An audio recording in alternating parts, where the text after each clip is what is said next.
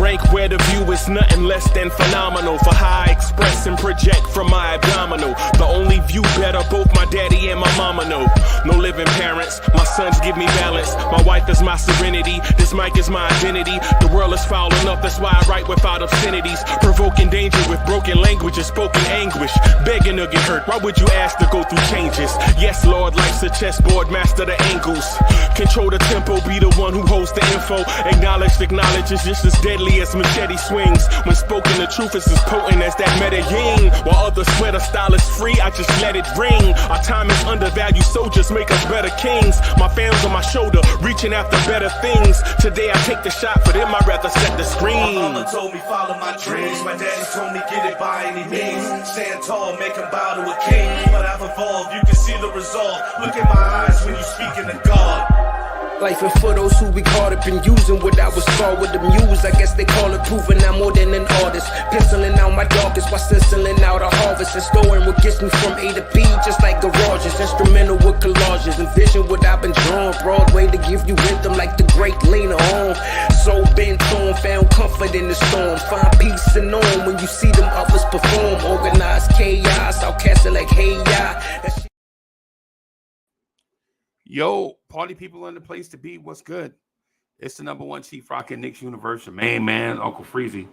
What's good? What's good? What's good? Whew. Y'all want this party started right. Y'all want this party started quickly. Right? Thank you, boss. Is this mine? You giving that to me? Thank you. All right. All right. Yo, what's good, ladies and gentlemen? What's good? What's good? What's good? What's good? Blue tears, orange tears, Blorange tears. Bam, let's go. Is my people in the house? I can't see. Yo, I can't see nobody. Yo, is my people in the house? Where my people at? Is my people here?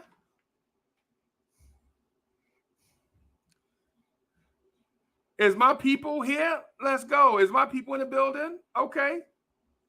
All right. Mega NYK is in the house. The son of the legend, Kerry Cox, is in the house. Brooklyn Buddha is in the house. Let's go. Let's go. Where my people at? Yo, Harlem CEO is in the house. Let's go. Let's get it. Let's get it. Let's get it. Yo, Kaiser Sose is in the house. What's good? Okay. All right. All right. Man, I got something that I want to talk to y'all about, man. And listen, y'all already know what it is, right? Y'all already know what it is. If you read the title, you already know what it is, right? If you read the title, you already know what it is.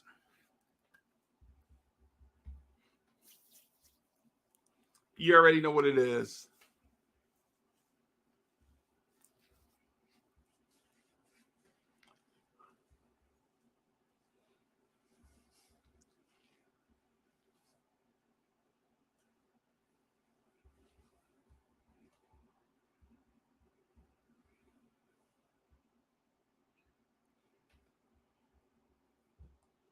JJ is in the house. JJ was like, yo, fire Buck, son.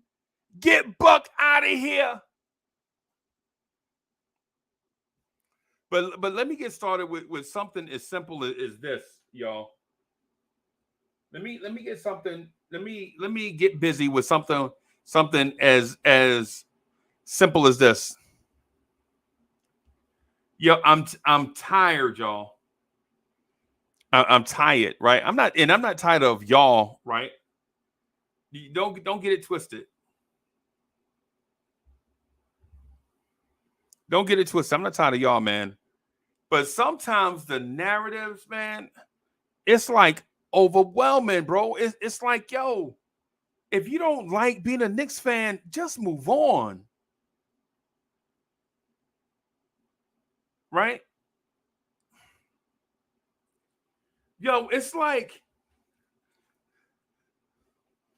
yo, and pardon my language to y'all, because I'm not trying to turn it into a rated R experience, but it's like when your wife friends come over, like your wife friends, like your wife got like or your girl or however it is, your mate, whoever it is, if you're a girl, y'all know the vibe I'm talking about. If you're a lady listening to this, or if you're a man listening, or whatever, whoever your mate is, right? It's like, you know how you and your other half got a good thing going on, right? And your homeboy or your homegirl, whoever it is, when they come over, it's like they like part of the family. They come over. It's like when they come over, they always got to use the bathroom. They come straight in the house. They like like they knock they at the door. They knock it in. Come in. The door ain't locked. Come in. Come on. And they come in. They're like, whew, I've been holding it for a minute, man. Somebody in your bathroom, and they come in and they go straight to the bed. You know what I'm saying? they come in and they go straight to the bathroom, and you tell the same joke every time. Every time they come out the bathroom, they be wiping their hands with some paper towels, drying their hands with some paper towel or something, and they be looking for the waste basket or something. And they be like, ew, put that back in the bathroom. So you know how you tell your joke? Everybody be like, yo, did you wash your hands? You know what I'm saying? Or whatever, right? And then, so that's like one of my wife friends, right? And then it's the other friend. The other friend, she love your wife probably just as much as you do, right? If that's possible. But every time she come over, she suck all the damn energy out the damn room.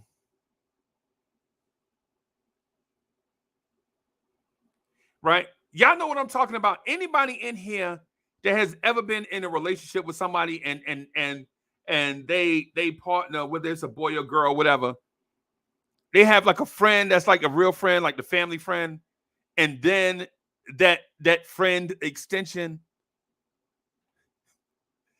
I just made up a new term, friend extension.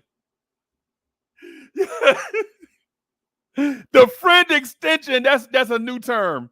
That's what Zion got going on. Zion Williamson has a friend extension, right?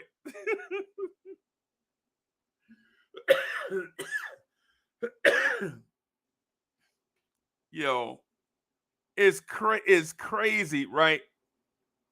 How the friend extension come over and she care about y'all, right? But every time she come over, she drain all the energy out of the building, right? Because it's always something. Are you asking, have you ever had a good day? Ever?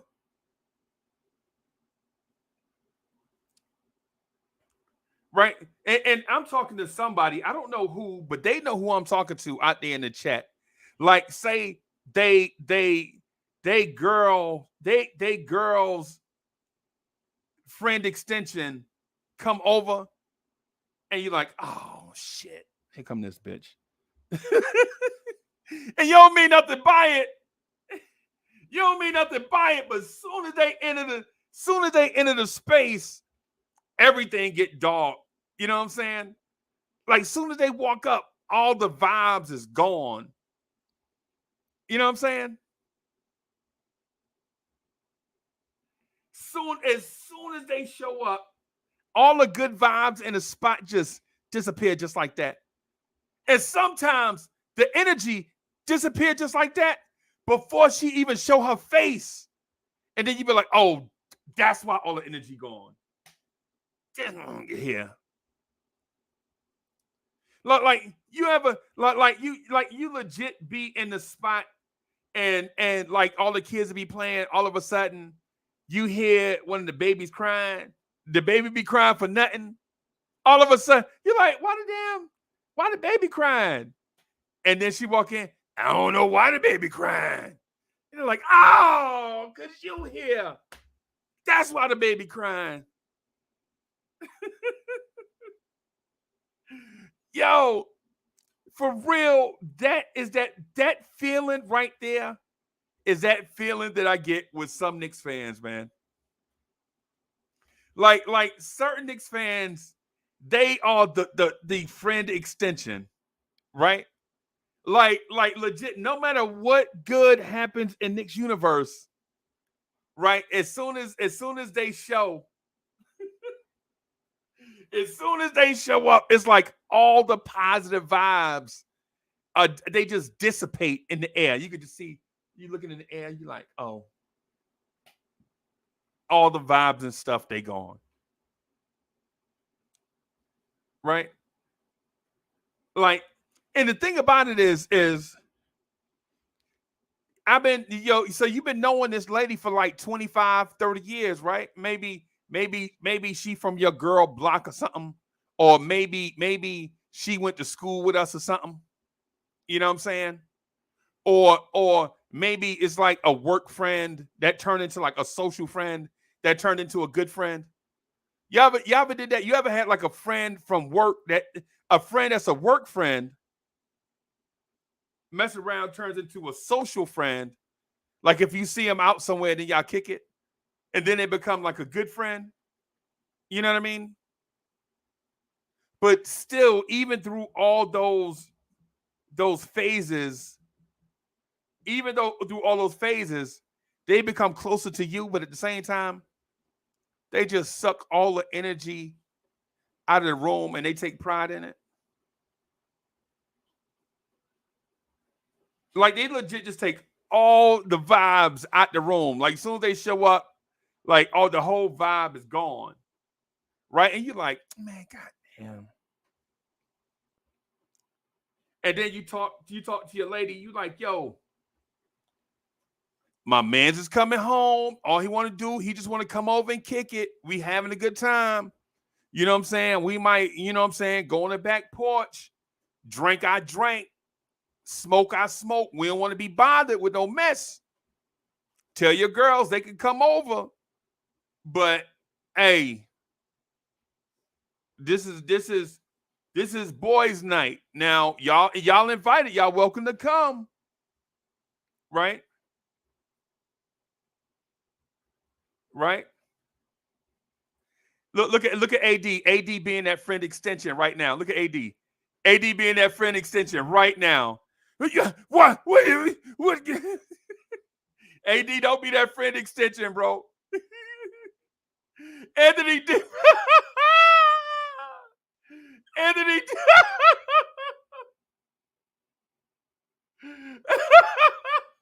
Anthony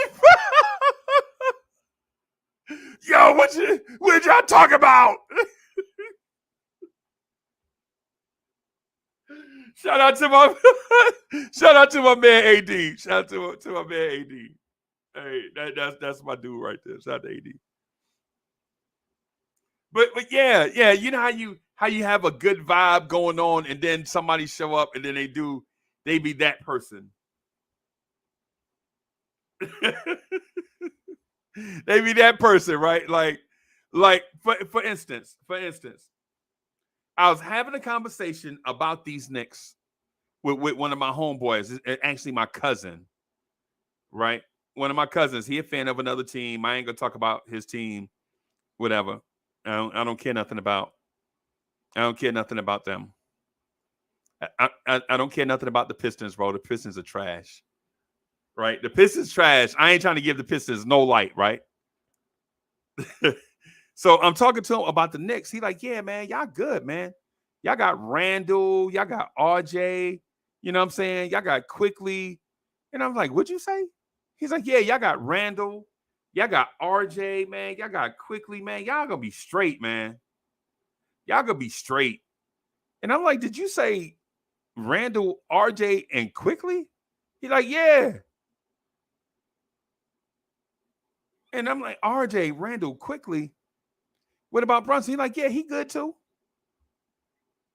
Don't be bragging because y'all doing a little something just because y'all made the second round. Y'all ain't want no chip. And I'm like, nah, it's deeper than that, bro. The first names out of your mouth was Randall, RJ, and Quickly. He's like, yeah, y'all straight. Y'all gonna be good.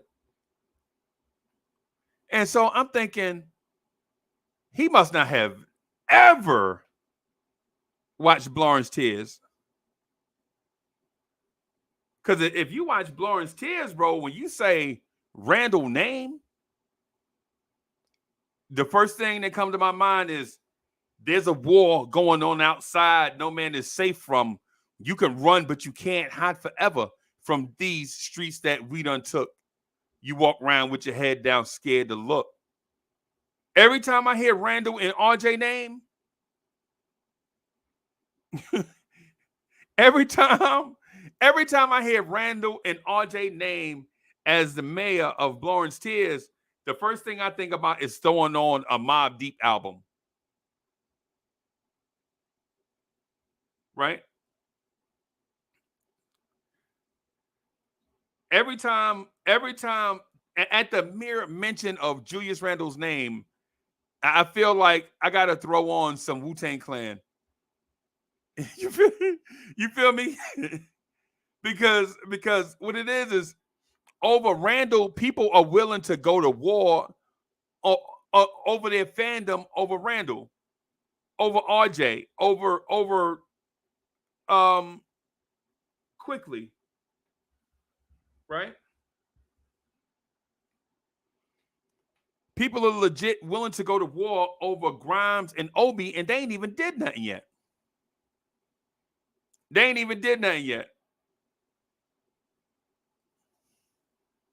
Kaiser Sose, I'm with you. Some liquid swords. Yes, I'm with you. So here's my thing, right? Here's my thing.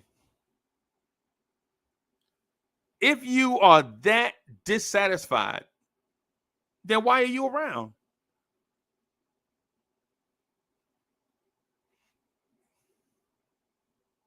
Like Miss Mocha's friend Extension, you can feel her negative energy as soon as you don't even have to know she here, but you can feel her negative energy.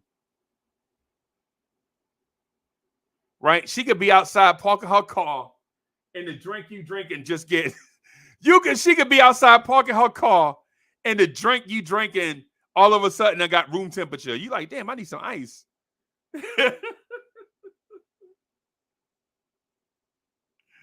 Right. You legit like the Knicks legit now. Think about this. How good are the Knicks, right? The Knicks are so good right now that they made the second round of the playoffs, and people in here are mad. They are mad at Julius Randle because we didn't make the finals. Think about how stupid this sounds. Think about how stupid this sounds, right? Like cats legit are so mad. Like they are so mentally displaced that the team they felt like was only good enough to make the playoffs. Not only makes the playoffs, makes the second round, puts up a good effort, and then they are mad at Julius Randle because they didn't make the finals.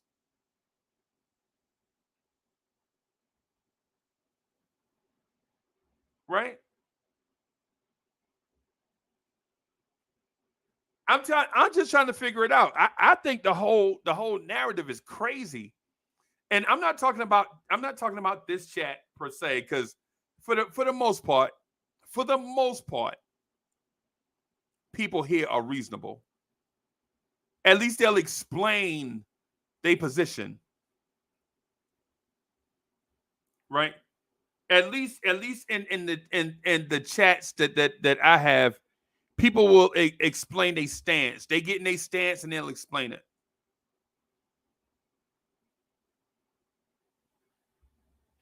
Right? But in other spaces, in other places, I see what people are saying, and it makes no sense. And then they don't try to clarify it. They like, it is what it is.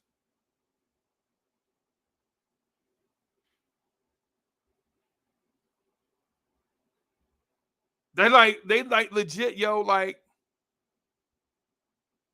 they are like, yo, I hate Randall. Peace, y'all. I'll holler at y'all later. What? Yo, and to be honest with you, I'm kind of in a sense like, well, I'm glad you didn't explain nothing because you look crazy anyway. I'd be a fool listening to a fool. Right? I'm out here listening to a fool explain himself. No, thank you.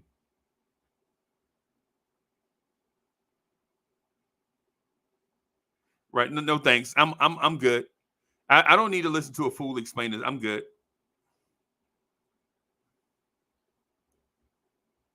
Like I legit see people on Twitter and other places. They are like, yo, I don't care what we get for Randall. Just get rid of him. Yeah, you the type person I can't have around me, bro. You gotta step. I can't. Yeah, at this stage, listen, at this stage, I would rather have a stimulating conversation with somebody who at least, has a stance and lets me know what that stance is, as opposed to some people just saying, get rid of RJ. I don't care what you, just get rid of him. Okay. How about we get rid of you? How about we get rid of you and we keep RJ then?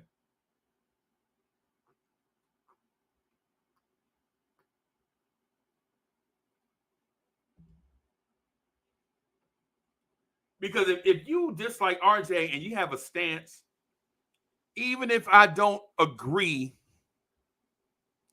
I can always be like, you know what? We just got different principles. We just have different principles.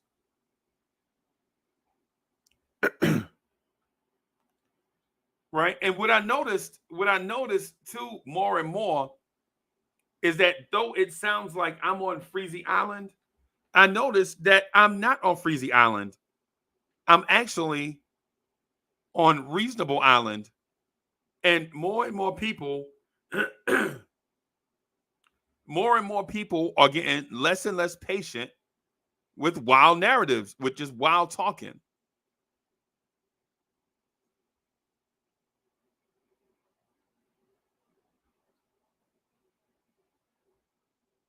Right? Like no lie. The more as I go around and visit and read and stuff, the more I realize that I'm not on Freezy Island, I'm on Reasonable Island. And I think more and more people are kind of getting fed up with the wild talking stuff. Right? Like, nah, man, I ain't got time for I'm not up for all that dangerous energy. And they'll be like, but I'm lit though. Yeah, you are absolutely lit. You're lit. Right? Because it's one thing being lit and being energetic and stuff. And then it's another thing just being bizarre and strange. Like legit, if you like bizarre and strange or whatever, be bizarre and strange or whatever. Just do that over there. But the people that are reasonable, like Nobody is gonna agree all the time. I'm telling you, when I go out to lunch with my homeboys, they come pick me up. We all know that we going to lunch, right? But we don't know what we want to eat. We gonna argue, or for the people down south, we gonna argue. For my people down south, we gonna argue for like 20 minutes before we figure out what we gonna eat for lunch. You know what I'm saying? Like, we see what the big goal is. Like, a lot of us in this chat, in the grand scheme of things, we all love the Knicks. But how to get to the Knicks to a championship, we may disagree. Just like when my homeboys pick me up, first thing they yo, man, all the big people got to sit in the back, man. You got to be taking up all the leg space, be scrunching up all the little people. They think that's funny. All the big people got to sit in the back. You know, they think that's cute, right? That ain't funny. You know what I'm saying? But even whether you are by yourself or whether you roll with a pack of homies like myself, right? You ain't never, like, even with all the homies, right? Even with all the homies, right? Even with all the homies, you ain't never gonna agree on everything.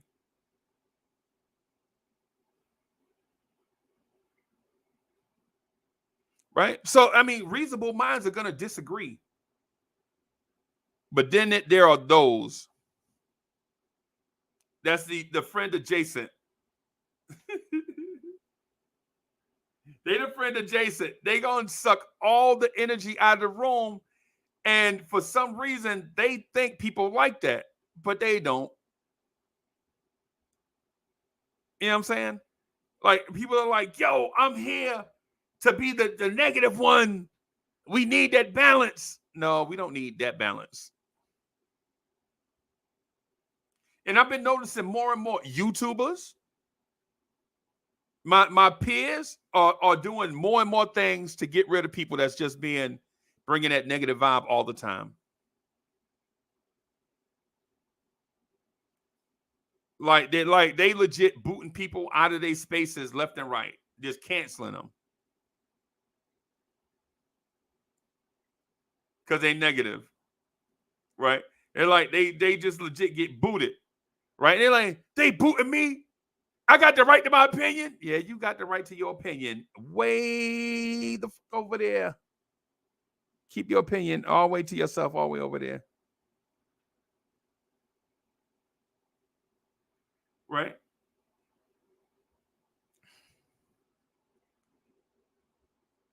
And so in this Knicks space, in this Knicks space, man, that we occupy, and it's a dope space.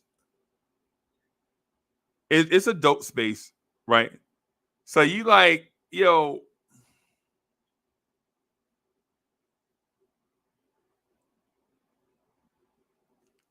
are you gonna ruin?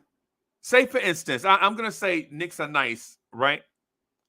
Knicks are nice is enjoying themselves, right? Knicks are nice is legit enjoying themselves. Say Knicks are nice and Sherwin are just kicking it, and somebody just come in and just boom. Sherwin always think he know what he talking about. Everybody else like, so what?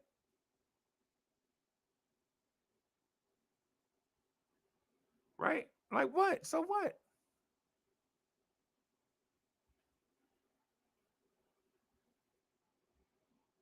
So what? So what? Sherwin think he know what he talking about. So what? That's Sherwin business. Sherwin sharing a little stuff with us. We just rocking. We just vibing.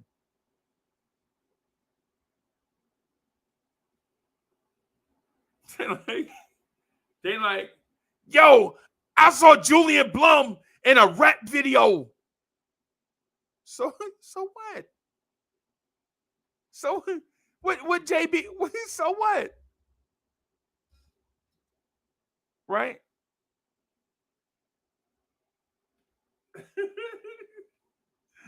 So, so what? You saw hey, you saw Julian Blum in a rap video. So what? I mean, what come after that? What comes after that?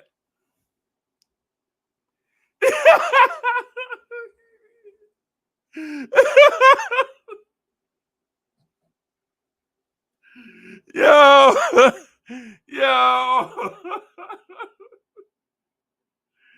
yo, yo.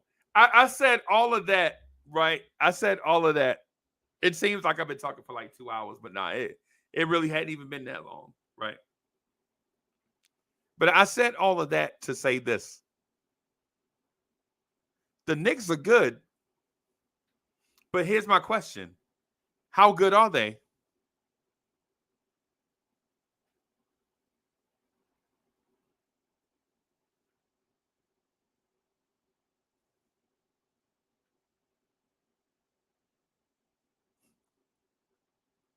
The Knicks are good, but how good are they? Corey Lee is in the building. Oh shoot, I forgot. I can't leave Corey. I can't leave.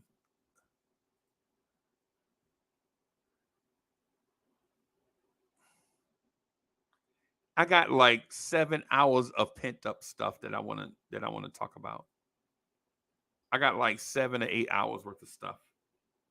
I think it's 7 hours. I know for sure. I know for sure I have like 3 hours of stuff written down. I got like 3 hours worth of stuff written down, man, that I want to get to. And they're all on different topics, man. I always have content because I feel like there is so much content and things for us to talk about that we just don't really have enough time to talk about it because we always drill down on stuff.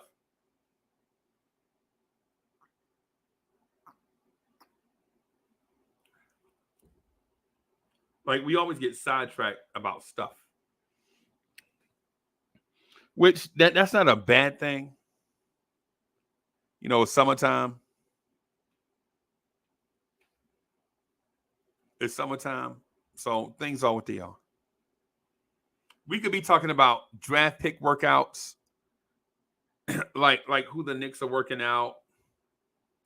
We could be talking about free agents that are gonna hit that were unexpected, that are all of a sudden that can all of a sudden be on the Knicks radar. And I'm not talking about Chris Paul per se, but I'm talking about people in that realm. So it don't have to be Chris Paul. It could be a number of people.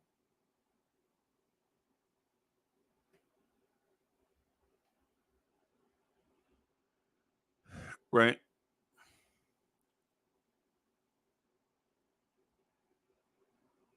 We could be talking about if this Tom Thibodeau coaching staff needs an overhaul.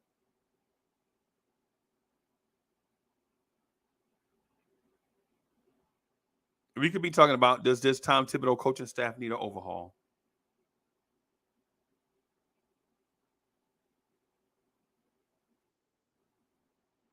We could be talking about any number of things. Hey, what's up, boss?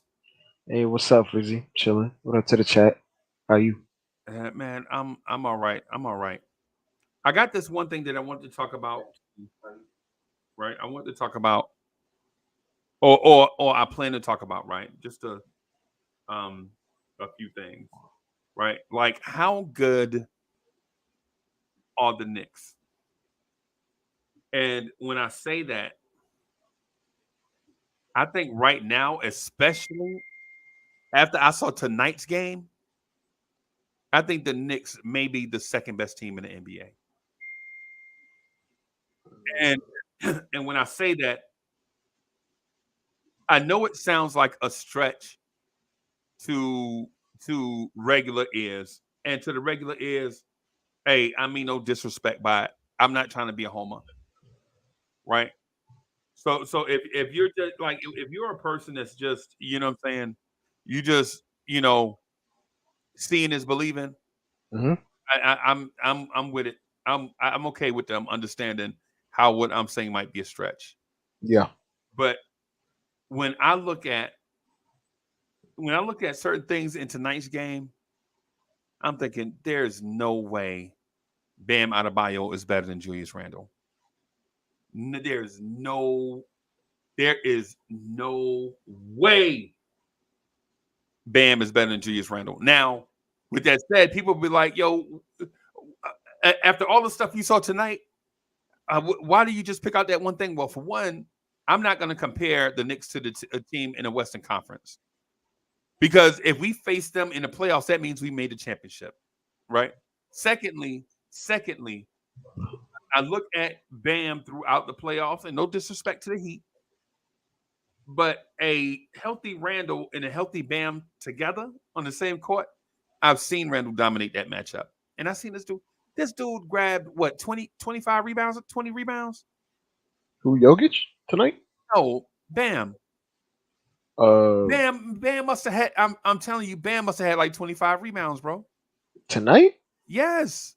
Then I doubt it because up until like halfway through the fourth quarter, Jokic had like 5 less rebounds than the entire Heat team.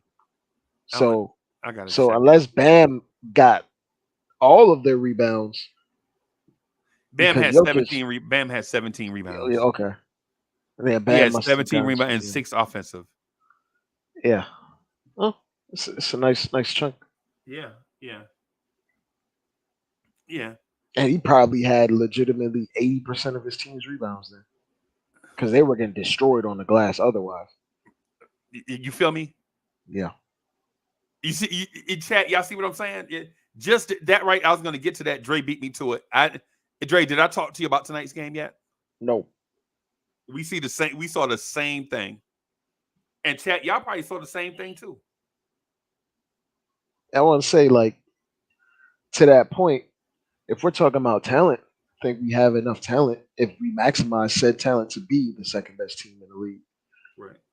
I was watching this game, Freezy, and even if you have the best player on the planet, you do not force the best player on the planet to play the same way every single time.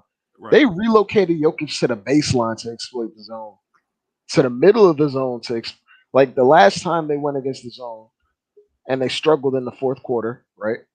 It was because they kept putting Jokic in the middle of the zone and then they kept bringing guys over. They changed their particular strategy on handling the zone. They moved Jokic to the baseline.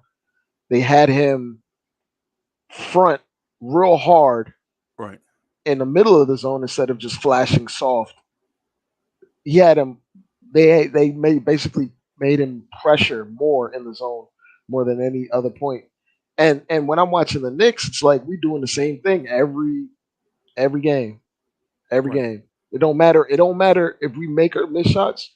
We gonna have Julius Randle on the wing taking threes, and it's and that makes Predictable. me that makes me have a greater appreciation for Julius Randle. You know why? Because even during the regular season, uh, not badly, I can hear everything in your background, brother. You there? But yeah, like it makes me have a greater appreciation for Julius Randle because in the regular season, you can give a ton of usage to a lot of NBA players, but not a lot of them are going to get 25. Okay. And he's getting them in spite of predictable offenses, stagnant offenses, and things of that nature. Whereas if he were put in a better particular position to succeed, he wouldn't have to take as many shots to get his same amount of production.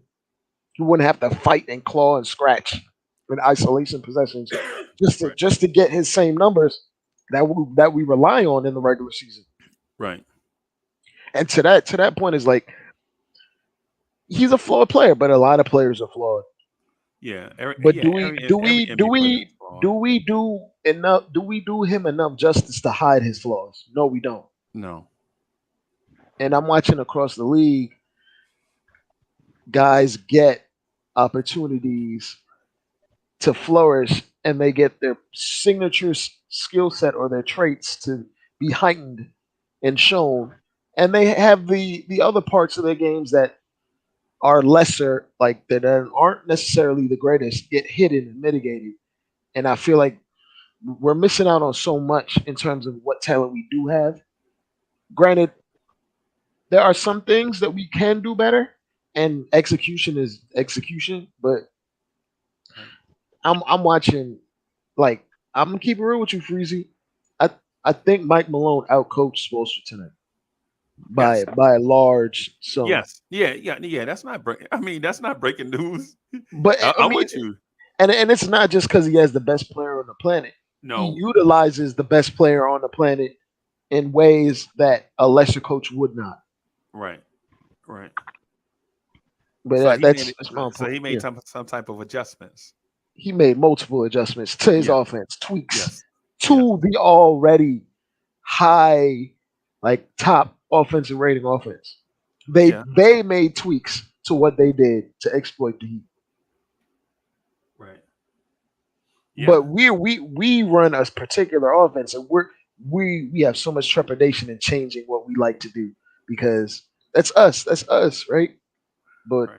if you're just gonna be out there playing the same way over and over, of course teams are gonna key in on it and stop it. It's up. Right. The onus is on you to change up what you're running, to Right. make small adjustments. It's not even gigantic adjustments. They legitimately just moved Jokic to the baseline, Yeah.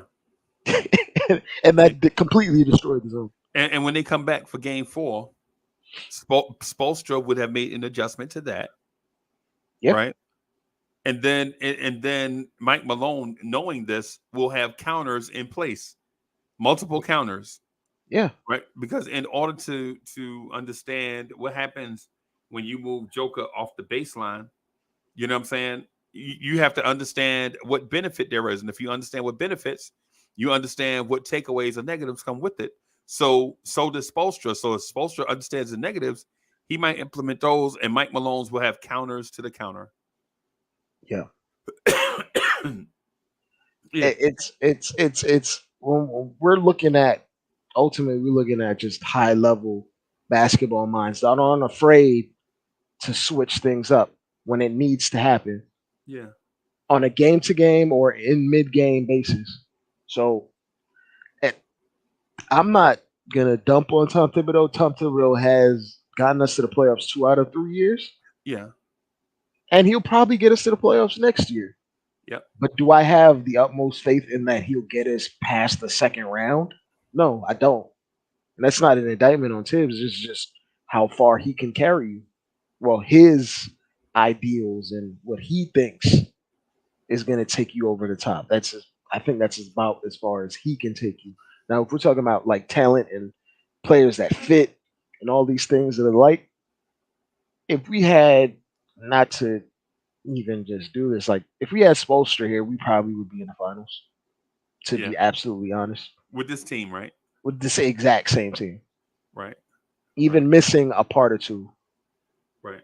Right. with due to injury, we would probably be in the finals. But it is what it is. Like I appreciate Tips for what he's done, but there's levels, and if we want to have championship aspirations, you got to be able to pull a plug and look in a different direction in terms of raising your ceiling out of said players that you do have.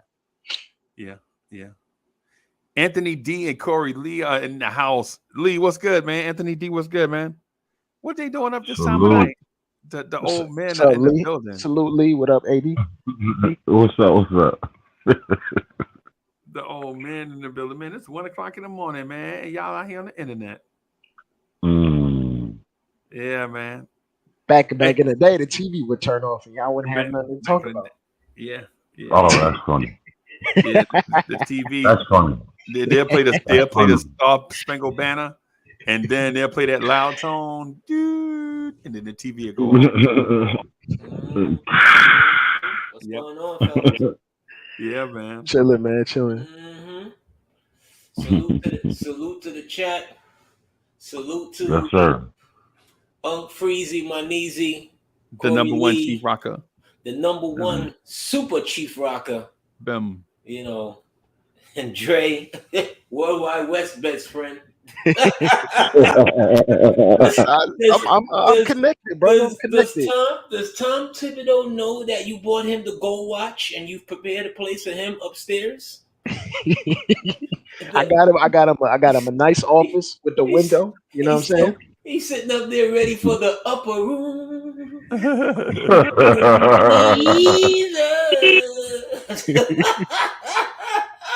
Yo, when I tell you, night in, night out, I'm telling you, Dre doesn't fail. He starts off, well, I don't want to kill Tom Thibodeau, but it's and then he goes into like 5-6 minutes as to why Tom Thibodeau should be guillotined in just the slyest way. Then he comes back to, well, I don't want to kill Tom. Tom's all right. I'm a caddy for Tom next week. We're gonna talk about, like. Let me say one thing, Jay. Okay, adjustments only look good when you make shots. Understand? Adjustments only look good when you make shots. Okay? You have an all-world player in Joker that all the adjustments in the world, when he got whoever, Butler on his back, Bam on his back, whoever, I'm taking you. Adjustments over. You see? Way too many times. Don't get me wrong. There's something to coaching, of course, but there's also something to having that player talent. That the talent that when the coaching breaks down and you don't want to whatever. Okay, do you? All right. Let me put it this way. Let me ask you this question. Yeah. When you saw the mismatches, like Butler on Joker, whatever, did it ever at any moment? Did you ever feel like Joker doesn't know what to do? Nah, I didn't, because like the way he plays, he doesn't actually get credit, but from a team defense standpoint, he plays pretty good defense from a team defense standpoint. And he has very quick hands, so even if Jimmy Butler's attacking him, sure he'll be able to score, but to this point, teams you got to shoot 40% to beat the Nuggets. If you give Jokic the ball in isolation, he's just going to score 7 out of 10 times, and that 7 out of 10 beats 4 out of 10 for 3.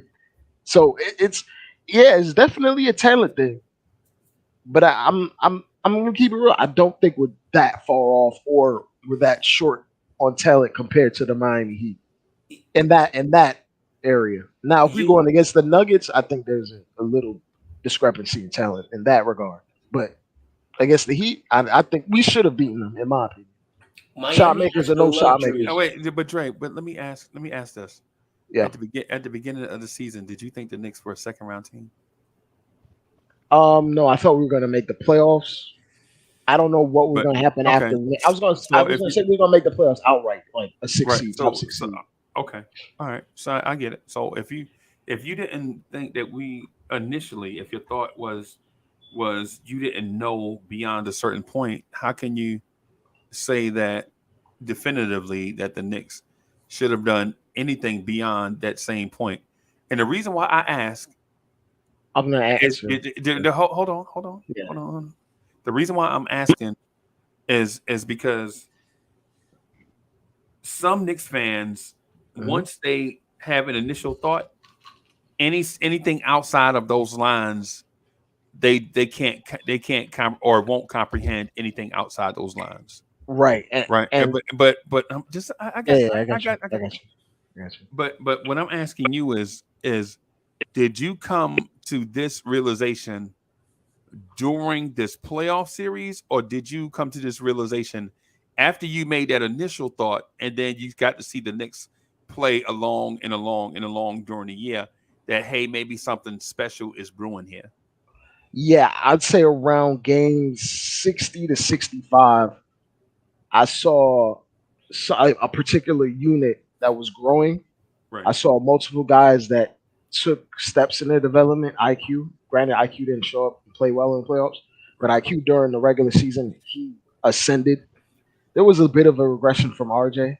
Would have liked him to be better, but he didn't regress to the point where he was hindering the team. Right. Randall was being Randall, and I didn't anticipate Brunson being this good.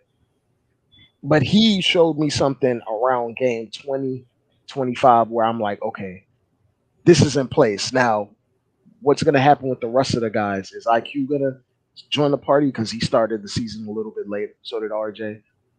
And when we were peaking at a particular right time, and I saw something in the unit where I'm like, okay, talent wise, we can compete with pretty much anyone. I don't know if we'll win every series, but I feel like we would give challenges to every single team, and we did. We gave the Heat a hell of a challenge, Okay. and for a few mistakes here or there, making shots, as AD would say, making shots. Those making shots ultimately, it's a make or miss league. But I would say that to this point, we did ourselves no favor making the shots we took easier.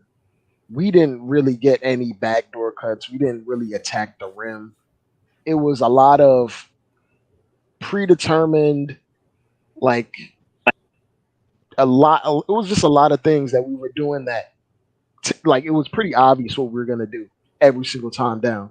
It just so happened that Brunson is just that damn good that he can thrive in the most, what's the word I'm looking for? He could thrive in environments that aren't conducive to success just because of how good he is. And that's not an indictment on Randall.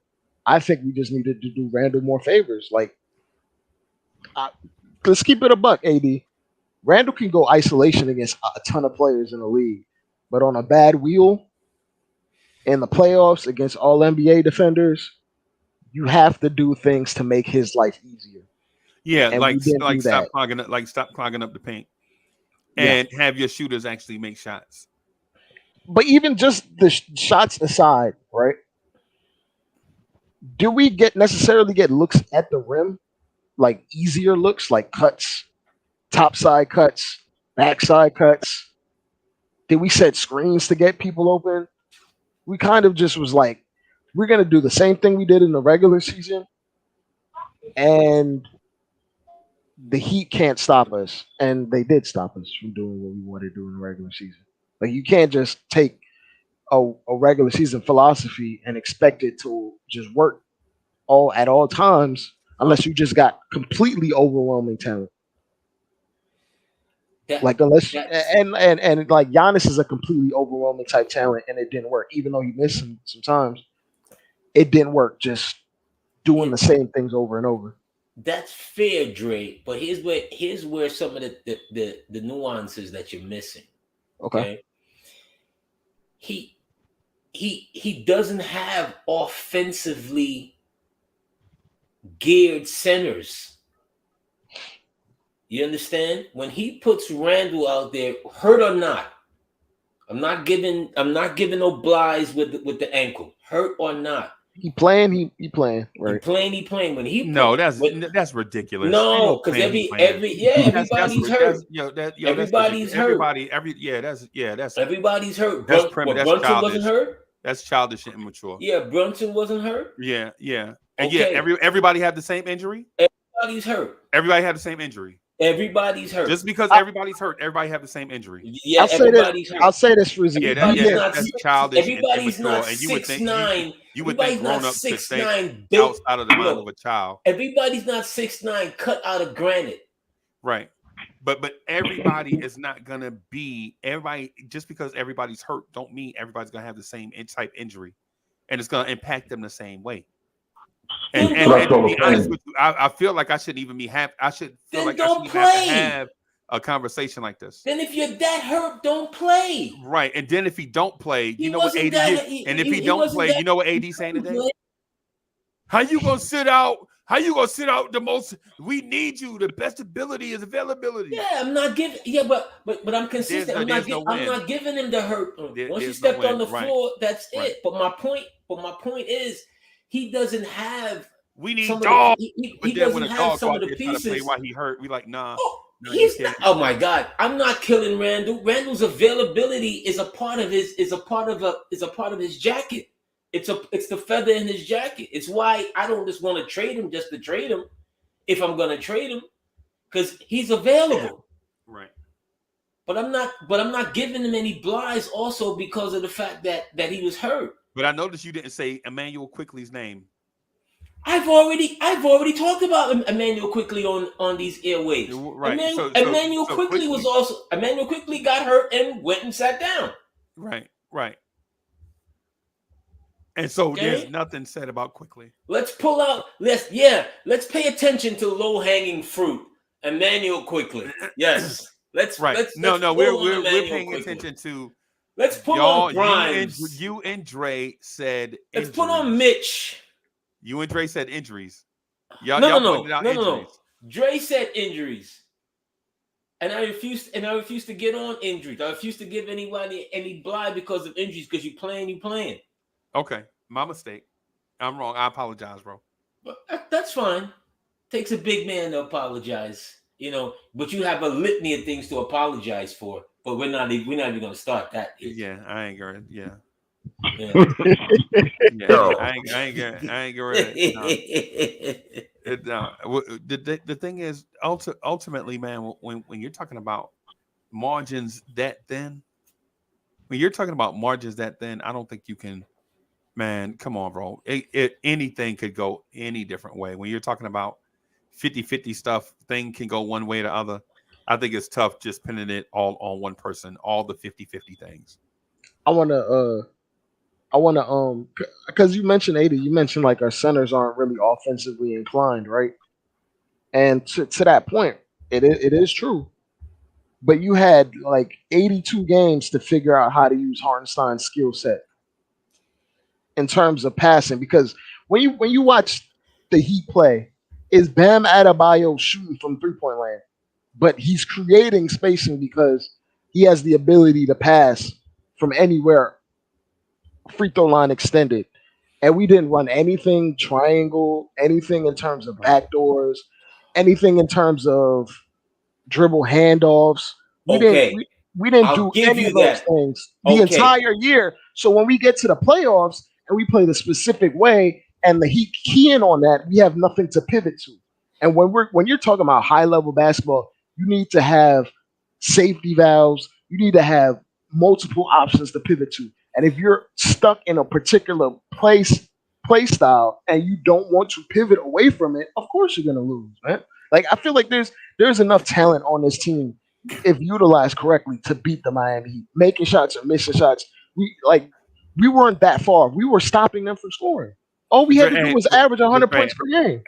Well, and not even that, bro. We lost the last game. We lost at 96-92, right? But it was only 96-92 because we had to foul them and they hit free throws. Hey, baby. All right, now, baby girl. Yeah, I'll give you that, Dre. Okay, and just to piggyback on your point, right?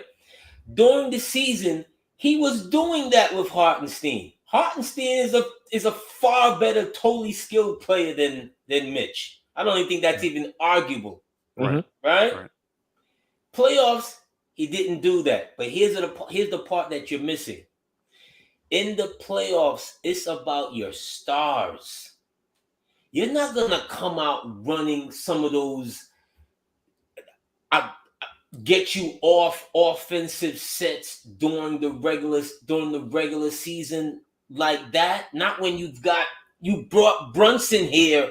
You brought Brunson here not to take the ball out of Brunson's hands, to give it to Hartenstein. That's one. Two, Bam Adebayo is the second best player on Miami. Bam Adebayo has that skill set. That's been a part of their offense all season. Right. You're all of a sudden gonna not even just this season. It's been years. But you're gonna put Hartenstein, a first year player, on your team who's you're gonna try and interject that what you was doing in the regular season in the playoffs with Hartenstein. You're gonna take the ball out of Brunson's hand. Are you mad?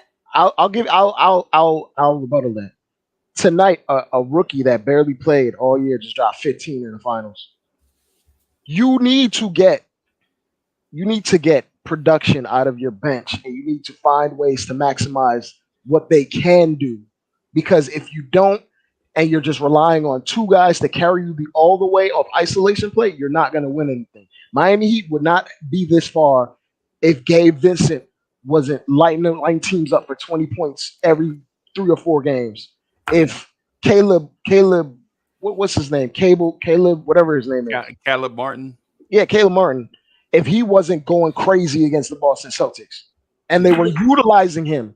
Yeah, but Dre, here's the, but like Max Strus was dropping 20 on us on a random game. Like, yeah, but like, Dre, you need that. No doubt. But here's another piece that you're missing.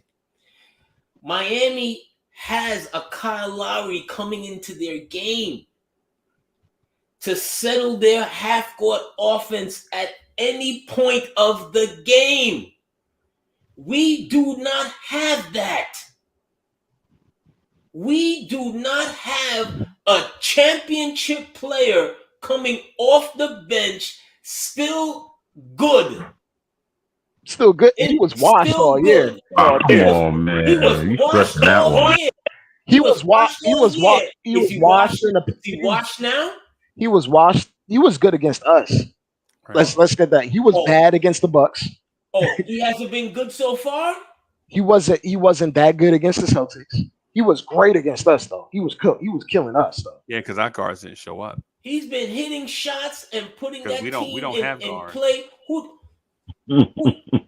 What player gave the Knicks that during this playoffs when Brunson sat down? In terms of point guard play or just being a secondary scorer? In terms of point guard play, nobody. Nah, nobody. But we know that though.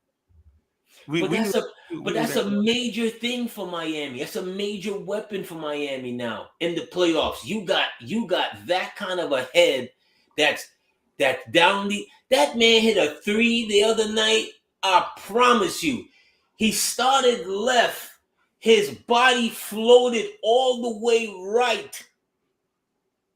And he drilled at them like this man is 38 years old. That man got a 36-inch waist. Yeah. 42. He ain't missing no meals. He ain't never missed a meal since he's been playing basketball. That man wearing Husky. That man wearing a Husky jersey. Yeah. Since he been wearing a Husky jersey since 2nd grade. Right? That man I was like, oh my God. Oh my God. That man bigger than Khalid El-Amin. Yeah. Yeah, man. Keep it a buck. Yeah, I get what you're saying, man. I ultimately though, when I look at where the Knicks are in comparison to both of these teams, man, I feel like the Knicks are really good. I think in my mind, and I might just be a desperate, thirsty Knicks fan, but so what? I feel like we're a top 3 team in the NBA. We're a few pieces away. We're a few pieces away from being the best, but ain't nothing wrong with that at this point in our development. Ain't nothing wrong with that. You know what I'm saying? We're talking about a few pieces away from being the best, not one of the best, right?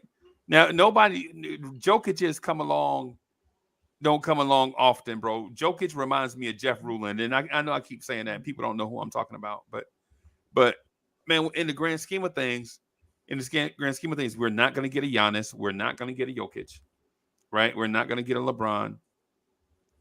But if we have 10 good NBA players, then I like to put those 10 good NBA players up against teams that have one King Kong and a bunch of firefighters. I'd say this, Freezie, like if we're calling spade a spade, we had 2 guys during the regular season that played at all NBA levels. Right. Even when they were, I meant to say Godzilla and a bunch of firefighters. Even for those that used to watch Godzilla movies on Channel 9, they'll know what I'm talking about. Even though like we didn't necessarily do them any justice in terms of making their lives easier, those guys definitely performed. And you can give a ton of usage to a lot of players in the league.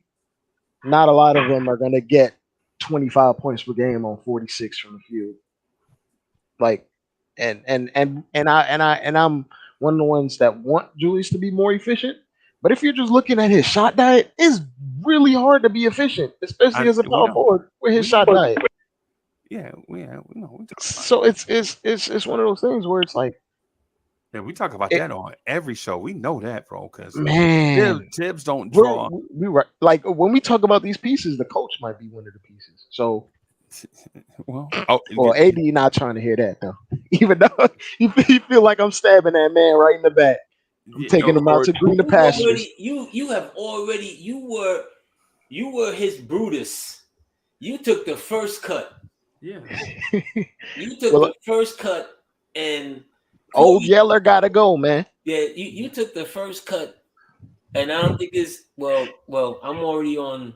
I don't think he's the greatest coach, but I think along with Freezie's been saying, he just needs more pieces. I think you asked if Spoelstra was coaching this team. If he had Kyle Lowry in some of those key moments, maybe we're in the finals. How about that?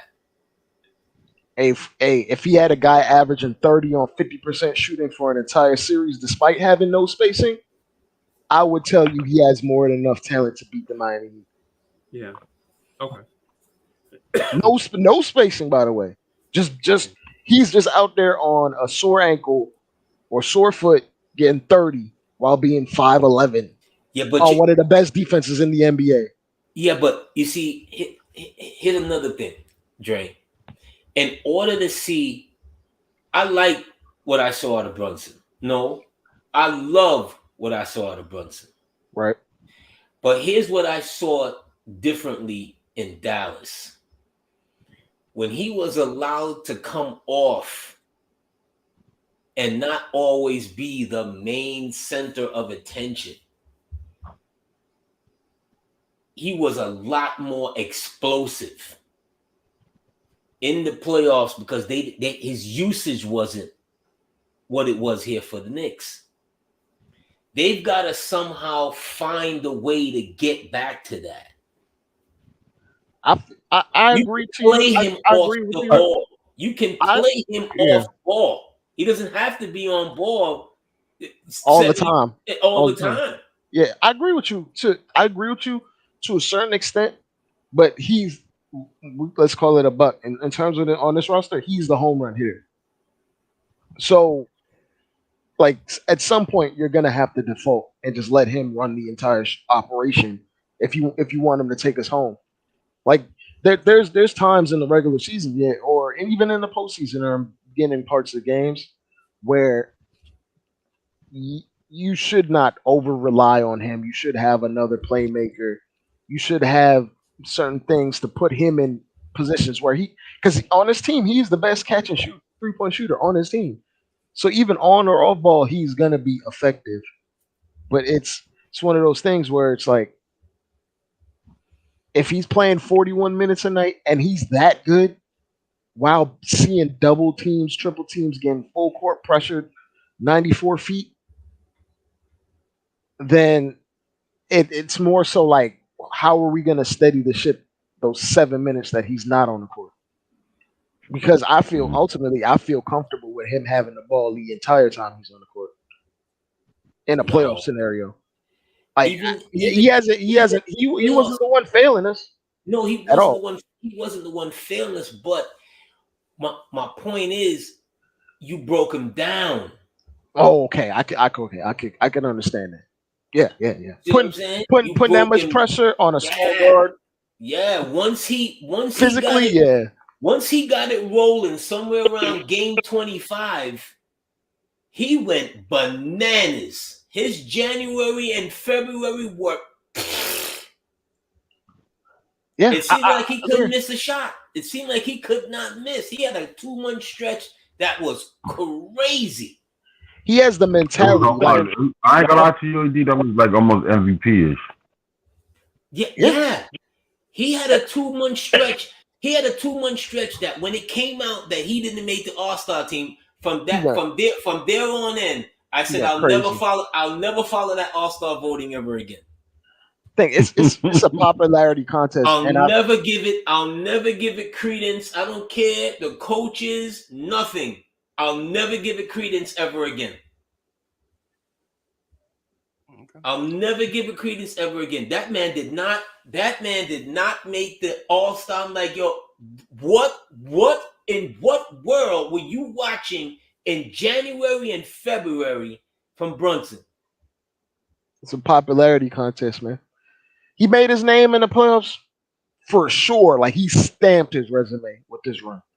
He might start the All-Star game in the East, the way the East is shaking out from the guard position. He might start next year. AD, I'm being dead serious too. He should. Yeah. But from a mentality standpoint, like upstairs mentally, he's ready for the moment. He's built for it. Now will his body hold up with all his pressure? I need to get him there. I Yeah. need to help. See, that's the yeah, Julius, yeah, RJ, yeah. Yeah. That's the man. Nah, it's that boy over there. That bad boy. That's the man. I need to figure out the ways to make it easier for him to when we get to the playoffs next year again. It got to be something freak. It can't be him coming in with a back, with a shoulder, with an Achilles, and this. And he had like four injuries. Remember, he had his hand wrapped up the entire like last month and a half of the season. Like his wrist was wrapped up in his thumb, like or something. If you noticed on his shooting hand, I believe. Right. He was nicked and dinged up. Right. For sure. And like the hits that you take as a smaller guard are not the same that you take from someone that's a big. Like it matters more. Just pound for pound. Any little bit that gets taken away from Brunson, he's already at a deficit being 5'11" and not explosive. Well, explosive athletically. Right. He's already living within the margins. He's dominant within the margins because of how he plays. But it's something where we got to make his life easier. We got to figure out a way. Maybe I'll put it this way, AD. Quickly's going to either have to take that step or we're going to have to rely on Grimes to step up in terms of playmaking. And Freezie don't like hearing about the ham sandwich stuff, but I don't understand how. Not in that sense. I don't understand how we attempt to do this thing. Granted, it is the summer league, but we attempt to run an entire offense around Grimes. Even even into going into the preseason, we were like, okay, maybe Grimes can be a combo guard, can orchestrate a little bit of offense to give Brunson some blow. We didn't see that at all the entire year. We just told that boy, hey yo, sit in the corner and just wait for the ball and attack closeouts. That's it. You're not coming off no pin downs. You're not coming off no screens. You're not even gonna run pistol action that we give RJ. You're not gonna throw no lobs. You just gonna attack closeouts, and that is your job. And Yes. and when we talk about these things where you don't, in a short term, it might be a step back trying to elevate a certain player to fit in a particular role that can elevate your ceiling overall when we get to the playoffs. But when you put guys like Grimes and lock him in specific roles, you're not going to see the growth that you might see at the end of the season. There's a reason why like a lot of those Heat players all stepped up. They had a bunch of injuries, but they were relying upon them to do particular things that were not in their skill set initially when they first got to Miami. They developed those things. Like, did y'all think Max Strus would be running pick and roll offense against us? Hell no. But what happened? What did you see? Max Strus was calling Bam, hey yo, Bam, come here, I'm gonna set a screen. I might hit you on the roll, I might come off the screen and I might take it through. Do we ever, and Grimes got more talent than all of their guards over there. I'm talking about baseline talent. They've been developed and been in the league for 3-4 years. Yeah, talent and skills are two different things. Yeah, talent and skills are two different things, but we don't see those things that can elevate your ceiling individually from certain guys that you're going to need in an off game, like a random game from Gabe Vincent where he dropped 20 plus points on us was probably one of the decision making, like the things that determined who won or lost the series. To be absolutely honest, and you need outburst games from like unheralded players when you're doing it by committee, Freezy. We're not doing it by having top 3 NBA players and like and then a follow up guy behind him that's playing at a top 15 level. Like if you're doing it by committee, you need everyone all in, engaged, and being maximized when the time calls for it. And I don't see that from Tibbs. Tibbs only wants you in a specific role. Even if you get hot, he's not gonna let you cook, which makes it just blows my mind. It just blows my mind. It's frustrating. All righty. Well, So Dre. basically, you're saying fire Tibbs. Oh yeah, he's already cooked Tibbs. He's already cooked Tibbs. I just I'm want isolated him about to own it. I just want Dre to own it. Just own it. I'm burying the body. What are you talking about?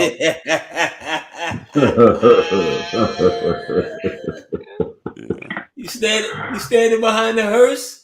You standing behind the hearse in a fedora? Hey, look, man. He my Uncle Charles, man. See you at the crossroads.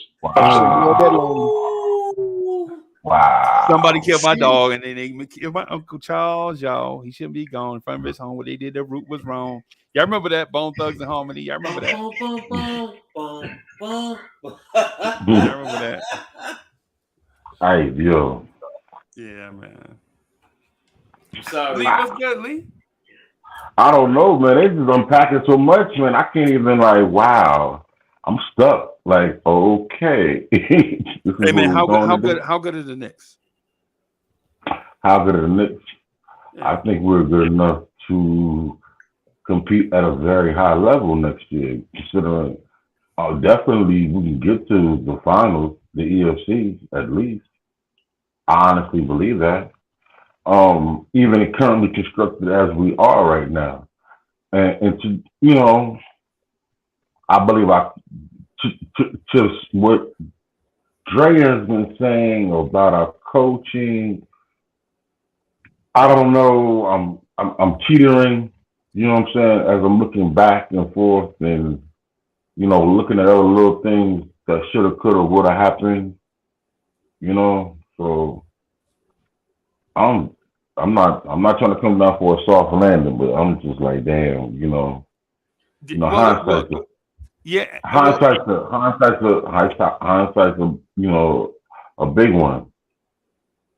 Well, let me ask the reason why I want to jump in right there is because we all look at things in different degrees of variance. Yeah, like varying degrees, right? So when Dre looks at something, from what I gather, he looks at like everything that's happening on the floor and off the floor and all of that stuff. And for some people, it's about the box score. They don't care about the pregnancy. All they want is the baby. Right. And then with myself, I look at things as a whole as well. At least I feel like I do. Like when I see the Miami Heat run a 6th grade offensive play against the Knicks, and they run it all game, and the Knicks can't stop it. You know what that lets me know? One, it lets me know that maybe Tom Thibodeau's defense is overcomplicating things to the point where simple things will trip them up. And two, if they run in 6th grade plays, how come we can't run 6th grade plays? That's what I'm thinking. Like when you got Kevin Love at the top of the key, all he's doing is drawing a big away from the basket so that he can pass it straight into the paint to somebody that has a smaller man pinned under the rim.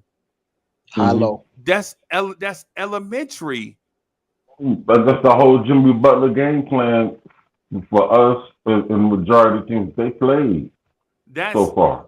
That's Jimmy Butler going to the wing, screening for Bam, so Bam can roll to the basket and pin R.J. Barrett underneath the rim. And we think R.J. Barrett is big and is a bully jumbo guard, and he probably is. But compared to Bam, no, he is not. No. He's a little non-athletic dude.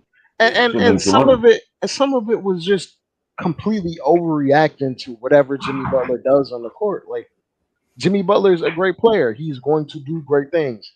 You do not have to double team him the first minute of the first quarter Facts. and then do that the entire game and expect Facts. an intelligent team with intelligent players and an intelligent coach to not figure out ways to exploit that. Like that is not wise.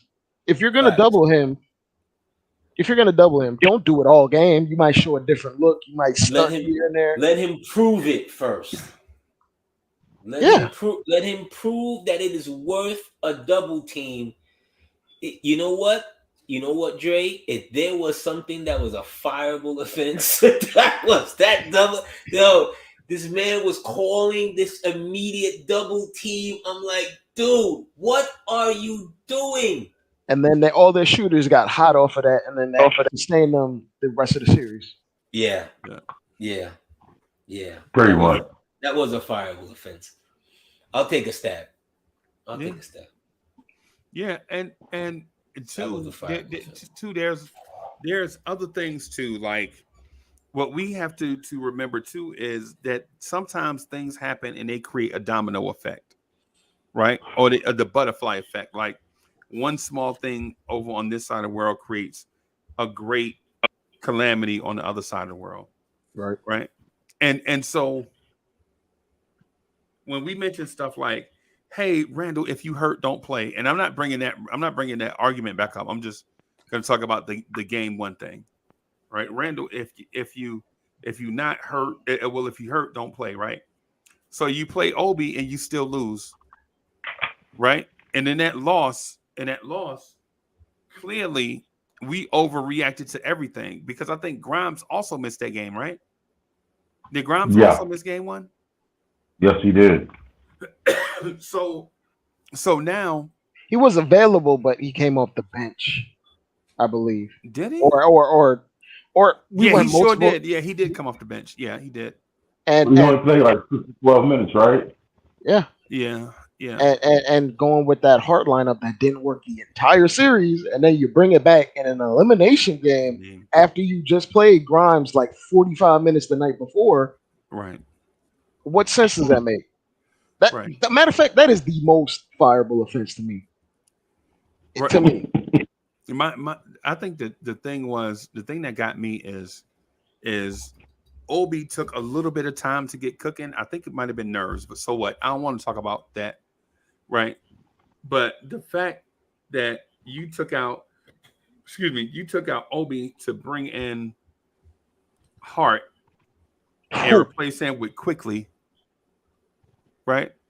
So, okay, you're gonna take out Obi, who just took a little bit of time to get started, man. And y'all listen, don't be killing Obi in the chat. Obi's a backup power forward that didn't get consistent minutes all year. And we thrust him into a playoff game. And even though he did get 18 and 8, it was kind of sporadic because he was trying to find his way. So I'm not really even wanting to touch on the Obi thing, right? Preach yourself.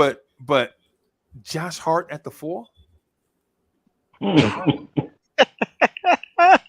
I mean, I don't even get. You would rather play Josh Hart at the 4, right? You'd rather play Josh Hart at the 4 than to try to go big, really big. I mean, do you know how disrespectfully they guarded us when Josh Hart was on the court? Every time Josh Hart was on the court, his man was just like, "Hey, bro, you gonna be 25 feet away from the rim? I'm gonna have one of my feet in the paint. Yeah, do something, Brunson. I dare you to score with me." And the thing that got me is I think RJ Barrett started off red hot, right? RJ Barrett was the guy, right? If I remember correctly, chat. If I'm wrong, y'all tell me. We gotta work through this. Which game are we talking about? Which game are we talking about? Game 1 against Miami. 1. Okay. Game 1 against Miami. RJ comes out hot, and we're like, man, just let RJ cook. They keep taking the ball out of RJ's hands and doing the whatever, right? And you're like, wait a minute, you took the ball out of RJ Barrett's hands right here so that you can get that. That's what you wanted right there. Josh Hart a charge in transition. My God, Come Josh on. Hart was playing like he has something to prove, or he was feeling himself from the last series. But not every series is the right series for every role player. And Tibbs Right. was relying on him as if he wasn't a role player, like he's just that guy. Like he could just assume Julius Randle's usage or something. Right. I mean, you got to get it. You got to get it from elsewhere if you have men down. Right. But we were getting it from elsewhere. That's the thing. We getting it from RJ. That's what I'm saying. And then later on, I think because if I remember right, Jalen Brunson started off this game very slow. I think Jalen Brunson was like at one point. Jalen Brunson was like 2 for 9, man. Maybe Yeah. Then he got like 2 cooking. for 11 or something crazy like that. And then, but by that time, we were down by 7, and we could never get the lead any closer. Let me ask you a question, Freezie. No, let me ask you a question. Go ahead and say what you got to say. Go ahead. No, I want to ask you this question. No, go ahead and say what you got to say, bro. Go ahead. It's simple. Do you think that he asked me the question anyway? I'm not answering. Yeah. Do you think that Quickly has a better playoffs next year? I don't know. Most definitely. What's your point though? What you getting at? My point is a lot of what we're looking at as far as with Hart was because of his overusage from what we weren't getting from Quickly before he got hurt. You see what I'm saying? Quickly. When we talk about these games, we keep forgetting that he didn't have a good game at all. Right, but AD, I think you playing right into Dre's hands. I was hoping that's fine. That's fine. I want he to didn't have a good game at this one. All. So if he's not having a good game, what do you want from the coach? See, what do you want from the coach? I knew it. You tried to wow. Go ahead. He was a staple in the Knicks attack all season long. Right? All season long. And when it came to the playoffs, just wasn't good. At least offensively, he wasn't good. He played defense. He like AD pulled the Gerald. Ladies and gentlemen, AD just pulled the Gerald Wilkins card. You telling me this man looked great in meaningless games, and then when we needed him, he didn't show up. Oh my God! He might as well got hurt. Yeah, he might as well. He might as well got hurt. You know what? I'm with Dre on some of this stuff. Like, well, I'm actually with Dre on all of it. My thing though is, I think it's more difficult to do what Dre said than Dre is letting on, right? Because I agree with what he's saying. It's the reason why I said everybody's running 6th grade plays.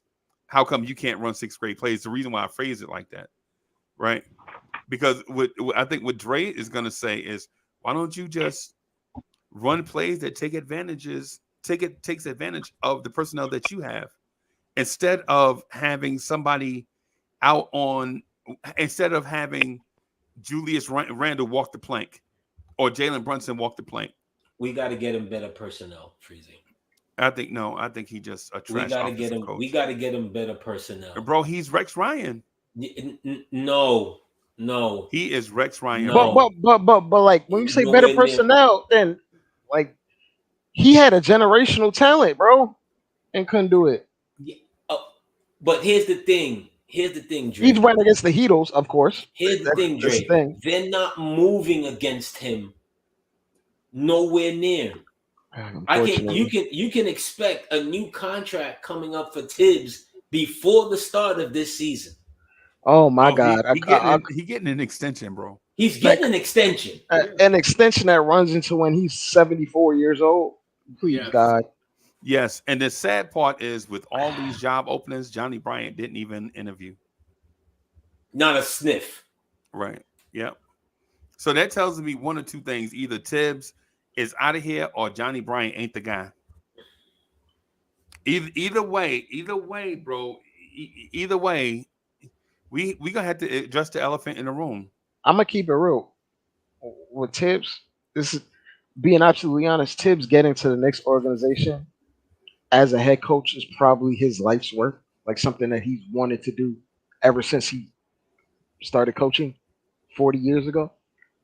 I think once he's like gotten that white whale and he's ingratiated himself with like the ownership, like James Dolan loves him, he's going to like stay within this organization no matter who is here.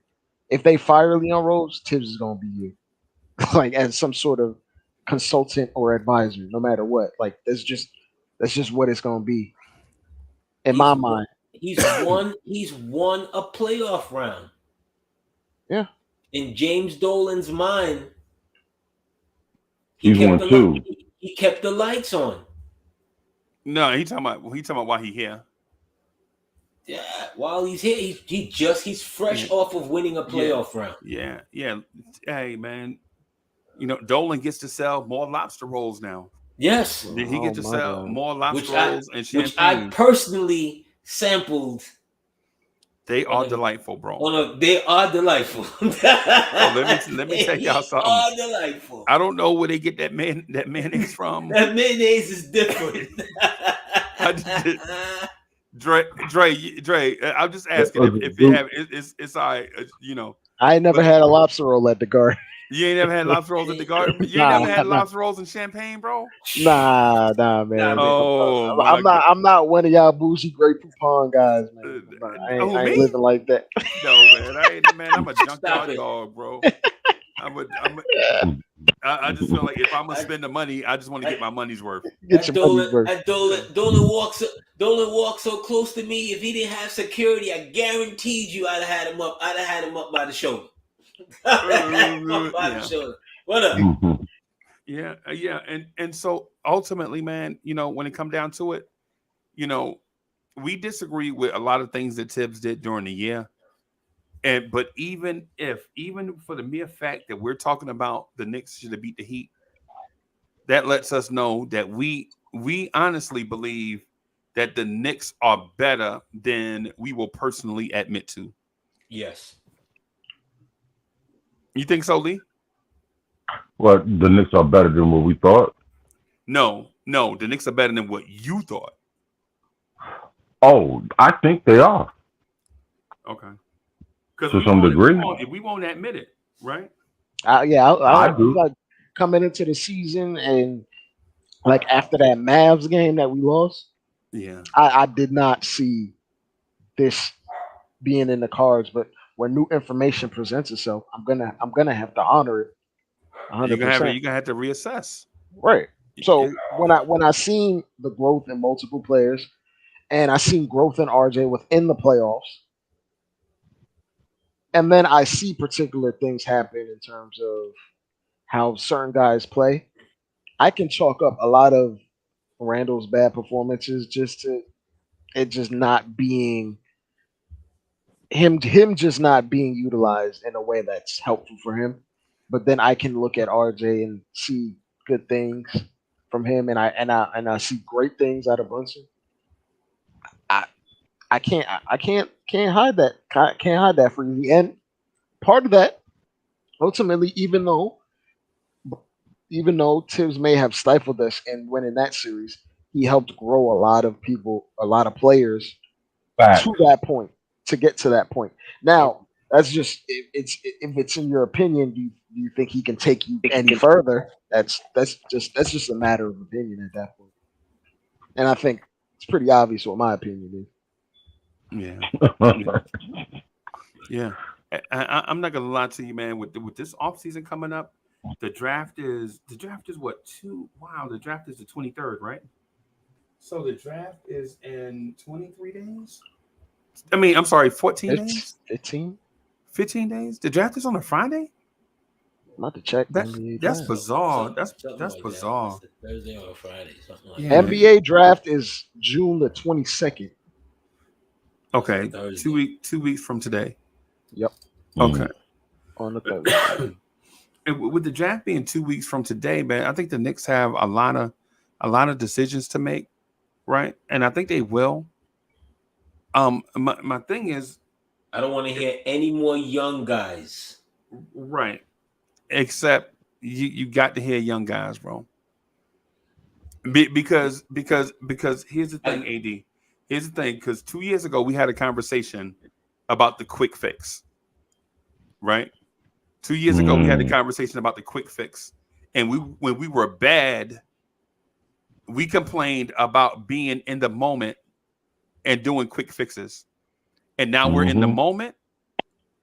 If we do quick fixes, that means either we're hypocritical or we can't help ourselves, right?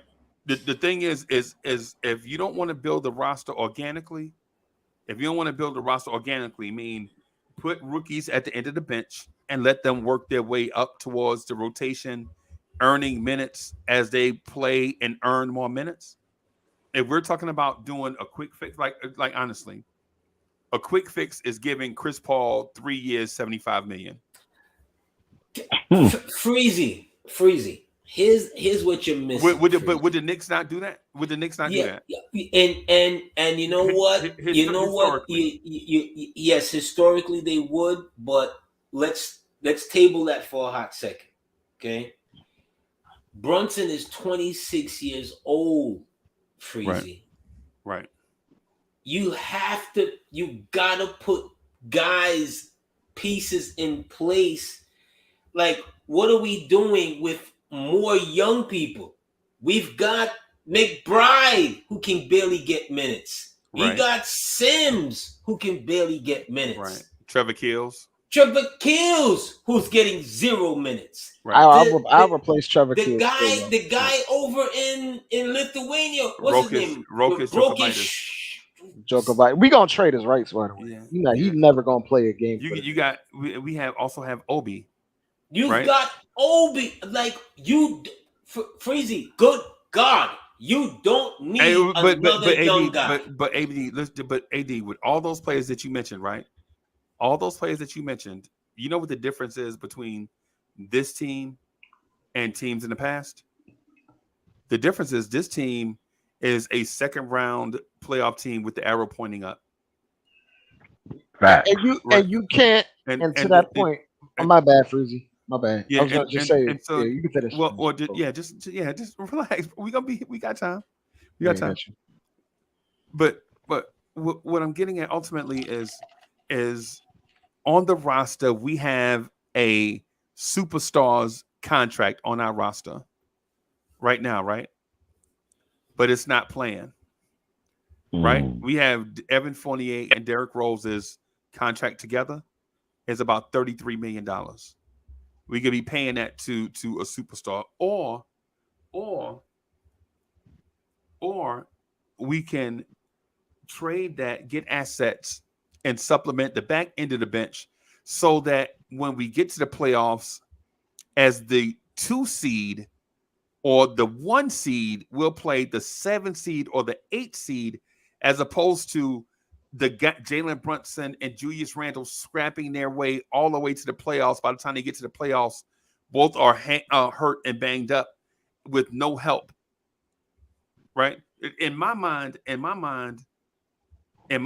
help us get to the playoffs. Right? Fill in the back end of the roster. Jalen Brunson needs a night off. You give him say we have like that those stretch of games like during the season. You play on a Sunday. Your next game is on a Wednesday, and then after that, it's a Friday. You know what you can do? You can give Jalen Brunson that Wednesday off. And then Jalen Brunson can rest from Sunday night all the way through to Friday night. Right? These are the things that I'm talking about. We couldn't do it this year because our roster wasn't good enough. Right? You couldn't give Randall, you couldn't make Randall sit down.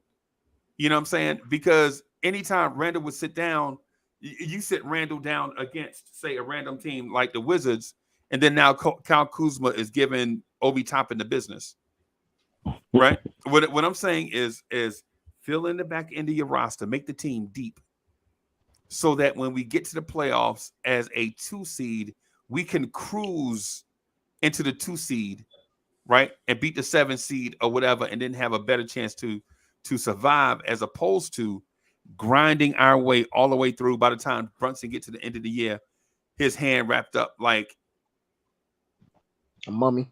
yes. Or Swarmer. Yeah, or Randall missing the last 5 games of the season on a sprained ankle that required surgery. He tried to play through it in the playoffs.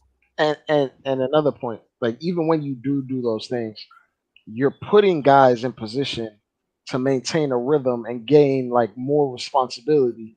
By the time you get to the playoffs, say you have foul trouble or whatever, guys can step in for a role and thrive when they're needed to. Like, Yeah. and another thing, Dre, like, Dre, I just want to finish. Let me finish my oh, point. I got my it. fault, my Let me fault, finish. Let me finish. So the reason why I brought up the superstar salary thing is that Mhm. with that superstar salary, AD, what you could do is you could take that salary and go get another guy that's Jalen Brunson's age, right? So now you got Randall at 28, you got Brunson at 26. Say you got Spider at 26. Right? Now you got those 3 and you got these guys coming in. Everybody slides back a roll. Now Grimes can develop at a natural Grimes pace. RJ can be the 4th option. Right? Now you're not worried about getting offense from a center because you have 3-4 natural floor spacers playing with one big that's not a floor spacer, as opposed to one natural floor spacer and 2 guys that can space the floor when they get hot. And now that road to the championship is easier. Basically, what I'm saying is if anybody remembers the old Seattle Supersonics, I've always wanted the Knicks to build like the Seattle Supersonics, right? I'm talking about the Sonics that had downtown Freddie Brown, Dennis Johnson, all those guys. They actually built the team the same way twice. Like people forget that the Sonics defensive guard lineup, what the one defensive guard, it actually started with Dennis Johnson, number 24, the redhead with freckles, the light-skinned dude with freckles on his face. People forget about that concept. If we go get that type of thing, build that way, finding an elite defensive guard that can also contribute offensively is hard. It's like, what if Lou Dort had offense, right? But the Knicks did it with Clyde Frazier. What I'm saying is ultimately what I'm getting at is a team that's deep 1 through 12 beats a team that's deep 1 through 2 in the regular season and in the playoffs. That's ultimately what I'm getting at. And how you get deep 1 through 12, you got to build through the draft and let them develop organically. I'm not there with you, Freezie. I'm sorry. I'm just not there with. I'm not there with you. I'm sorry. I'll give you an example, AD. You watched the finals game tonight, huh? Right? Yeah. There was a late first rounder draft pick that the Nuggets took in this draft that outplayed Michael Porter Jr. tonight to the tune of 19 minutes and scored 15 points. And the game ended up 109-94. And he was virtually a large difference maker as a rookie that didn't play half the season, slowly cooked and developed, right? Christian Brown. Yep. So he was one of the main deciding factors in an NBA Finals game as a rookie. You can't discount just having talent on your roster that can be used and that's malleable and can be shaped into an identity or a piece. A rookie first round pick contract. Yeah, he's making like $3 million. Like, I'm not saying you can't pull up a mercenary, something in your arsenal. I'm not saying that, but I'm not spending like he's a luxury that the coach didn't forget about. Great coaching. Kudos. I'm not saying that. I'm talking about your other pieces to get there. This 1 through 12, analogy and so forth. Yeah, but there's a few pieces in 3, 4, and 5 I wish you didn't have. Wow. You see what I'm saying? This thing where you know, Mitch is what he is. He ain't gonna get no better offensively. Can you live with that again in the playoffs again? I can't. That's fair.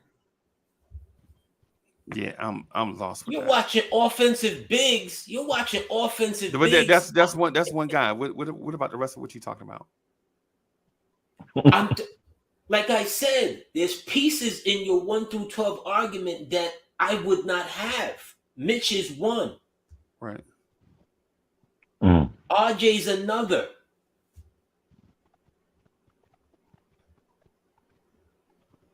So okay, so basically what you're saying is you'd rather have an elbow than a hand. I got you. You'd rather have one elbow than two hands. They right? have Like two like hands. one Get big it done. one big piece instead of that. Hey, I go back to karate movies. I remember the knees. the disabled kung fu stars. They still got it done. No arm, one leg. Wow. You know, video moving this way, audio moving that way. You know what I'm saying? Wow. The hero still won at the end. The Wu-Tang Clan ain't nothing. Okay, yeah, I got you. You can't tell me that looking at Mitch in this playoffs, you're like, come on, Mitch. Against Miami, come on, guy. Come on. Against an old Kevin Love, come on. Stop it. Right. You can't win with that. I'm lost at what you're saying. So you're saying a deep team is not good, or are you saying we need to upgrade the roster? Because those you are need two to upgrade different the things. roster. You need to upgrade the roster That's to a get to separate that thing. deepness. So you don't disagree. So you don't disagree, or you don't like disagree with me. Is what it is. You just want to upgrade the roster because absolutely. If you upgrade the roster and it's still 1 through 10, would you still disagree? No. All right then. Yeah. So you don't disagree. You just want the roster upgraded, right? Okay. Yeah, I mean that makes sense in my mind. If you just need a better 1 through 10 than what we already have, then you just think that the 1 through 10 just needs to be better. And I don't disagree with you. I'm actually with you on that. I'm with you. Hey man, bring in some guys. You know, I've said it already. What are we carrying? What are we carrying Isaiah Roby and Dwayne Washington for? Oh God. Do y'all chat? Do y'all even know chat? Have y'all seen Isaiah Roby play yet at all in the NBA at age 25? You know what I'm saying? At Dwayne Washington. You got to be a basketball fiend, which I've seen Roby play. I've seen him play before. And even to that point, for you, like you love basketball, but the average Knicks fan has no idea what he does and how. And you can't blame him. I mean, he hasn't really given you a reason to know. So. Right. Right. So I mean, yeah, they're like Trevor Keels. Sorry, not sorry. Think about what we're saying. Trevor Keels, Jaquan Jeffrey, Isaiah Roby, Dwayne Washington, Derrick Rose, Evan Fournier. Why are we not looking to upgrade those guys? That's more than a quarter of your roster. Oh right. My God. Right. That's the point. But AD, my point is upgrade them guys with draft picks, bro. Go get guys that you know have talent. Okay. And your identity. Okay. Yeah. I see what you're saying. No, I see what you're saying now. You know, I see what you're saying now. Because I heard somewhere today that the Knicks were actually contemplating about bringing Rose back. Yeah. For what? He better get a nice get an assistant coaching job or something. Because he ain't no NBA player no more. Oh my! I'm like, no, you can't be serious. Are we really gonna do the Herb Williams thing in 2024? I think so. No, we can't do that. I think so. Yeah, because I think it started. You know we will do that, bro. I think it started when he didn't take the buyout because they were willing to buy him out for him to go find, and he was like, "Nah, I'm good. Yeah, I'm good." I think it started. I got a question. Why was Herb Williams an assistant coach for like 10 years? Because he fat cat, bro. Herb Williams is more than that. He was assistant coach. He was head coach at one point. Yep. He was trainer, big man coach. Herb Williams was everything. He knew how to keep himself gainfully employed. And I said this, I remember us having So an is argument. Herb Williams Jamaican? Is that what you're saying? Nah. No, Herb was just a friend of a Jamaican. Just a friend of a Jamaican. Herb knew how to keep himself gay. That's the one thing about Dolan. When you his man, you his man. And truth be told, bro, I would bring Herb back right now. Me and Herb went lifetime contract, no paperwork. Me and Herb Williams ain't even got to shake hands, bro. That's it. You know what I'm saying? Herb is my man. They're like, yo, we bringing Herb back. Good. Good. You know what I'm saying? Herb, you know what I'm saying? Because Herb gonna know where all the for the smoke. Herb gonna know where all the spots at. You know what I'm saying? Herb gonna know who cooking what on Tuesday and who cooking what on Fridays. It's like Haslam. It's like Haslam in Miami. You remember a couple of years? Was it last year when Jimmy Butler got out of line with Spoelstra on the sideline? Yeah. Haslam almost lost his mind. Haslam almost took him to the woodshed right there on the court. In front of 15,000 people. In front of 15,000 people. Yep. Like Tree Rollins in Atlanta. You don't even question. You don't even question. This man is still getting a player's salary. Yes. He deserves it though, because he took so many pay cuts just to stay there. Just to stay. Because they could he should have been like he could have got. I remember when they wanted him in Cleveland. I remember when Dwayne Wade and LeBron were in Cleveland trying to get Haslam to come to Cleveland. Yeah, I swear he's been playing since I've been in high school. I'm telling you, he's been playing that long. Yeah. Is Udonis Haslam going to be like one of the worst players ever to get a retired jersey? Ooh, his jersey's already retired. But you know what I mean. It's like an actual retired.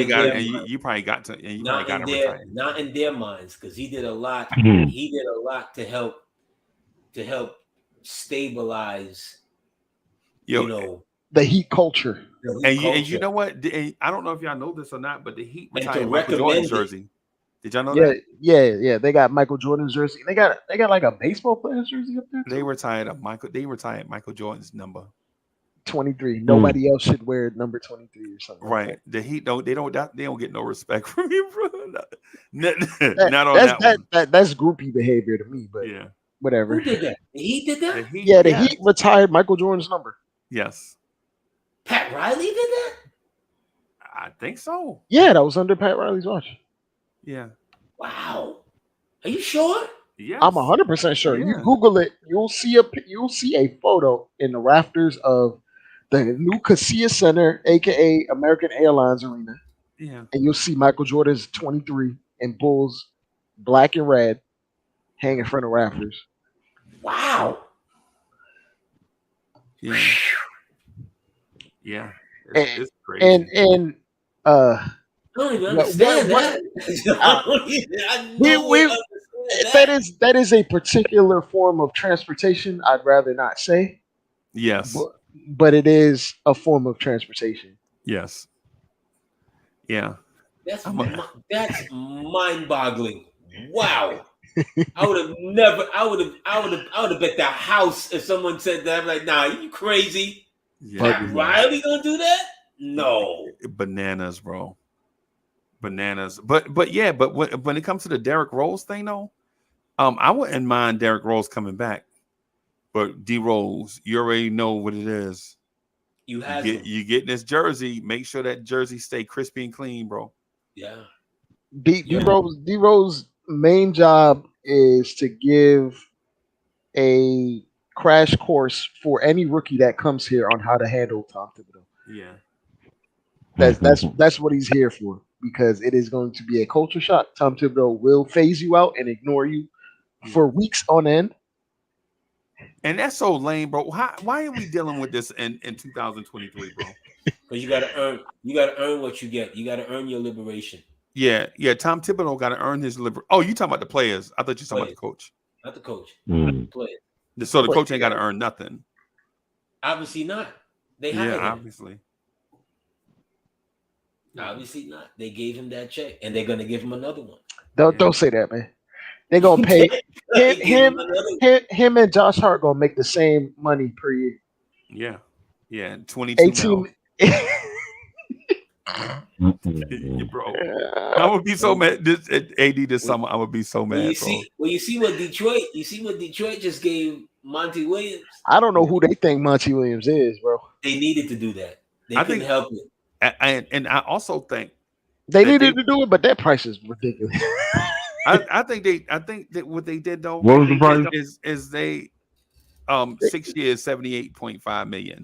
Can go to 100 million. Can go to Yeah, 100 they needed million. to do that. They needed to do The highest it. They were- paid coach. Yeah, in they were basketball. they're desperate because he's just not there as their coach now. Yeah, You know what I'm saying? he is going to do what Tibbs is doing. He is their official culture setter, Yes, right? he's But- the official culture setter. But the thing is with Monty Williams is a lot of things didn't work with him schematically because that team was too old. That team thought they was a championship team and they wasn't.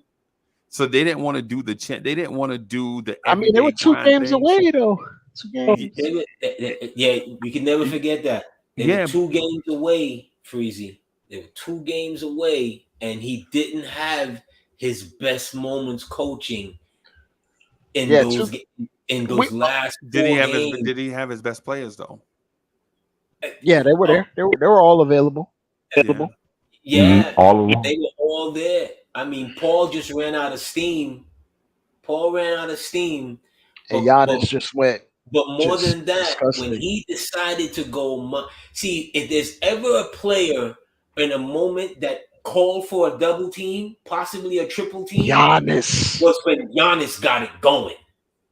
They let that man out there to die one They on one. left that man out there on an island that just made absolutely no sense. Right. He ate that boy alive. I don't know how you recover from that mentally. Yeah, he probably And hasn't.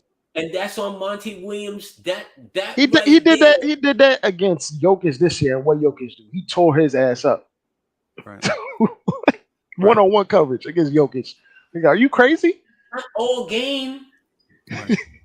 Not Right. when it's the title's on the line. Okay. Well, what I'll say about that is in Detroit, I think they have something different going on, and schematically, I like Monty Williams schematically. I just think the personnel there was just not a good. I don't think you can just throw talent together and then think it's going to work. Is basically what I'm getting at. I think the I'll Phoenix say this, Freezy. Hold Like, on, Dre, let me the finish my talent. point. Dre, the let me talent finish was my good. point. All right, yeah, got you. Let me finish my point.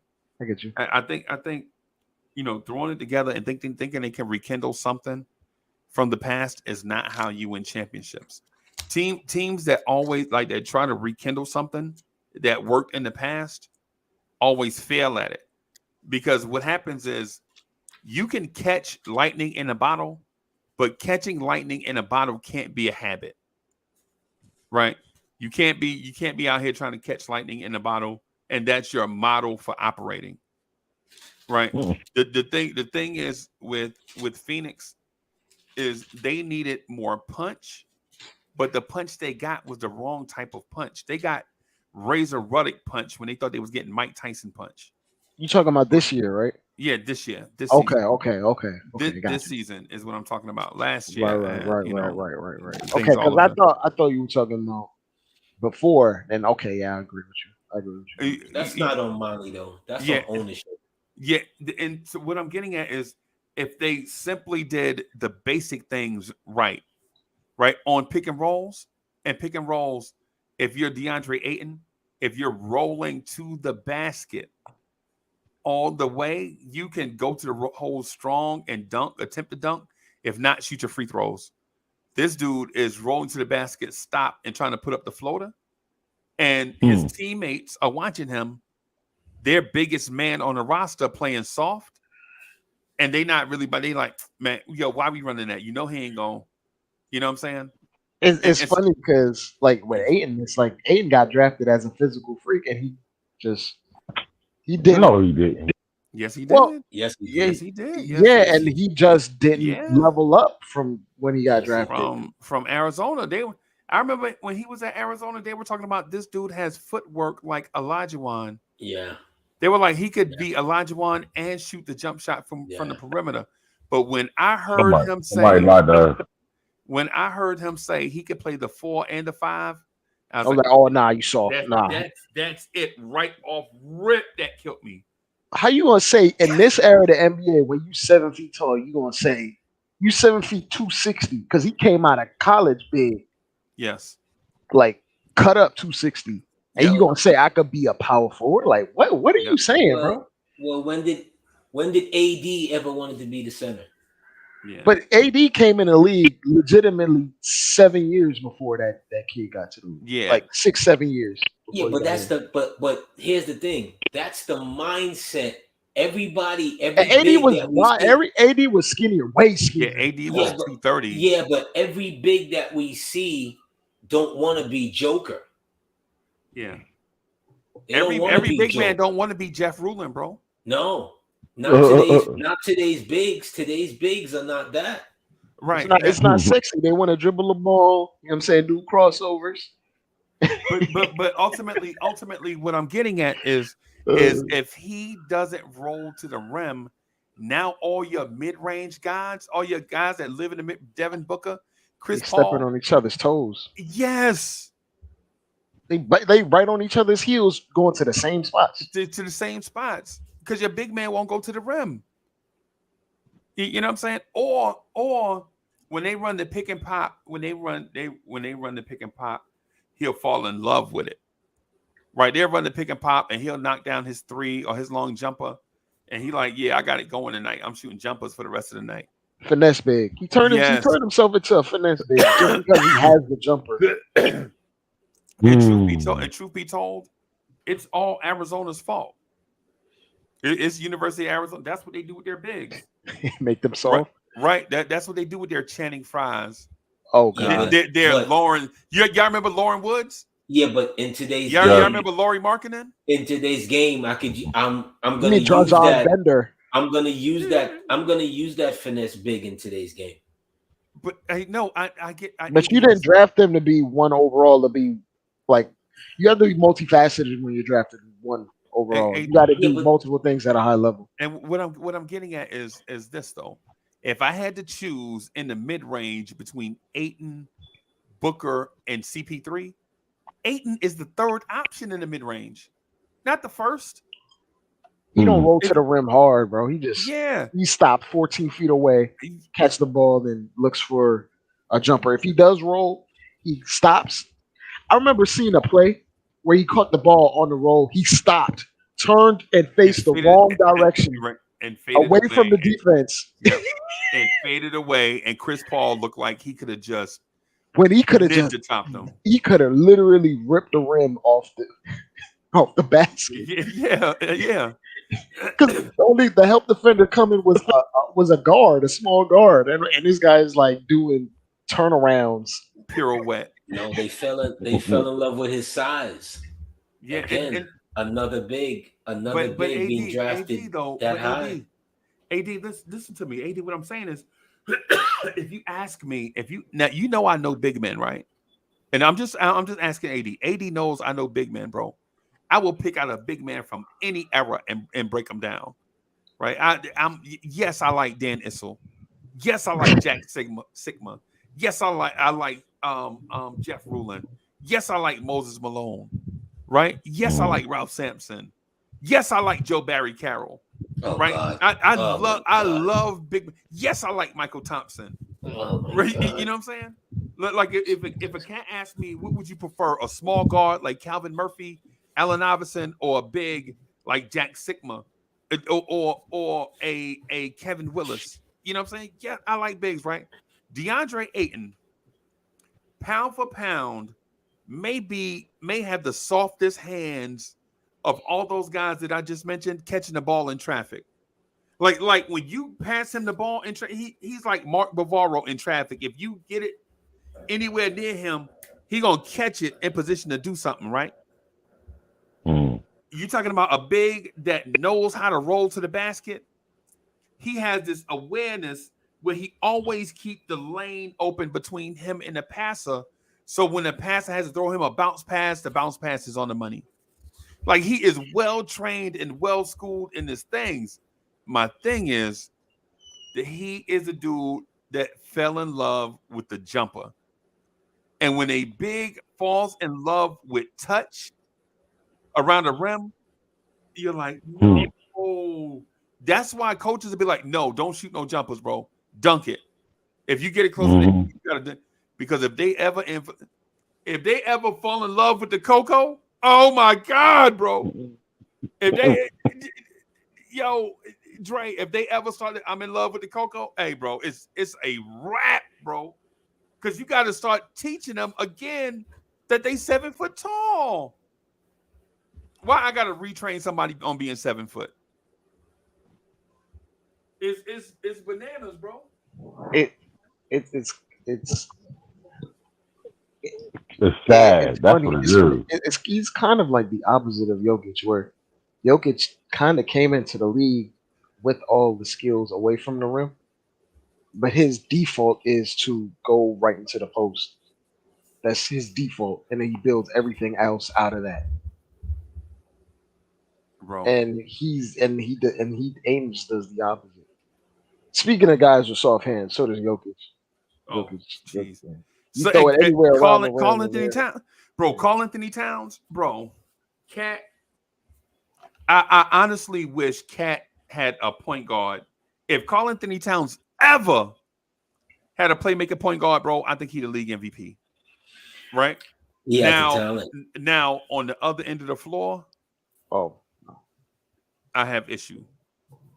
Right, other end of the floor, that's fine, but he could just make himself just like what Jokic has done. Jokic is not a good defensive center, right? He's a good team defender, though. But he's there. But he don't have the big. But he don't have the mobility of a Cat, bro. Is what I'm saying. Like for instance, Jokic wants to do center stuff, but physical liability. You know what I'm saying? Like he don't have foot speed and all that stuff. Right, Cat has all that stuff. Cat, I watched Cat let Ish Smith get a layup, and I'm like, because he has no presence of all the people. His nickname is Cat, bro. Bro, of all the Ish, thank you. You letting Ish Smith go back door and laying up off the glass. You know what I get that, but his game is growing though. Okay. To your point, if he gets that, that guard or that coach that could make things just a bit more organized for him, his game is growing. I never thought I would say that about him like 4 years ago. His game is growing. Right. Like Cat could would I be surprised if he put up an MVP like season next year? I would not. I would not. I would. No, I would not. I would, because Carl Anthony Towns has the 3-level scoring. Yes. Stuff that you know what I'm saying? He does those things so easy. But my thing is with Carl Anthony Towns is he don't have that center persona. Like how you gonna let a team trade for Rudy Gobert? Give up all this stuff. I always felt like he went to them and begged them for a center so that he could stay healthy. And the thing that was funny about that, Freezie, when he was at Kentucky, he was mauling these kids in the paint. Yes. With post move, pivot, spin. But you know what? But you know what though? Yeah. Calipari didn't let him shoot. Remember, Calipari wouldn't let him shoot jump shots. Yeah, remember, Calipari's it was him and Trill. Big ass in the paint. Yes, him and Trill. Yeah. It's the reason why Skylar BCA was a bust. Skylar BCA probably got more talent than all of them. Physical talent. But Skylar, the BCA wanted to be the next 6'11", do-it-all, ball handling big, that can dribble, pass, and shoot, and do all these things. And you like, Skylar BCA, you do understand you 7 foot, right? I mean, he was left-handed Anthony Randolph. That's what he turned it out to be. Yeah. Not what he wanted to be, what he turned out to be. And so ultimately, what I'm saying about Monty Williams is I think his schemes and everything probably works on a. Basically, what I'm getting at is Monty Williams is a young team coach. He is not a championship level coach. Well, they're not worried about that today. Right. And at every level, like Tibbs is that. He is a franchise rebuilder, get you to that next step, but he doesn't have what it takes in order to get you to the promised land. Yeah, but here's the flip side of that, Freezie. I remember when Riley was here with the Knicks and going into 94 into the finals. I still remember the introduction press conference. He says, I've taken them as far as I can. Right. This part of the journey, the players have to complete the journey. Right? At some point, the coach is not like, I killed Monty, but I got to give him a little bit. I mean, he did get a team to the finals. That's no easy work. He did lead his team to the finals, with a team that had a full complement of players and so forth. He just made some bad decisions while there. You talking about Jeff Van Gundy? No.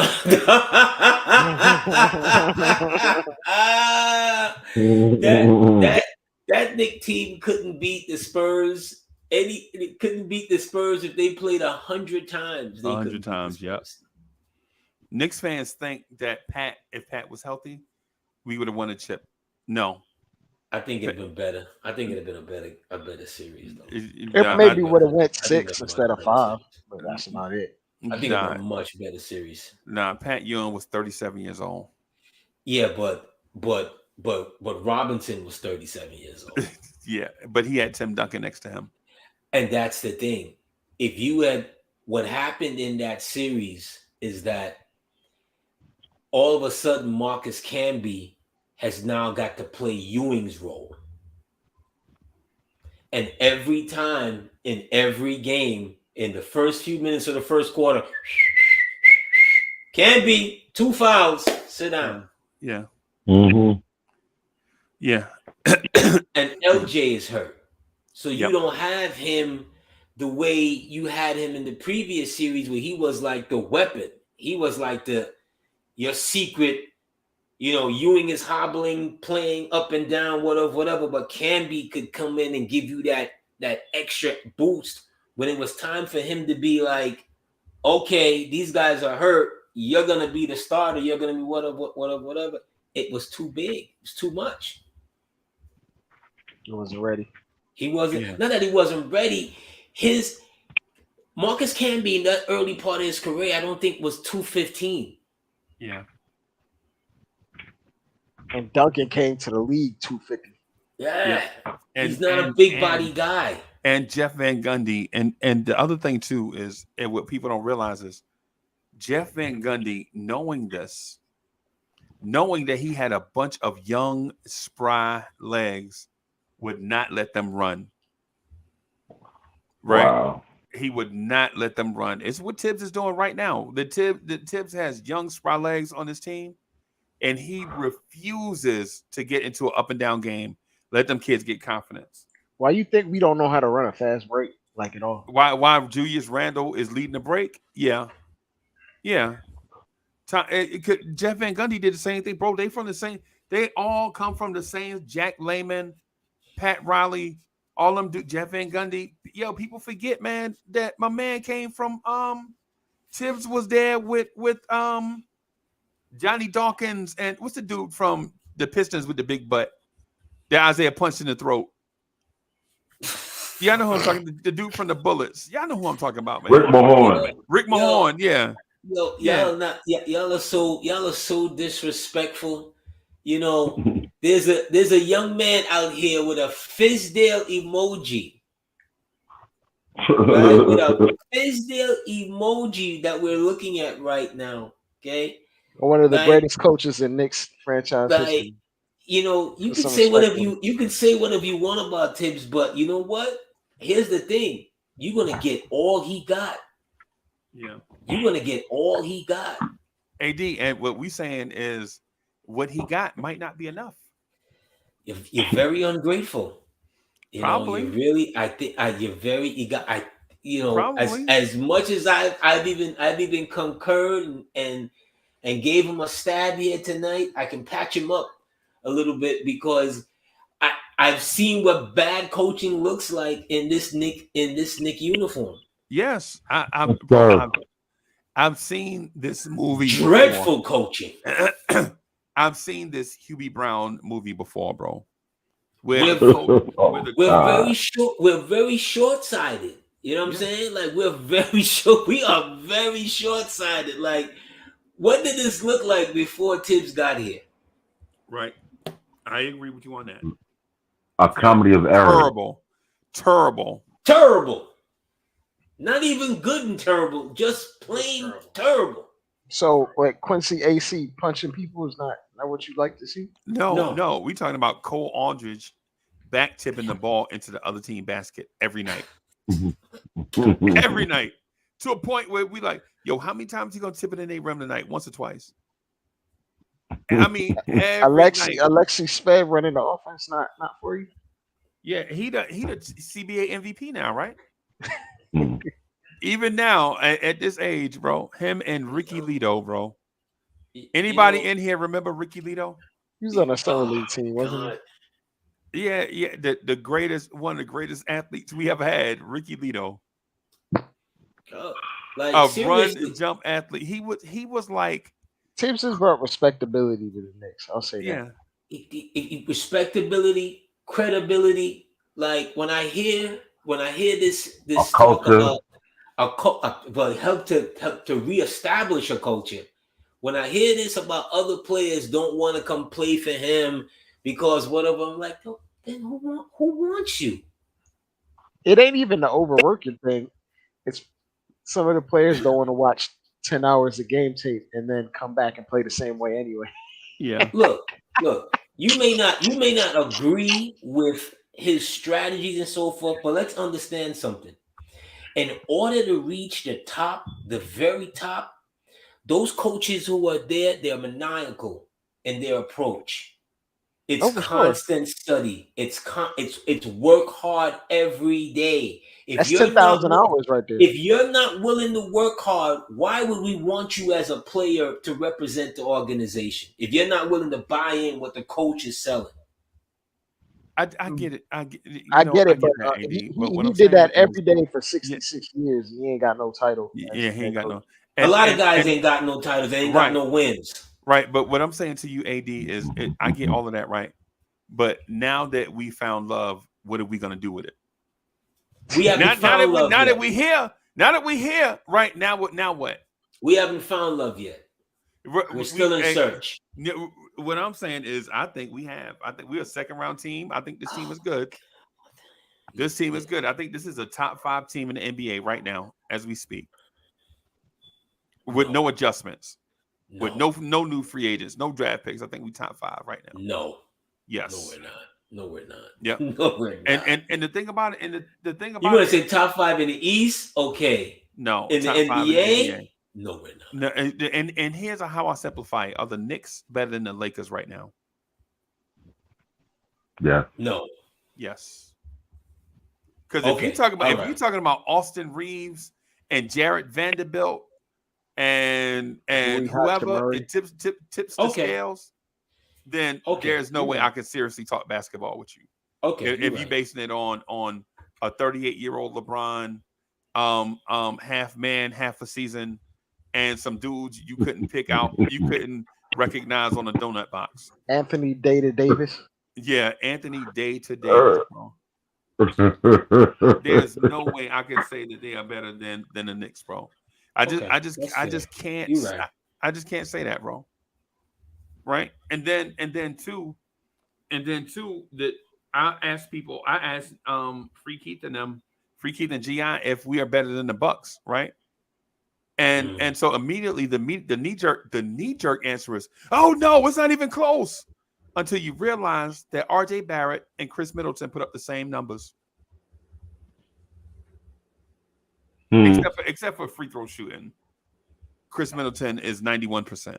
Yeah, or he's 90 not. something. He's not. RJ's not giving you what Chris Middleton, what a healthy Chris Middleton is going to give you. Really? He's just not. So Chris Middleton is a 32-year-old that's going to start getting better.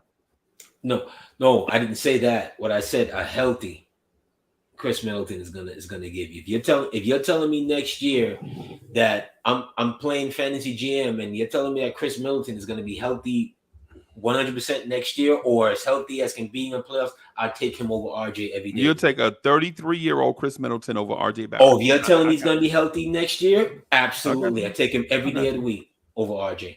Every day of the week. You can have him. I don't even have to worry about him. I don't even have to worry about him, how he's going to get his shots, how he's going to help direct offense. I don't have to worry about him at all. Right. At all. Like, you're not gonna put Kyle Lowry to guard Chris Middleton at no point in time in the game. Yeah. He's gonna abuse Kyle Lowry. I'm just not really seeing a 32-year-old or whatever 30. I think he'll be 32 next year. So he's a better player. He's a better player than RJ is today. I wonder what RJ Barrett would look like playing next to Giannis. Everybody will look great playing next to Giannis. Giannis. That's not the point. But can we point out, Freezie? See, this is where you and I are always gonna like, because you're very short-sighted. Giannis didn't win that championship by himself. I understand that. On the road to get there, even during there. What championship are you talking about? I'm talking about Milwaukee's championship a couple of years ago. He didn't win. Oh, you talking about back then? Yeah, that's right. See, that's where you didn't listen to me, because I said right now. But I've already stated that he's a better player than RJ is right now. No, man, come on, bro. Right now. Dre, how do you like? As of these last playoffs, RJ definitely played better than. Yeah, it ain't even close. In these last playoffs, it ain't even close. They were nursing him to get to the playoffs. Yeah, just do Chris Middleton. Man, Chris Middleton and man, bro, if they had RJ instead of Chris Middleton and Jay Crowder, they probably playing right now for the championship. Oh Jesus! Oh my God! But Chris Middleton and Jay Crowder. You don't watch RJ shoot. You don't watch RJ shoot 1 for 12 in the biggest game of the year. He ain't gonna be 1 for 12 with Giannis on the floor though. Yeah, I think it's Lee. This is the reason why. And AD, no disrespect to AD, because AD's a smart dude. But AD has historic bias.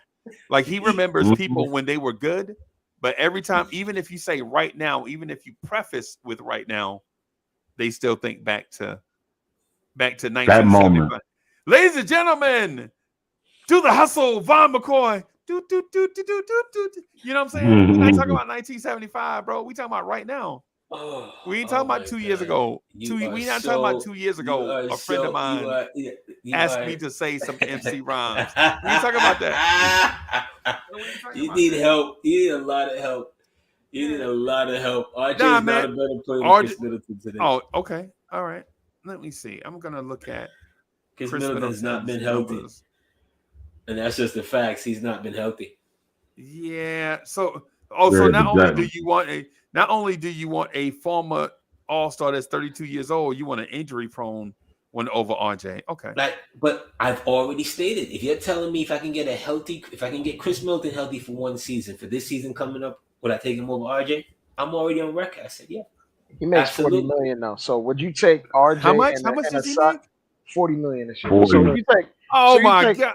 So if you take RJ and like a premium role player, you would take that over Chris Middleton, because that's what their money would be, like 40. Or would I take that? Would I take Chris Middleton instead of that? Yes, I would. Okay. Yeah. Wow. Yes, I would. I'm not really. Yeah, the Chris Middleton thing, I think. And you're telling me how many years of Chris Middleton I got? One or just two. This one? Yeah. All right. Oh yeah. Well, no, wait. Well, he'll be entering into a new contract, so you'll have to give him like 4 years, 226 million, something like that. No, I'm not doing that. No, I'm not. You got to do that. No, I'm not doing that. Yeah, He's come on, looking bro. for it. AD, come on, bro. I thought I was World getting him on. champion that No, my carry. bad. I thought I was getting him on. I thought I was getting him on the end of his deal. No, I'm Nah, not he a doing free that. agent. He about to be a free agent. I'm not signing him. He about There's to no sign way. There's no way he's getting It's that. too late. He's getting that AD. kind You of just money. spent the previous 10 minutes saying yes. Yeah, but there's no way he's getting that kind of money. AD, the previous 10 minutes, bro. You was Yeah, his advocate. he's not getting a $200 million contract. You from thinking the Bucks are not going to give him $45 million a year or whatever it takes to keep him and Giannis together? He's gonna get like 4 years, 180. I don't think so. What is that? That's 45. Yeah, that's about 45 million. Yeah, it's 45. I don't think so. Yeah, I don't think so. AD. Not only are you going to get it, you going to like it. No, that's a major. That's a major. No, I'm not, because I'm not looking at him like that anymore. I'm looking at him like a 2-3 year window at best. I'm not looking at him. I'm not looking at him 4, 5, 6 years. There's no way. Yeah, he not going to sign no 2-year deal. He wouldn't be smart to. Yeah, I wouldn't. There's no way I'm giving him a 4-year deal. That's like me giving Draymond a 4-year deal right now. There's no way I'm giving Draymond a 4-year. Yeah, they're gonna give it to him and they're gonna like it. and they're gonna. But you know what? If you're that franchise and he's meant so much to you and blah blah blah blah, and you wanted everything for him to roll off into the sunset, okay. Business wise, there's no way that makes sense. They're gonna give him that Kobe deal. You know what I'm saying? Yep. He ain't Kobe. He ain't Kobe. Yeah, AD, he looked like Kobe for stretches, though. I ain't gonna lie in that playoff run. Yeah, and that championship run, he looked like Paul Pierce. Yeah. And, speaking of Paul Pierce, Dre, I want to have this conversation with you. Y'all go ahead and rock. I'm going to pull up a player, but I'm going to sneak it onto Dre. I want to surprise him with a comparison that I think I'm gonna disappear. Out the draft? There's not much surprising you could do for a man that's best buds with Worldwide West. You know what I mean? I got connections everywhere, man. I got There's not much, that surprises a guy like myself. When I hear talk like that, I needed to really understand this with that declaration, Dre. Like about what? Like which declaration? your affinity for Worldwide West and being good with him. What is it exactly that you're good with him and his executive status with the New York Knicks? He knows where the bodies are at, man. He doesn't need to do much. Oh, okay. So he doesn't bring anything to the table. He's just the henchman that knows where the bodies are. So you want to keep him close. He's the cleanup guy. That's what he's trying to say. To keep him quiet. You want to keep him close to keep him quiet. Okay. Yeah, he definitely making a lot of money. He's definitely making a lot of money off of extortion. Okay. I got it. I thought it was some basketball related thing. Okay, I got it. Worldwide West probably. I'm gonna be absolutely. I definitely know more about basketball than Worldwide West. He may know more basketball players personally, which is cool. But there's a lot of guys within organizations that don't really have basketball expertise per se. But he's a relationship guy, which is what you need within organizations. You need a closer. And you have the basketball minds, and they work in tandem with the relationship guys. It is what it is. Yeah. Okay. I understand it better now. I mean, I could take X-Lax with your explanation now and make things go down. Make things go down easier. Yo, what if I told you, bro, that this dude that I have up here is gonna be the next Paul Pierce? Would you? Oh Jesus! He's going back to the draft. 41% on 4.5 from 3. Yeah. Mid range is unreal. What's his athleticism like? Pretty good athleticism. Solid, functional athleticism. No, above that. Oh, okay. Above that, like he's a good athlete. Because baby Paul Pierce was a good athlete. He just wasn't Yeah. super explosive, but he was definitely above average. All right. Absolutely. Yeah. All right. Could rock you to sleep, bang it on you. Who we talking about there? Freezie? I'm going to tell you right. Well, while Freezie is putting it all up there, Yeah. I don't think we hit this for a second there, or maybe y'all guys did. Was there a consensus on Melo's jersey being retired? And for the New York Knicks? I think they should retire it, personally. Because I know for a fact it's gonna be awkward for him to try to get it retired in Denver when somebody just took his number Yeah. and became one of the greatest centers of all time. So Yeah. it'll be hard for him Yeah. to get that number retired. It'll be. I don't know about how many situations have two guys with the same number retired within an organization. The Knicks do. Yeah, the Knicks do. Yeah. Yeah. McGuire and Monroe. So, yo, this dude right here that I have up, Dre, is a small forward from Ohio State named Sensabaugh. Oh, I've heard things about him. Yeah. I feel like he was at the combine, Yeah. like playing in those scrimmages at the combine. And he was putting up a bunch of threes. I think this dude is How a tall is he mini again? 6'6". Ooh, I think legit he's 6'6". Yeah, I think he's a mini Melo. You know, it's funny. They tried to say Johnny Davis was a mini Melo. No, Johnny Davis. They tried to. That's what his shot diet was in college. A bunch of mid-range jumpers. But he couldn't create separation. Yeah, he was slow. Yeah, he couldn't. The only person that reminded me of Melo coming out over the last several years was Tatum. Ooh. Yeah, and I said that early. First time I saw him. But Tatum wasn't physical though. Well, he had a physical game coming out of college. He was physical for college. He wasn't mellow. But then again, most small forwards, even fours, who are offensively gifted, are not mellow physical. Yeah, but Melo's Tatum had that. ox. Yeah, Tatum had that. When Philly messed that up, I never quite understood that. When Philly decided not to draft him. They could have had Ben Simmons when he had his mind right. Yeah. And Tatum and Embiid at the same time. Oh my God. Yep. Yep. And Porzingis. Oh, wow. Remember they passed up Porzingis to draft Jahlil Okafor. That's what I'm saying. We can't say trust the process. No, thank you. I'll pass. Oh my God. He got so many top 5 picks and just botched it repeatedly. Yes. And mind you, they traded Drew Holiday, Lou Williams, Vucevic,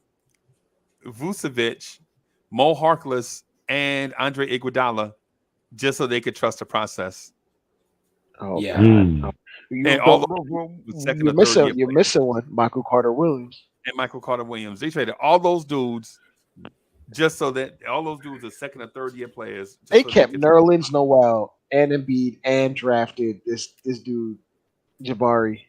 Yeah, they traded at the same time. Yeah, they traded. They had 3 number 1 centers at the same time. Yeah, and the league allowed them to do it. And what people forget is they traded Drew Holiday and a first-round pick to New Orleans for Nerlens Noel. Yep. They traded Drew Holiday and a first for Nerlens Noel. I'll say this though, Nerlens Noel. No, don't do that. No. Nerlens Noel knee injury in college ruined his whole trajectory. He could never put on weight on his frame after he tore his knee up. Nerlens Noel was like a bad Marcus Camby. Wow.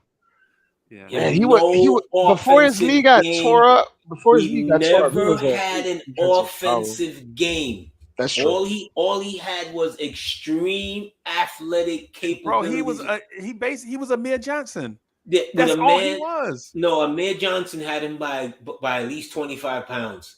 Nerlens Noel, not in the beginning. Not in the beginning. No. But Nerlens Noel never even looked offensively. He He's like a grade above Mitch Right. offensively. Wow. I remember when they in his drafted, high school body. still in high school, but yeah, I remember when they drafted Amir Johnson. They brought him in. They were like, "Man, how much you up to?" And he was like, "Yeah, I'm at 205," and everybody laughed because they knew it was the biggest lie they heard all day. A fringe player, franchise. You see, when I see franchises draft fringe players, you see what I'm saying? Like, you really have no concept of what a fringe player is. A fringe player looks good when you got LeBron. Shout out to Anthony Bennett. Yeah. Okay. When you're drafting, when you're drafting guys like that don't have the long-term ability that you can look at him and be like, what's my cat over there in what's my cat over there in Minnesota? Anthony Edwards. When you size up Anthony Edwards coming out the draft, you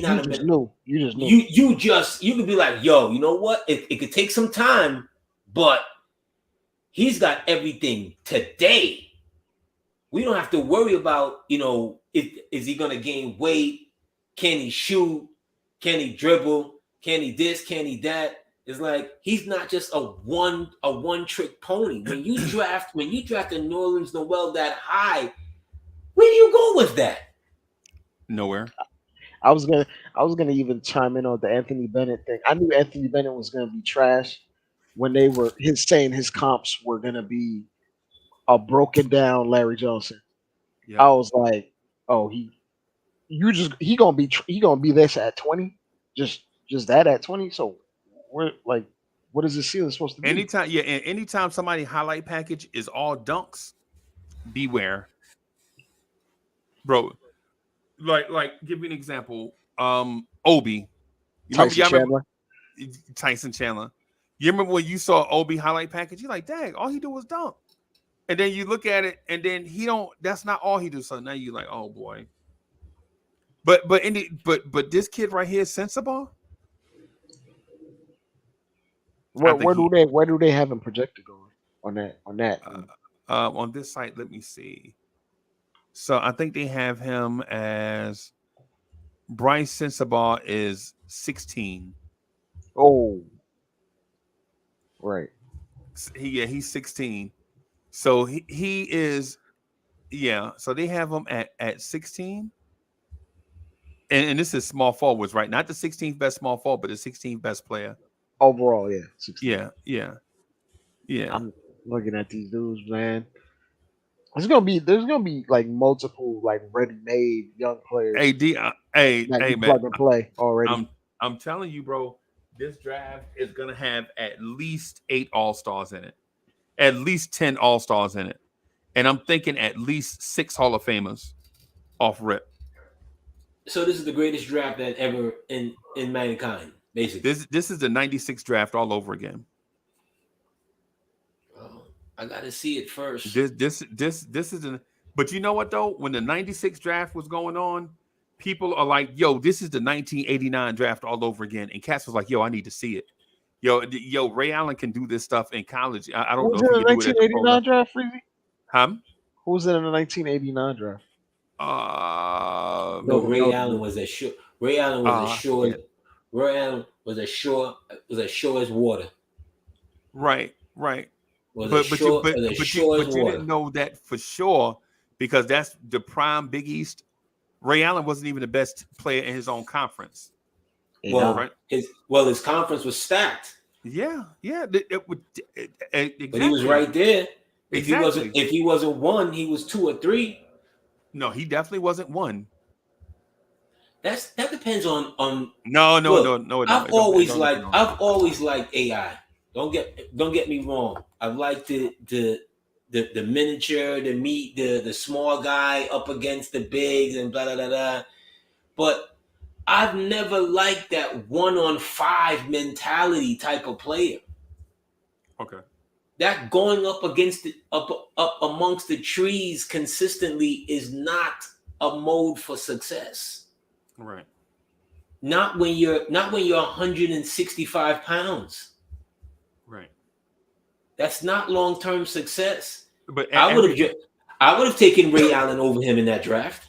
I would have taken Marbury over him in that draft. I would. Okay.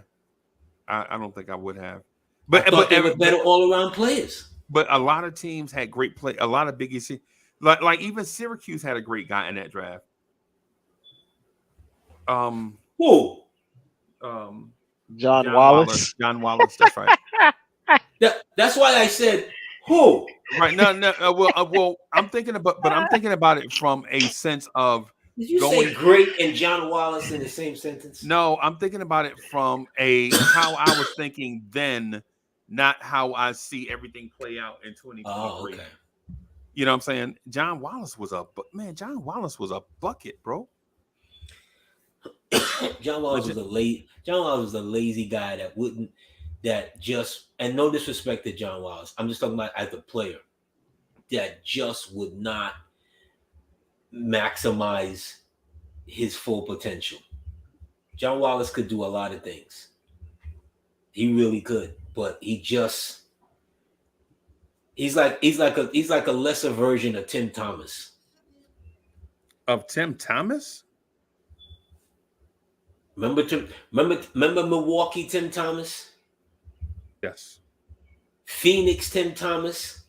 Villanova Tim Thomas? Villanova Tim Thomas? When Tim Thomas got to the Knicks, I was like, yo, we may have something here. He had been in the league like 6 years already by the time we got him. But, he had some, especially with Milwaukee, that Milwaukee team, and we've talked about teams that could have won a championship. That Milwaukee team was loaded. Yeah, that Milwaukee team, when they brought in George Karl, I said, here goes anything you thought was going to be successful.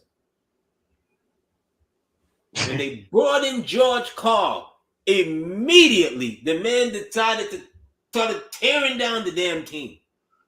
Yeah, he always do that, bro. But hold on. George Karl went to a finals, right? Not with Milwaukee. He did that with Seattle. Yeah. With Seattle.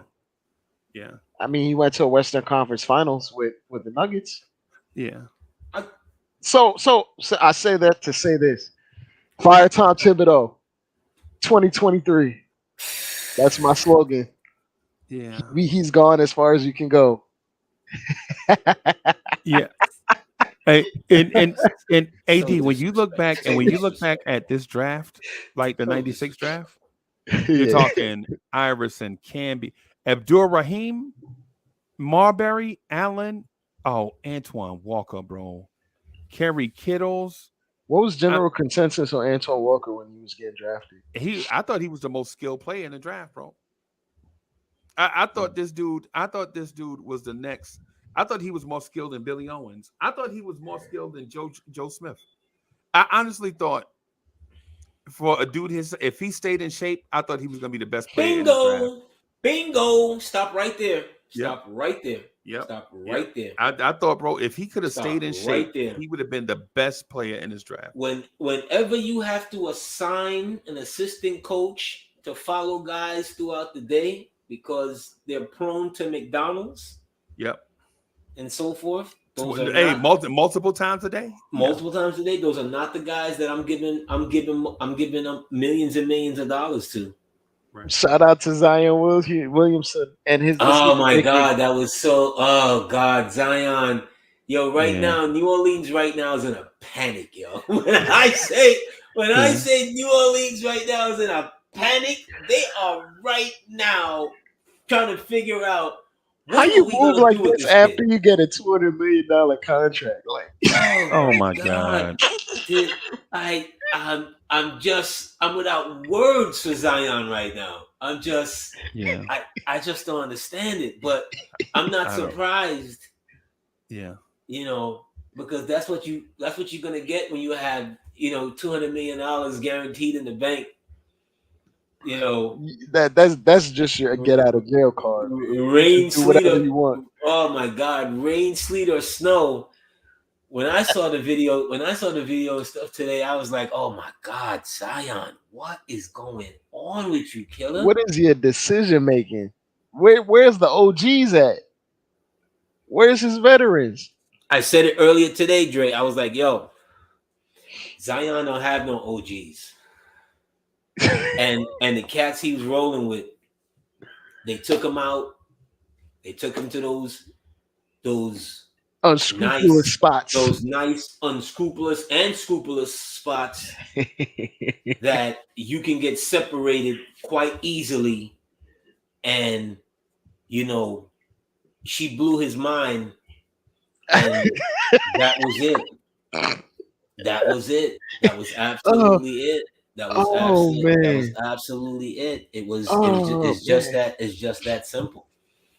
It's just that simple. When you make that much money, it's that's eraser money. Like, you have an issue, it's not really an issue because you have $200 million. It's not really an issue, but it is an issue if your mind is open like that, and if you've never had nose wide open. You see, the thing is, and you see Freezie laughing because Freezie about to, the thing is, when you young and you from a certain situation, AD enabling these dudes. I'm not enabling, but I am enabling.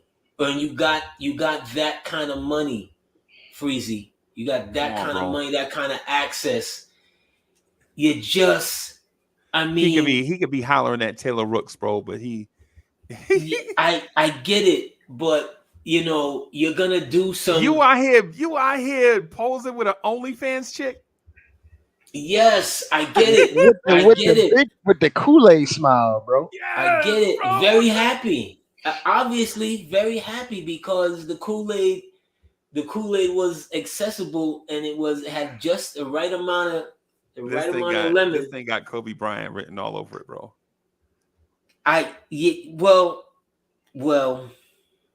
Yeah.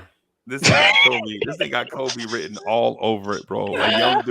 A young dude that was kind of sheltered a little bit, coming to all that money, and then now his parents now people are like, oh, bro, really? This is what you out here, you marrying a chick that was in people videos. She in the gangster rap videos dancing. She in the East Side is Snoop Dogg and the East Siders, bro.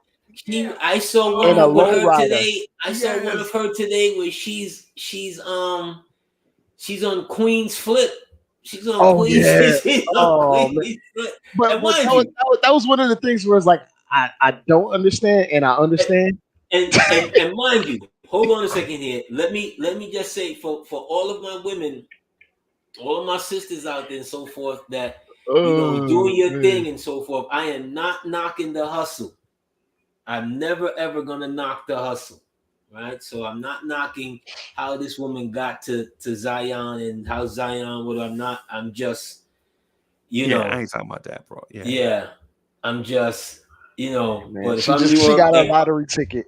Yes, and that's what you do. You cash it, bro. And so where I'm paused at is where I'm paused at is I watched Melo mess up the thing with Lala, right? That ain't none of my business, but it is my business. It ain't none of my business, but it's public, right? So I see Melo mess that up. I'm like, man, with Lala, man, really? You know what I'm saying? That's gonna happen. Yeah, I know. There's a Lala everywhere.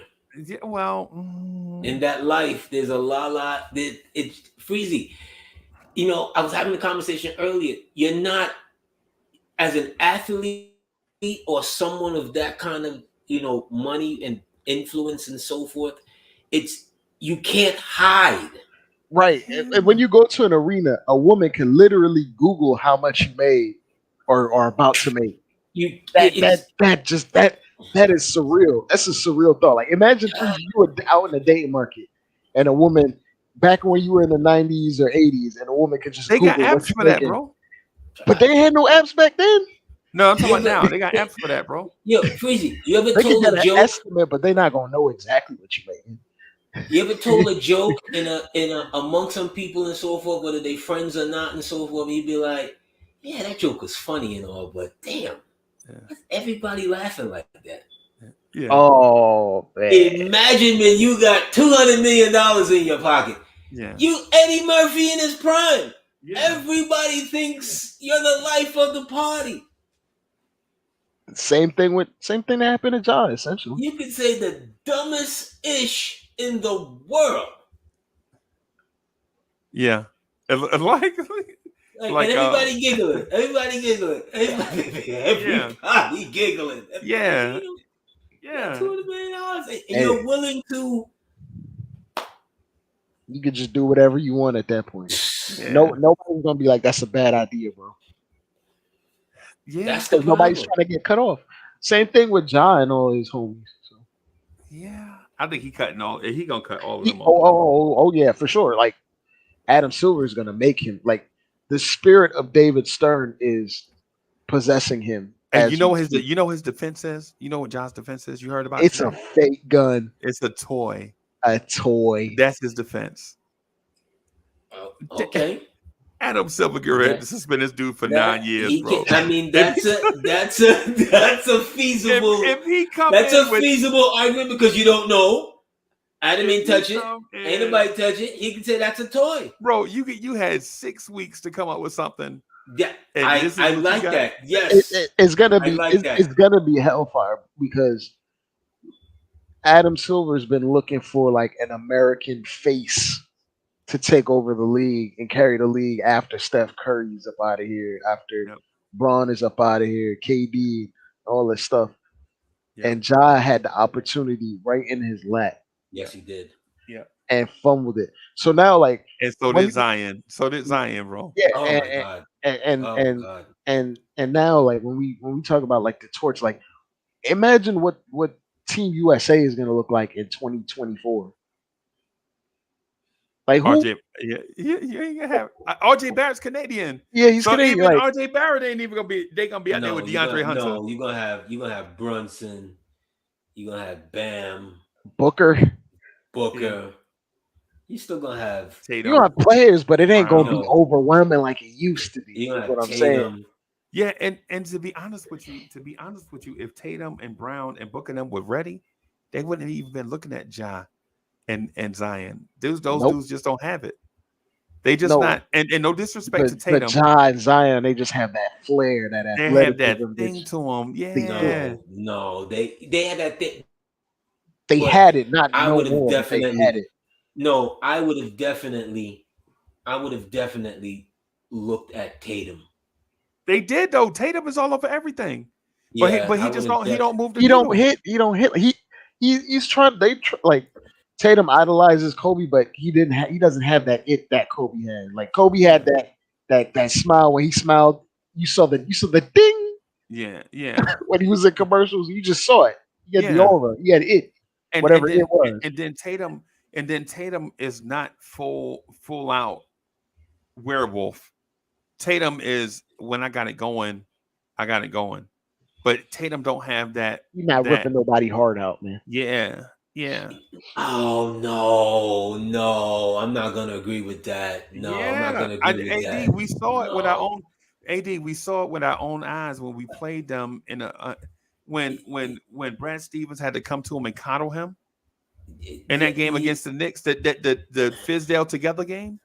Oh come on, but he's like in his first season. He was in his second season, but yeah, I understand what you're saying. You said don't live in the past, and here you are going back 5 seasons to pull up a young player's deficiency. No, that's not what. No, that's not what I'm doing. What I'm saying is he don't have that Mamba mentality, and while RJ has it, he just don't have their game. He don't have the talent. I want you to realize something with Tatum, okay? Since his first or second season, he's known nothing but the conference finals and a finals appearance. Right. He's only 25 years old. How many championships he got? He don't got none, like so many others. But we're not comparing it to his others. His team is consistently there in position since he's gotten this league. Since he has gotten this league, his team has been consistently in position, even when remember this. Kyrie Irving just walked out on Boston. Sabotage them. Yeah. Right? Walked out on Boston. And Tatum and Rozier and those other dudes right there had them on the precipice of going to a finals in his first. Come on now. Hey, AD, Come on now. ultimately, what I'm getting at is for all the international players like Vic and all those guys, Giannis, Luka, all them guys, right? Jokic, all those guys, like the international players, they still only make up 25% of the NBA. So there's 75% that's American, right? And what I'm getting at ultimately is on some stuff, Adam Silver is going to want an American face on some stuff, not because out of discriminatory practices or whatever, but people want somebody that's going to represent them for what they are. You know what I'm saying? Yeah, but the league gets it wrong. The league is, when the league has chosen the face of the league so many times, I could point out to you over these years they got it wrong. Right. And this is one of those times. Yeah. I remember when they were trying to tout Harold Miner. Yeah. See what I'm saying? There's been a lot of times. You remember when they were trying to make Vince Carter the face of the league and he didn't want to do it? Remember that? Vince didn't want to do it. Vince didn't want to do it. Yeah. Vince didn't want all that extra stuff. He didn't want to do none of that extra stuff. That wasn't him. Yeah. Penny, when they tried to give it to Penny. Yep. Yeah. All them Nike endorsements, Sprite. Yeah. Lil Penny. Yeah. Lil Cent. Yeah. For like a 2-year stretch, Penny might have been the biggest thing in basketball. For like a 2-year stretch. Olympic Penny from like 95 to 96. Man, you remember the Olympic Penny Hardaway sneaker? Came out the same time as the Jerry Stackhouses? Absolutely. Bro. Man, Penny was huge. Look. Yep. Yep. But that wasn't Penny's personality. And so for that reason alone, I'm saying there's a cat out of this draft that's going to be the American face of basketball. There are so many cats in this draft that are going to be good. Bro, there are so many dudes in this being draft drafted when what's his name? Wembayama coming in the. Let me tell you something, Freezie. Ain't nobody paying attention to nobody outside of Wembayama. Okay, it's gonna be Wembayama 24/7 all day, all night for the next 2 years. Deservedly. Yeah, in my opinion. But a couple of those guys are gonna pop though. Yeah, except the guy that's gonna go to a small market franchise and start killing it. An exciting dude going to a small market franchise. You don't know where it's at yet. You don't know if it's going to be Orlando. You don't know if it's going to be whoever, right? Going to go there and kill it and create buzz just by stuff on the court. And then it's going to open up stuff off the court. Yeah. It's just what it is. It's how it works, right? Because like people thought the Chicago Bulls were bad for like 5 years before Jordan. They weren't that bad. They just had dude. Yo, AD, you remember Quentin Daly? They had dudes that had substance abuse problems, so they were bad. And Mitchell Wiggins, they were bad. They were dudes were so high, bro. You ain't even. They were a team full of. Yes. Yes. A team full of Orlando Woolridge. Yep. These are pre-Jordan years that you talking about. Dave Corzine and Reggie Theus. Or Reggie Theus might. Yeah, Reggie Theus. George Gervins. Man, the league had to clean them up. Right. That's why they put the batteries in the back of Michael Jordan. Yeah, get them up and out. But what I'm getting at though ultimately is there are dudes in this draft, bro. If the Knicks are forward thinking, what they'll do is they'll go get one of these guys out of this draft and bring them along with Brunson and RJ and whoever, and maybe bring in another guy and just have that guy earn his stripes. And I mean legit earn his stripes. When he earned his stripes, give it to him. Don't be like Tibbs when Obi make a good play. You out here playing mind games. No, you don't know. You got to get rid of dudes that do that. You know what I'm saying? You can't do hazing no more. Not in 2023. Right? You can't do that no more, bro. You got to go get you a coach, man, that's going to bring up guys for real, for real. You know what I'm saying? And then have one of them be the face of the league. And to be honest with you, I don't think the Knicks have ever had a face of the NBA. No. Ever.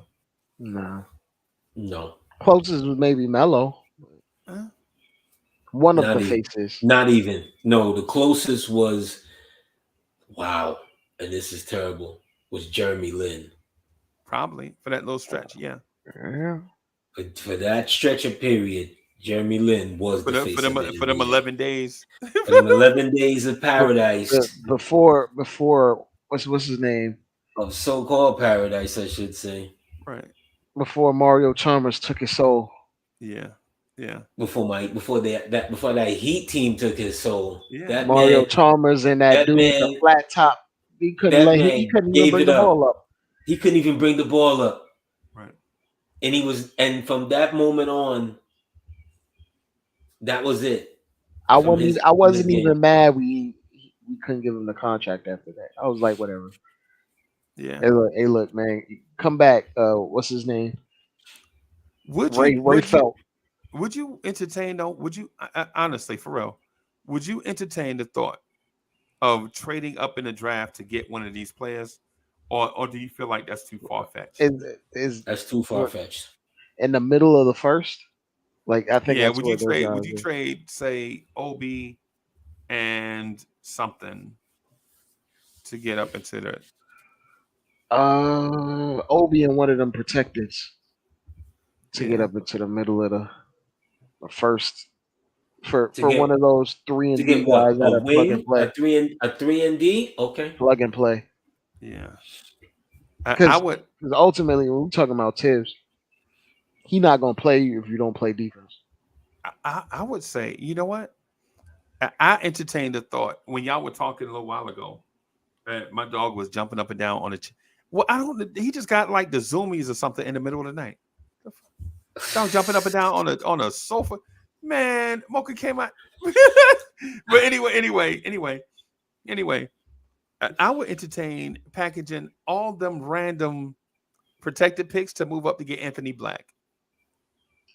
Oh, And big point guard. A big guard to play alongside Brunson, bring him along, and then you can make him earn his stripes by defending 2s, 3s, and 2s and 3s, right?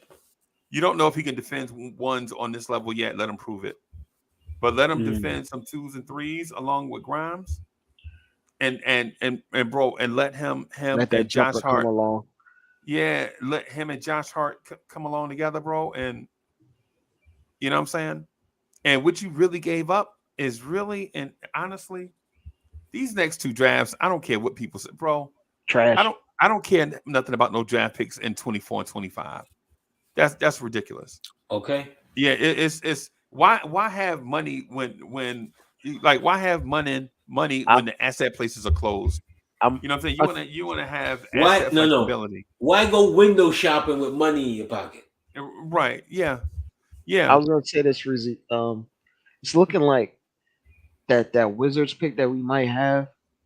The Wizards might be tanking, like they might be blowing it up. So you might as well just get rid of that pick. You might as well get rid of that one too, right? Yeah. It's looking like I just read some news and it looks like they might offload KP and let them guys. walk. Yeah. Just let them walk and build it all over from scratch. They want to build the Golden State model, bro. They who? Washington? Yes. When has Washington ever built anything? Right, but that's the reason why they bring in these 2 guys that are known for building. They have 2. They got the Clippers team president and the old Atlanta Hawks general manager. Well, we're not talking about pillars of historical success but out of those 2 franchises. But one comes from Golden State. I gotta see. Look, Washington. If I'm the Knicks or any other team, that's trying to do something, I'm looking to pluck whatever Washington wants to do, and I got draft picks. Right. Whatever they want to do. What I'm saying, what I'm saying is, don't knock it till you try it, bro. Let them get out there. Let's see what they doing before we say they ain't doing nothing. Let's actually see what they doing. You know what I'm saying? And then if something benefits us, let's see if we can work out. Like for instance, Dre, would you give them back their pick next year plus something for their pick this year? What is their pick this year? Ooh, good question. I knew you were gonna ask me that. Let me see. 8. Oh, for sure. So they pick 8 right now. I would give them 3 picks. I would give them their pick back. Oh no, would I give them 3 picks? Yeah, I could give them 3 picks. I would give them Bucks and one of ours. I give them one of ours. I'm not giving them the Pistons pick, bro. You can't have the Wizards pick and the Pistons pick. I said Bucks. You said Bucks. No. I'm talking about what I was talking about offering. Oh, okay. Got you. Yeah. Because at first I was going to say give it a Pistons pick. Then I was like, whoa, wait a minute. That might be something. Yeah. All of these damn picks. All of these picks. Look, Freezie, I'm telling you, I'm gonna keep it a buck. If the Knicks come back next year with the same all of these picks and not markedly better, right? I don't know what I'm gonna do with them, yo. Bro, I think I already know what Boston's gonna do, right? Boston's gonna let all these French guys walk and go get Bradley Beal and CP3. They're that close. They can afford to go get finishing pieces. CP3. They're that close. The Knicks need to get CP3, Freezie. The Knicks need to get CP3, Freezie. I had a conversation with Freezie. Freezie thinks they would start him and Brunson together. No. Talking about they could play them at times together, but what you want CP3 to do is what we talked about earlier. Lowry. Yeah, he you don't want to. He's not at. No, but he's not at the point in his career anymore where he can carry anything. Right. And that's been Phoenix's problem these last 2 years. When they gave him that deal off of that finals run, and I had this conversation then, he was asking me, you wouldn't sign him? I said, no, not to no major. He can't carry that load anymore. You have to have him in a role where you can allow him to get his rest to where when it comes to the playoffs, because those calves and groin injuries for him. He ain't doing that in the playoffs, bro. Because they depend on him too much. They depend on him too much. Please don't tell me your theory is that keep him healthy for the playoffs. That ain't what you're telling me, right? Absolutely. Over the last 7 years, if you had him on the Knicks team, you're not asking him to be Brunson. You're asking him to supplement. No, I'm asking. Only reason why I would bring CP3 in. It brings CP3 in so that we can get Brunson to the playoffs healthy. Exactly. I don't care nothing about supplement. Right. I don't care nothing about CP3 getting to the playoffs healthy because you already know what you're gonna get. Yeah, fine. He's not the star, but you're asking him to help pave the way for your star to be a star when you need him in star moments. Okay. All right. I'm not asking him to be a star anymore. I think Chris Paul's ego is gonna force him to go somewhere where he's gonna outright start. And plus, this is the ridiculousness of us even considering Quentin Grimes starting over Chris Paul. That blows my mind, bro. I can't even talk to that, bro. If y'all gonna talk about that, I gotta do something else. I'm gonna go knit a sweater or something. Of course he would start over Chris Paul. You wouldn't want Chris Paul to start. Bro, it's not about you not wanting Chris Paul to start. What I'm talking about is the ridiculousness of us talking about Chris Paul coming off the bench for Quentin Grimes. He would have to. No, I ain't want man. No, it's crazy. You Freezie. crazy. No. Freezie. No. Freezie. No. Freezie. No. You're gonna break him. No, I'm not. No. You're gonna break him down, No. Freezie. I'm not having this conversation. You're This gonna is break ridiculous. him down, Freezie. How you He's gonna 38 AD? because he's 38 years old. AD, okay, AD. Listen to what you're saying. Yes. You're telling me you're nervous about Chris Paul breaking down and starting a brittle dude in front of him? Who's 22 years old? Yes. Oh my God, this is ridiculous. Yes. Bro, this is Yes. You're telling me a dude made out of glass is gonna start over a dude that's brittle. Chris Paul has not at this age, Freezie. At this age, Freezie, you're not bringing it in. When's the last time you seen Grimes healthy? Come on, Freezie. Would you stop it? Come on, Freezie. Stop it. Bro, he's Stop it, injury Freezie. prone already, Stop and you're it, saying Freezie. He's you're a saying- young guy he's finding gonna his way in the NBA. he's gonna stay healthy, so Chris Paul will stay healthy. versus a 38-year-old guy. You would Nah, start man, him, Freezie. You would start him on the Knicks. No. Freezie, you would start Chris Paul on the Knicks. No, you're not listening. Again, you're not listening. What I'm saying is I don't even want to have a conversation about Chris Paul and Grimes, period.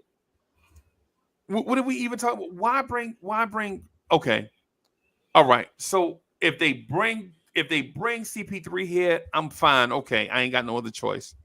But you telling me that I want CP3 here, and then I want him to come off the bench behind a dude that's brittle? No, I ain't. No, I'm not. No.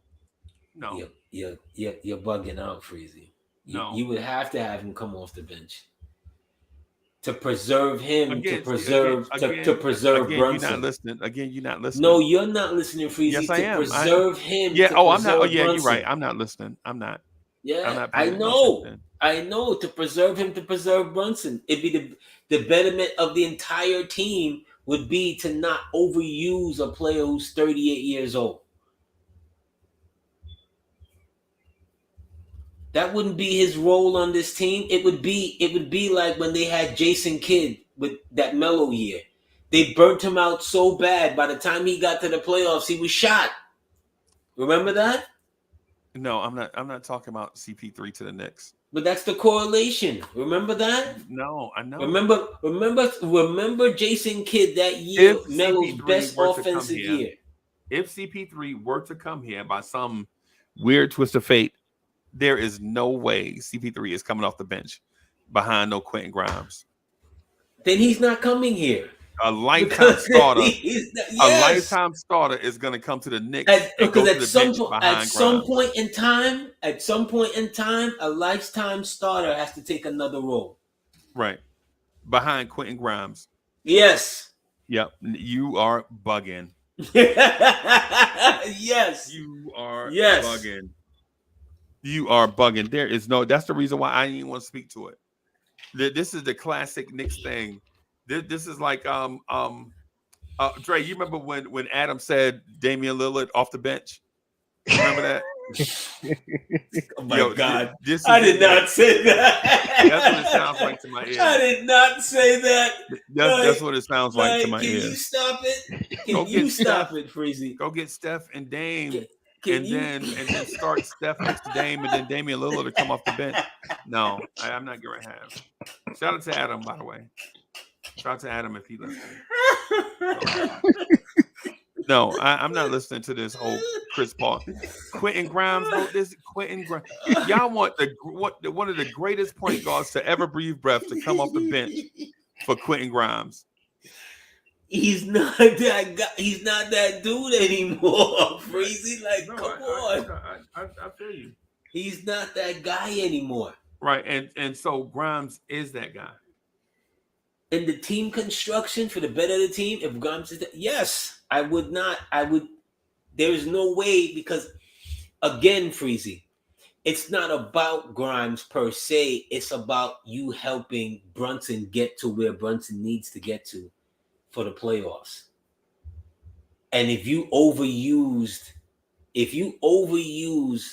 CP3, you're going to see what's going to continue to happen. If you brought him in here, you're bringing him in here to be that Kyle Lowry-ish role to get to the playoffs and in the playoffs. You're not bringing him in here to play 30 minutes a night. No way. Okay. Yeah. Damian Lillard off the bench. That's all I'm hearing. That's all I'm hearing, bro.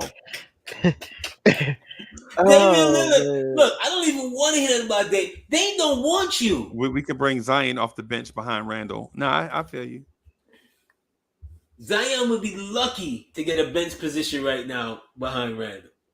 Right. Yeah. What I'm saying ultimately, man, is that only Knicks fans can dream up the impossible dream. And salute the Knicks fans for thinking that a lifelong starter, that Chris Paul is 38, is less of a player than Quentin Grimes at 23. Okay, Freezie. Move the Knicks out of the conversation. Chris Paul is getting dealt. Where is he going to a contender where he's going to start? Boston. Boston. Yep. And Boston's going to start.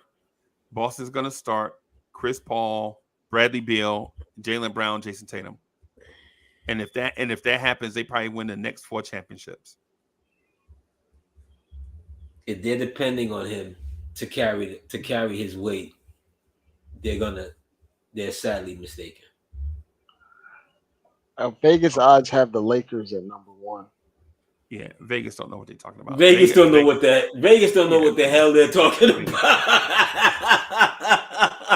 It said Lakers, Clippers, Sixers, Bucks, Timberwolves, Heat, Mavericks, Knicks, Bulls, Celtics, Spurs. Now would be a nice time to put some money on the Knicks. Yeah. And as soon as I heard the Clippers, I'm like, Vegas don't know what they're talking about. As soon as I heard the Lakers, I'm like, Vegas know what they're talking about. Yeah, they don't know what they're I'll talking say about. this though. Apparently, he wants to, like, his family's still in LA, so he's gonna think about it. I guess that's the rumor or hearsay.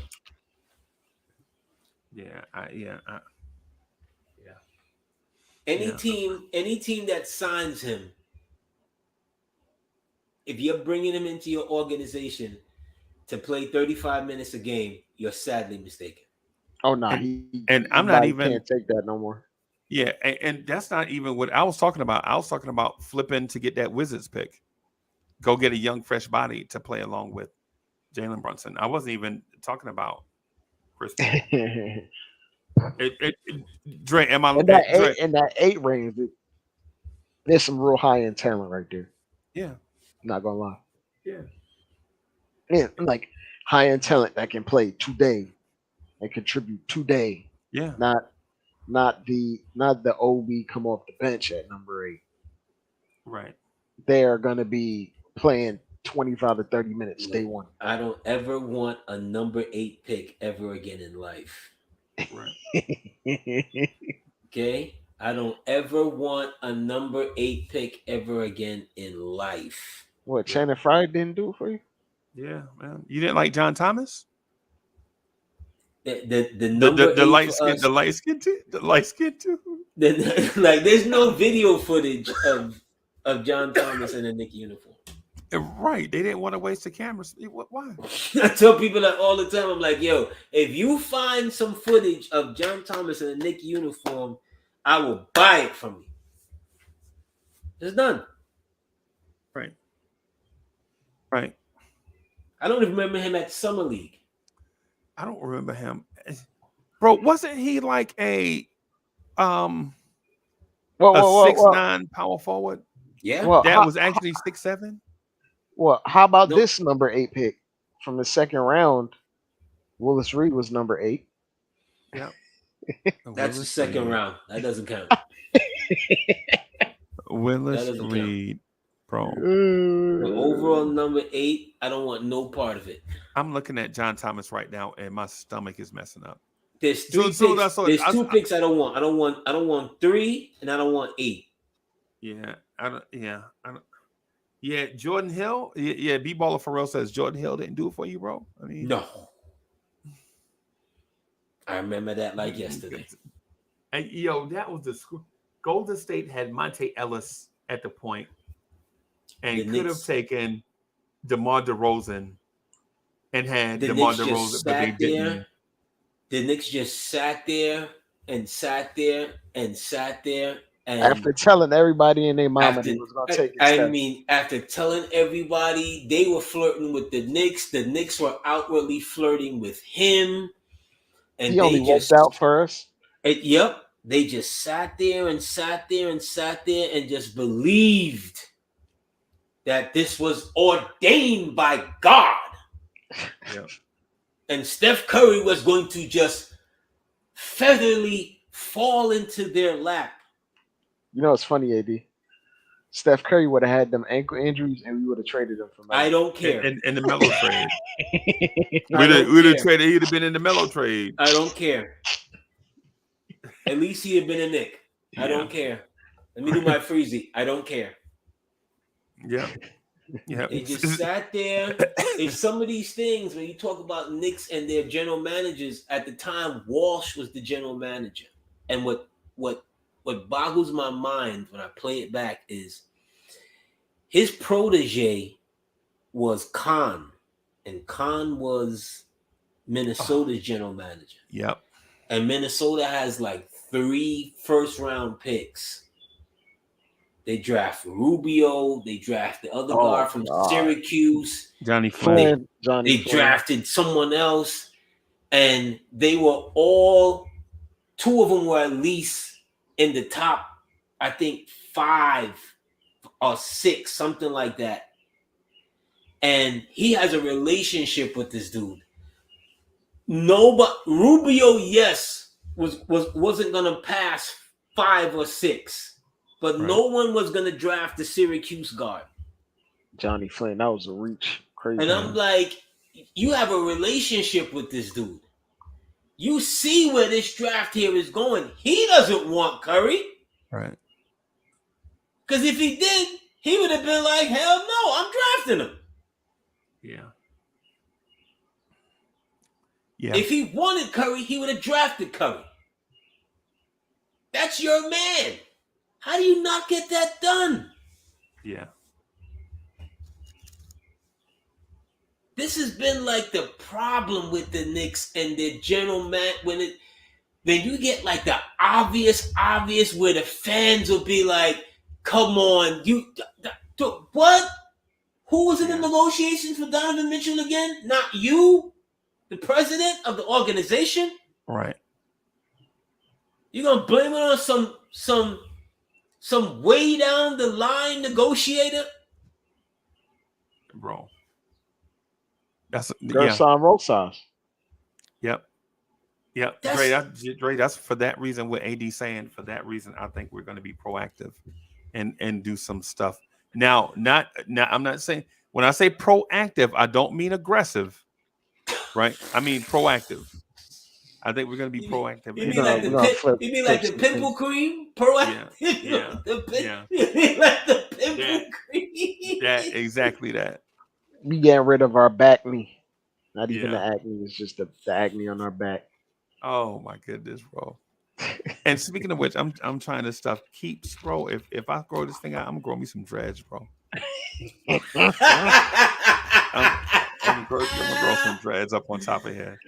You know what I'm saying? It's the little thing coming in the mail. You put the little drops on your head and rub it in your scalp every morning. Shannon Briggs, you can get these hands, baby. Oh, you see? Oh! Draw McGraw right there. Shannon Briggs. Yeah, man. Yeah, man. But yeah, I think the Knicks are gonna do something, man. I don't know exactly. I think they're gonna be proactive though. And so limited aggressiveness is what I'm thinking. Right. I don't think they're gonna do a high risk move to maybe disrupt the apple cart, but I think they will consider some variants of stuff. Right. And in that what they do, I think a reasonable mind, a smart mind could even imagine the Knicks moving off of maybe a couple of rotation pieces to upgrade. I agree. I can agree. You know what I'm saying? And so I don't know what an upgrade would look like per se. I hope it's a sign and trade where we sign and trade Josh Hart to another team. I would Pluto. You're gonna sign away Brunson's best man Yeah. on the team. Brunson gonna be alright, man. You're gonna get him. You're gonna make him upset out the gate. You're gonna make him upset. It got a chance to get Cam Whitmore. Yeah. You're gonna make him upset out the gate. Would you do that, Dre? Would you get rid Yeah, of I'm gonna replace him with a better Villanova player. Yeah. I could easily see that.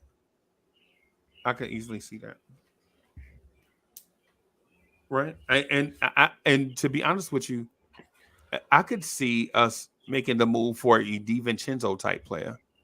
If you're gonna spend the bag on Josh Hart, why not get DiVincenzo? Wouldn't that make more sense? That's his man too. Wouldn't that make sense though in your mind? It would make sense, but we cornering the market on these 6'4" guards, aren't we? Okay, hey man. We keep scrounging them up. With our luck, they'll trade 6 first-round picks to go get Cason Wallace from Kentucky. Oh no! It would be like, wait a minute, did y'all legit just trade all those picks for Cason Wallace? And in reality, Josh Hart is more like 98, 99% chance gonna be back.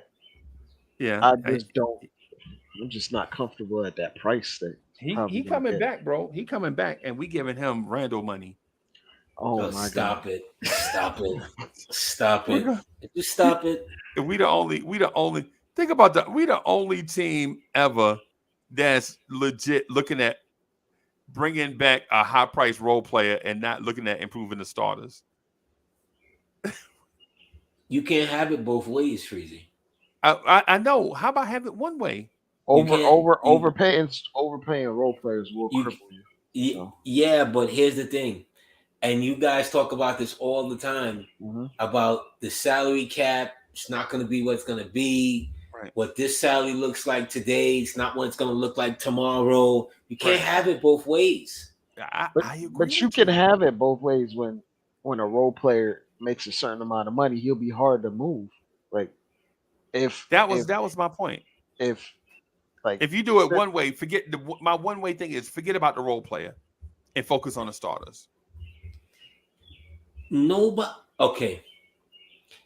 If you're talking about the starters, then we're gonna go right back to the Julius Randle, RJ Barrett conversation again. Mitch Robertson conversation again. That's the starters. It's everybody named Brunson. Would you do Mitch and think about this? Would you do Mitch and Grimes for Trey Murphy? No.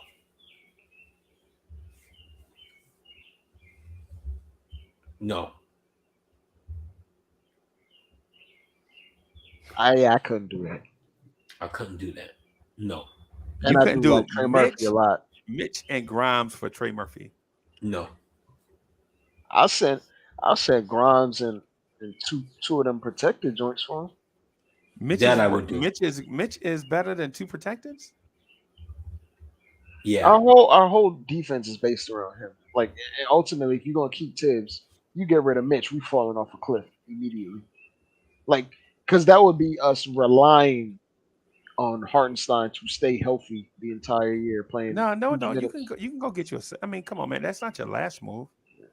You can get you a center. Like the best center available right now is how you like Naz Reid? You've heard me mention him before. I like Naz Reid. Right. I mean, if you trade Mitch and Grimes for, and I'm not a proponent of it. I'm just throwing this out there. If you go get Mitch, if you trade Mitch and Grimes for Trey Murphy, that's not like you don't just pack up and go home after that. You can do something else. It's okay. Yeah. You'd have to be doing something else. Yeah, you can't just leave that. You would have to be doing something. Yeah, because you're not gonna put Obi at the 5. You would be, but that would be but you see, the thing is, a trade like that's like the beginning of the carving. It's like the beginning of cutting the turkey. Yeah. You know what I mean? It's pace. Yeah, you're just because now you gotta. And how He's y'all not. like? But AD, how you like Jericho Sims? I don't. I like Jericho in a supportive role. Right. Jericho Sims is damn near the same age as Mitch. I Yeah. like Jericho in a supportive role. I Yeah, think you he like could him in get. a supporting role, right? Yeah, right now, and I think he could get better. Yeah. I think he could get better, but I like him in a supportive role. But he comes in, he's basically coming in like a more athletic, even which is hard to believe, a more athletic Mitch. He's not giving you anything offensively facing upwards. He's a different kind of defender defensively because Yeah, he's like 6'8", 6'9". He yeah. could jump out the gym, but the length legitimately matters. Like That Mitch, has to Mitch that has to terrifies matter. guys without jumping. That has to matter for the Knicks. They got to get something consistently offensively from the center position this season. And You don't like Hartenstein's answer, offense? and I I like Hartenstein's offense, but again, he's not you're not running anything off the pick and pop for him to pull up and take a 15. Him is just more so of the high pick and roll passing. He the gets the Joakim back Noah cuts. stuff. Yeah, he does the back cuts well. He can handle the ball. He knows how to roll. He knows how to roll to the hoop. He's gonna get his hand. I don't know where. It seems like he gets extra hands. Yeah, because he can get his hand on the ball, tipping it, keeping it alive type of player. But you see what I'm saying? But that's only for a certain amount of minutes. 20, 24. Yeah. Who you talking about, Hartenstein or Sims? Hartenstein. Sims is an emergency center to me. Yeah, I don't think you even. You just need Hartenstein to beat Bill Winnington. That's it. Luke Longley, Andrew Bogut. You know what I'm saying? You don't have to win it. You don't have to have a center like that to win a championship. Oh, he's not as good as Bogut.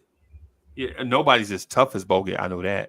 Yeah, Bogut was that man. Yeah. You remember when he broke his shoulder and played dude broke his shoulder, played the rest of the game, and then you hit after the game. Yeah, Andrew Bogut is out in a month. He broke his shoulder. When? Yeah, during the game. Yeah, during the game. Bogut was just one of those dudes that injuries really robbed him of. He was an offensive threat when he got to the league, and then he got to the Warriors. Was like, I don't need to shoot at all. I'm gonna set these legal screens, and I'm gonna get these boards, and I'm gonna protect the rim. That's it. I think he dumbed himself down to stay healthy. Yep. From what at that point in his career, because Knicks fans know there was a night where he caught Amari on a Wednesday night. And when I tell you that man destroyed Amari Stoudemire, that man blocked his shot. That man did. Oh my God! That man treated Amari like he was his son. Yeah, that man destroyed Amari Stoudemire on a win. Amari had a stretch that season where he ran into Bogut. And he ran into Kevin Love. Kevin Love gave him 30 and 30.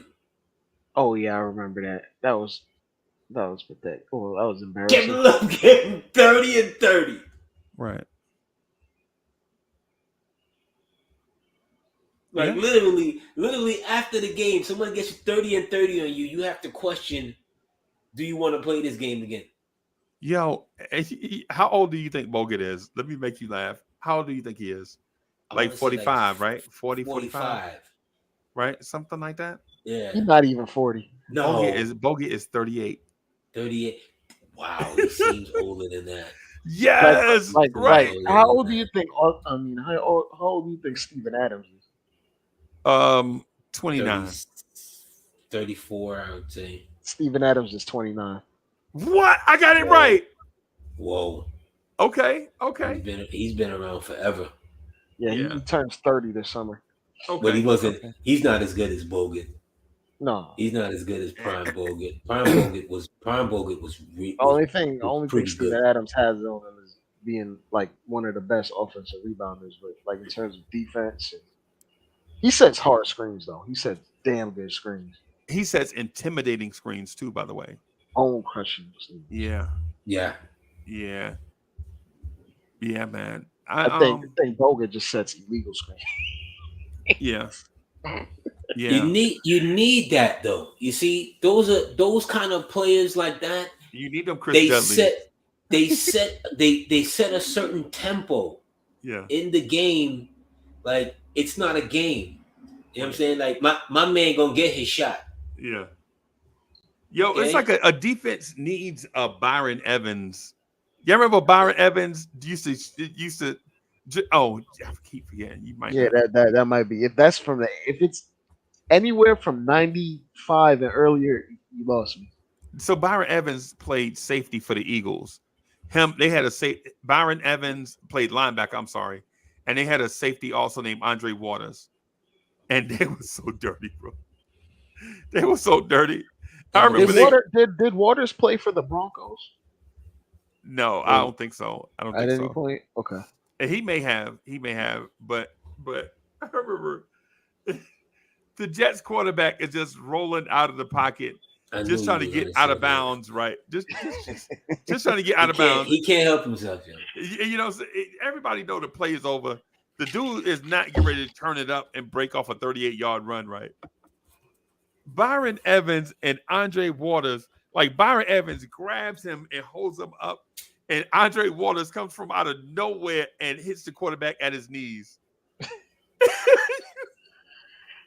Like, these got to be the dirtiest, bro. I mean, it's funny because it's a Jets quarterback, right? It's extra hilarious because everything that's funny always happens to the Jets. But bro, come on, man. You can't help yourself. Come on, You're a tortured soul.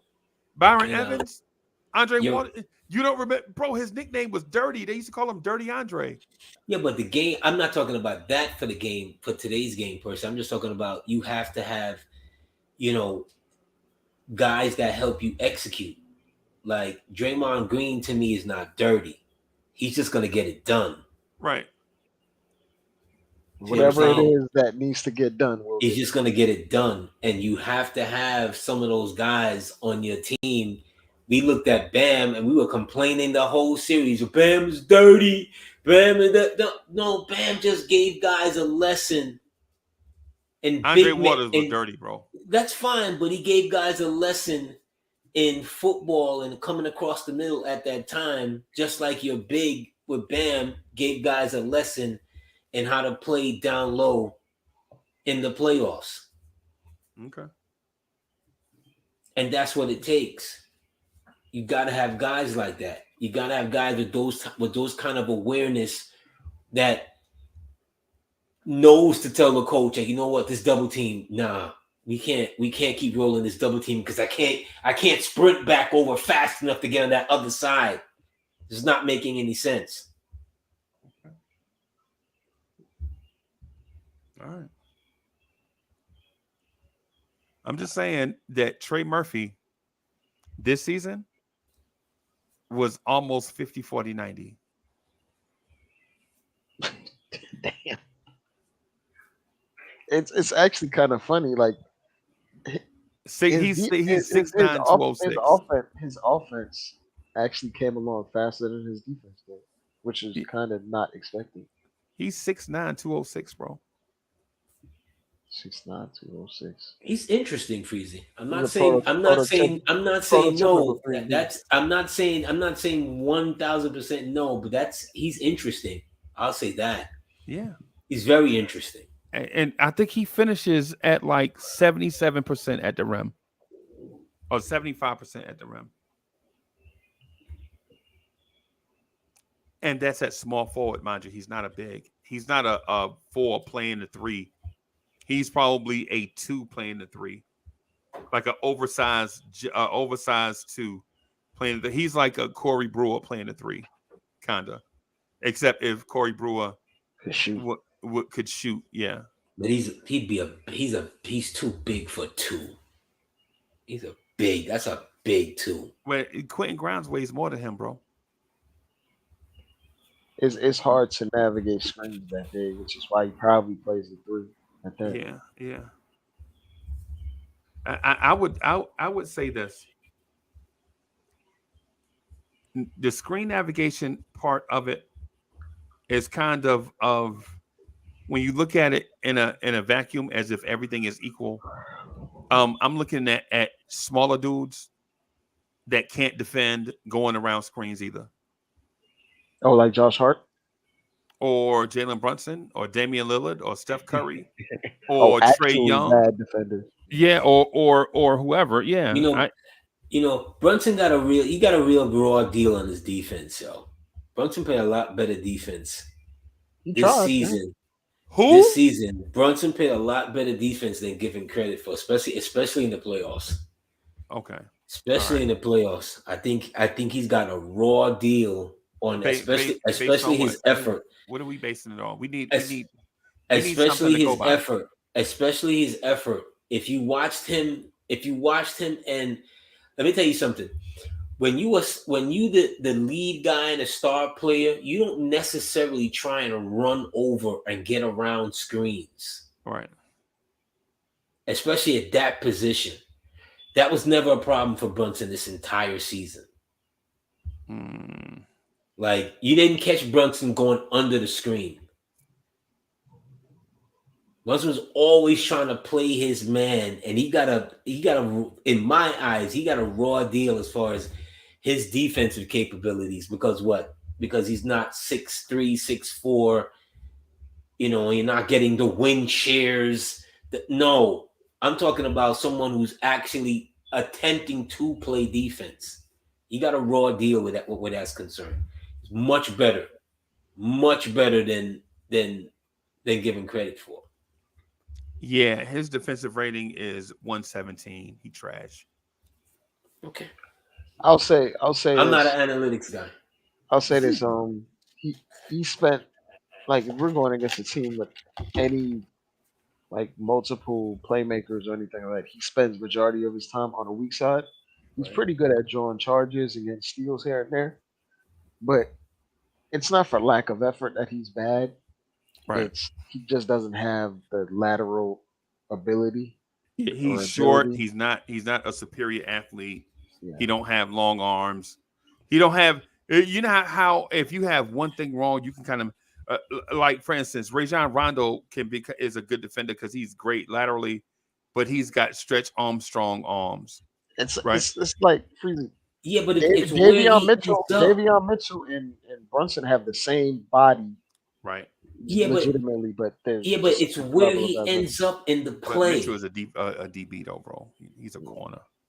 No. When I talk about numbers, it's like, on paper they're just listed 6'1", 200 or whatever, right?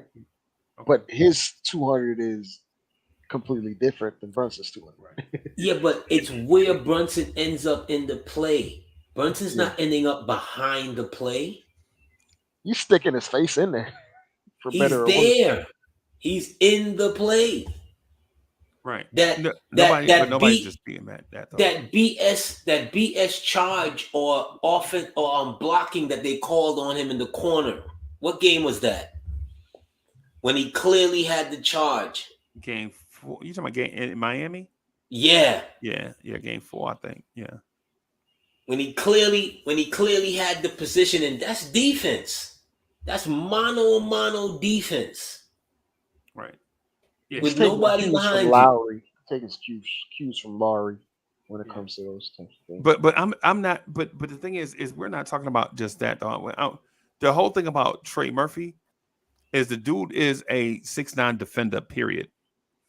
Right, through athleticism, length, and effort. Right. But to say that he might not, because he's tall, I don't know, Dre. That's unfair.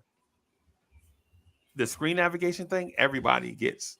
I mean, you show me a great screen. I'm you saying show me a great screen navigator. I mean, I put it this way, Freezy. Most really good screen navigators are anywhere between 6'3" and like 6'6" at best, at highest. Like Yeah, it's a higher chance of that guy being a good screen navigator at those or they're sizes. super thin, like Mikal Yeah, Bridges. real thin. Yeah, Yeah, like Trey Murphy. yeah. You wish you could get Mikal Bridges today. No, I would rather have Trey Murphy. Than Mikal Bridges? Yes, Seriously? yes, Today, yes. today plug and play right now. Today I'll take Oh, No. okay. So Kyle Bridges because he can get his own bucket. I Trey, know. Trey is still on his trajectory. Like at the same age, he might pass Kyle Bridges. At the same I know who Mikal Bridges is. I know what he can do. What I'm saying to you is the price for Mikal Bridges oh, is significantly more than the price for Trey Murphy III. And it should be. Yeah, It should be right now. and you bring in Trey Murphy III right away, just to plug in between Randall. You could probably for Trey Murphy, you could probably pay Grimes and Obi for that, right? To get Trey Murphy, and then now you got now these conversations that we're having about Brunson, we don't have them no more. Oh, well, I'll say this though, Freezy. The way you describe him, right? Young 3-and-D rookie contract, near 50, 40, 90, 75% at the rim. Those guys go for a premium. And that's more than just Grimes and Obi. That's Grimes and Obi and a pick, in my Okay, opinion. okay, do it. Yeah. Do it, because I'm doing that. let me. Has Grimes showed you he gonna be that guy yet? No. Has Obi showed you he gonna be that guy yet? No. No. Have the Knicks ever drafted a guy outside of Pat Ewing? Have the Knicks ever drafted a guy that you can turn into a superstar and you know he's a superstar? No. So I'm just doing. Steps. KP. I was gonna say KP. Did Porzingis average 25 points a game with us yet? No. Chris No, Stapps made an All-Star game now. He did. He made an All-Star game in a down year. He did have the trajectory though, Freezy. He did have the trajectory to be that. Then the knee. Yeah. Yeah. And not just the knee, but it wasn't the knee, it was his attitude. That's what cost him overall in his Knicks tenure. Right. Yeah. Yeah. So my thing is though, with a Trey Murphy, I'm doing that. Oh, I'm doing that all day. But like Dre said, that's gonna cost you more than Obi and Grimes. So okay, so now we worried about paying for. No, I'm not worried about it, but because the price of Mikal Bridges. Yeah, but the Knicks they've already shown a version to throwing in. They're stockpiling picks. I don't know for what. No, they're stockpiling picks to give one away for Josh Hart. Yeah, that's what we do, bro. That's what we do, bro. I think we're gonna offload a few of them though. It wouldn't shock me if you offloaded a few of them. Oh my god! Yeah, we gonna mess around and take them picks and trade them for Bradley Beal, and have y'all really upset in here. Oh no! We gonna trade 6 picks for Bradley Beal. You know what? I wouldn't be upset. At least you showed me you're doing something. I would be totally upset, bro. I would. Don't just do something to do something, though. I would jump my fat rump in front of the honey bun truck, bro. if I'm gonna go out with a bang, bro. If I'm going to the upper room, I'm going to the upper room on a honey bun, bro. He's going up there with a story to tell. Yes.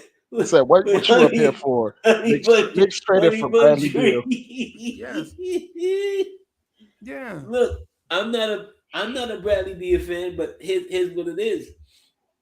If you're telling me that Washington wants to start over and they're willing to take up a couple of picks for him, and you're not moving Randall or whatever, I'm doing that. No BS. I would take Zach LaVine over Bradley Beal.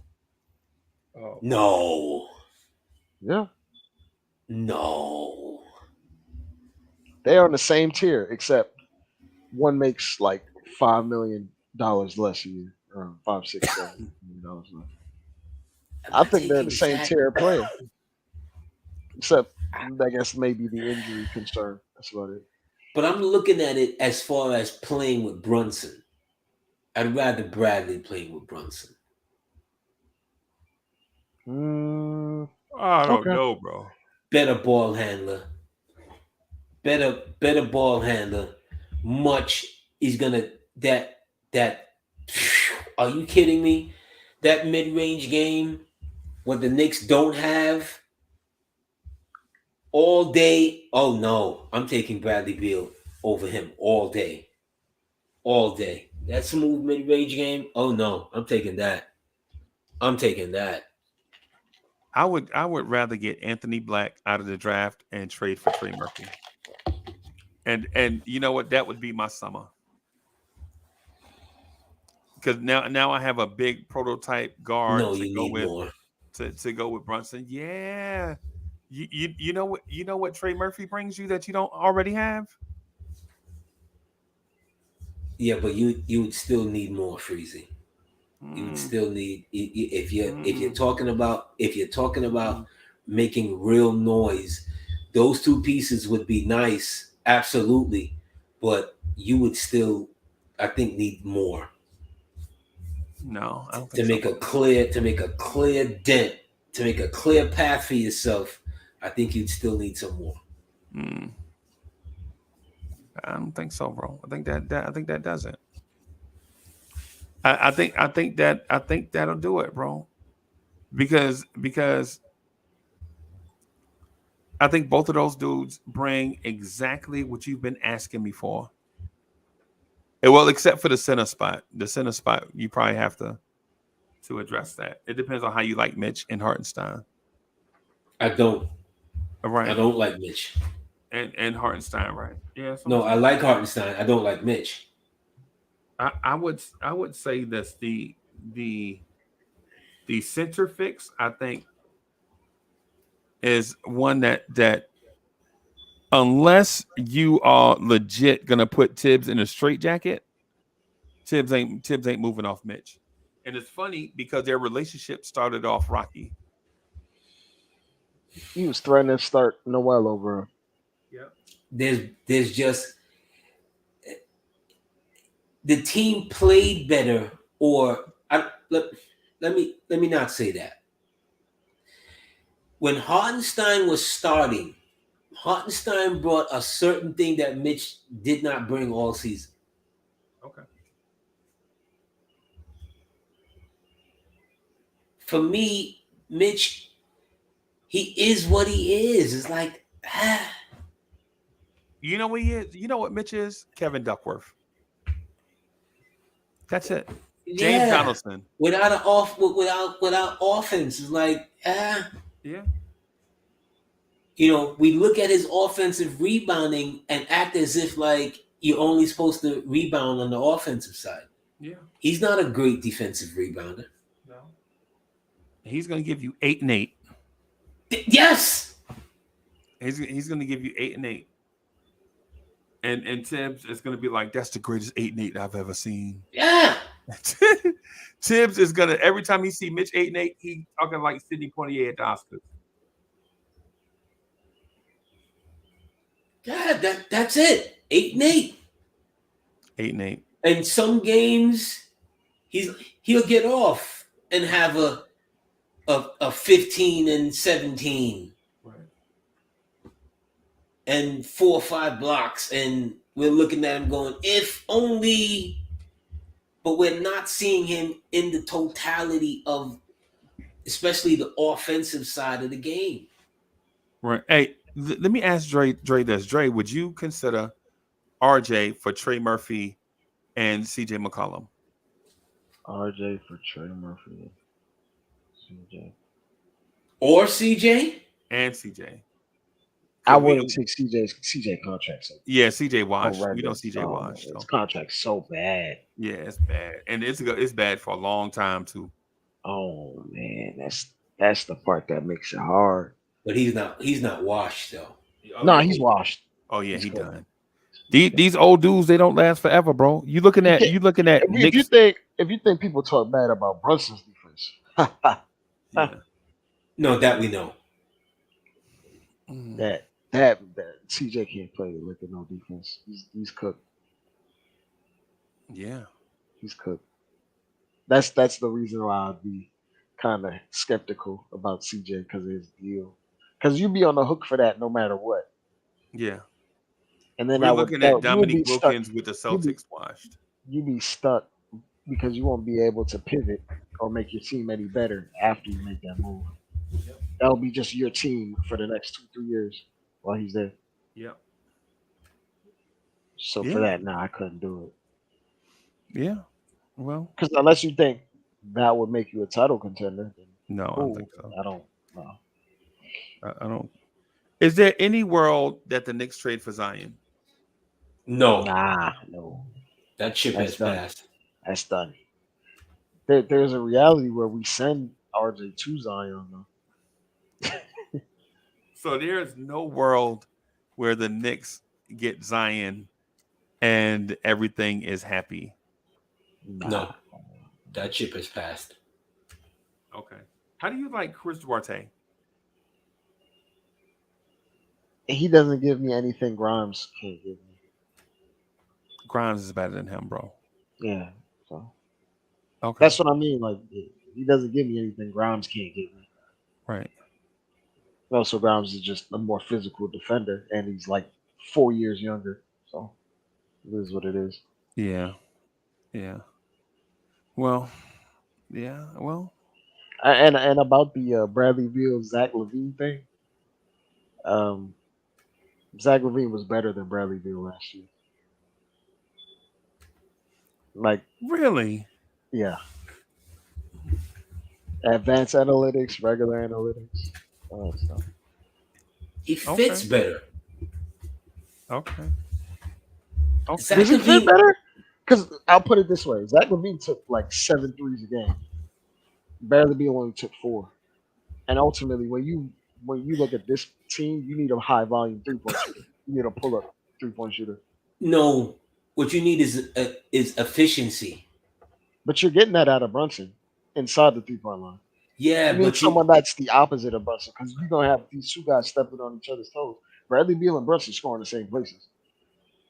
Yeah. no, Yeah, they do. no. Yeah, they do. They Bradley both Beal- play both Bradley sides Beal of the loves court. Bradley Beal loves his floater. Bradley Beal loves his mid-range shot. Brunson takes almost as many threes as Bradley Beal does. But that's that's what we were asking for Grimes to grow into. Be more than just the 3-and-D guy. You see what I'm saying? Bradley Beal gives you that. He's much more than just the 3, than just like sitting in a corner. You would have to respect his game. He can get his, off, on ball or off ball. Like we said this earlier about Brunson. Brunson doesn't necessarily need to be on ball. No. I think Zach LaVine can do that too, though. Yeah. Zach has for me when I watch Zach's games, he has peaks. And Zach has always reminded me of like a lesser Vince Carter. He has peaks and valleys for sure. His peaks and valleys. I just think he know how to pick his spots. I think they're very, very comparable players, like extremely comparable. Freezie, I'm gonna send you a comparison in a private chat. It's on StatHead. I'm gonna drop it so you can look at it. It compares both of them their last season last year. You could look at that too, AD, if you want. Mm-hmm. Okay. You'll see he kind of outweighs in multiple stats, just the overall. How many games Zach played the last 2 years? Last year Zach played 77 games. Yeah. That's a lot for Zach. Yeah, it is because he missed 4 out of the first 11 games, That's a lot. and That is a then he lot for played Zach. every single game after that. Yeah.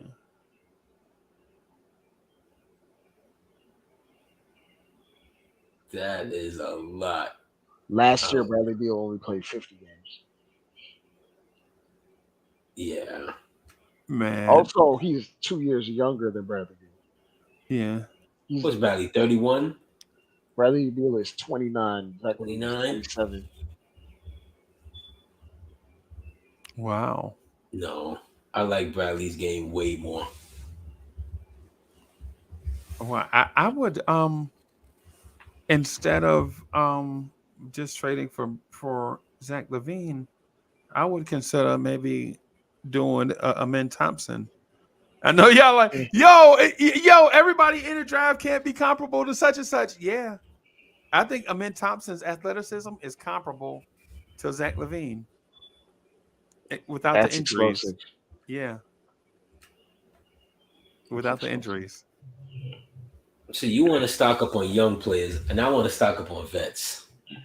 Well, I want vets. proven NBA players. I want proven. I want proven because I think, again,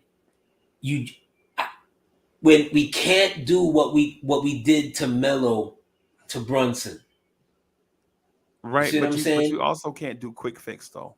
Yeah, but Freezie, we gotta have guys that's gonna be on his timeline. No, you don't. And yes, because No, you when don't. you bring in a young player, no matter how good, okay, every young player still has to be oriented into the league. No, you just need 3 guys on his timeline. The rest of the roster don't matter. Right? Your key players need to be on the same timeline. What 3 right? are on Brunson's timeline? Like Mike, Scotty, and Horace Grant need to be on the same timeline. Exactly. Right? What 3 are on his timeline? But Bill Winnington, Robert Parrish, John Sally, Dennis Rodman, all them dudes, they didn't have to be on Mike's timeline. Give me the 3 on Brunson's timeline. Get whatever 3 you want.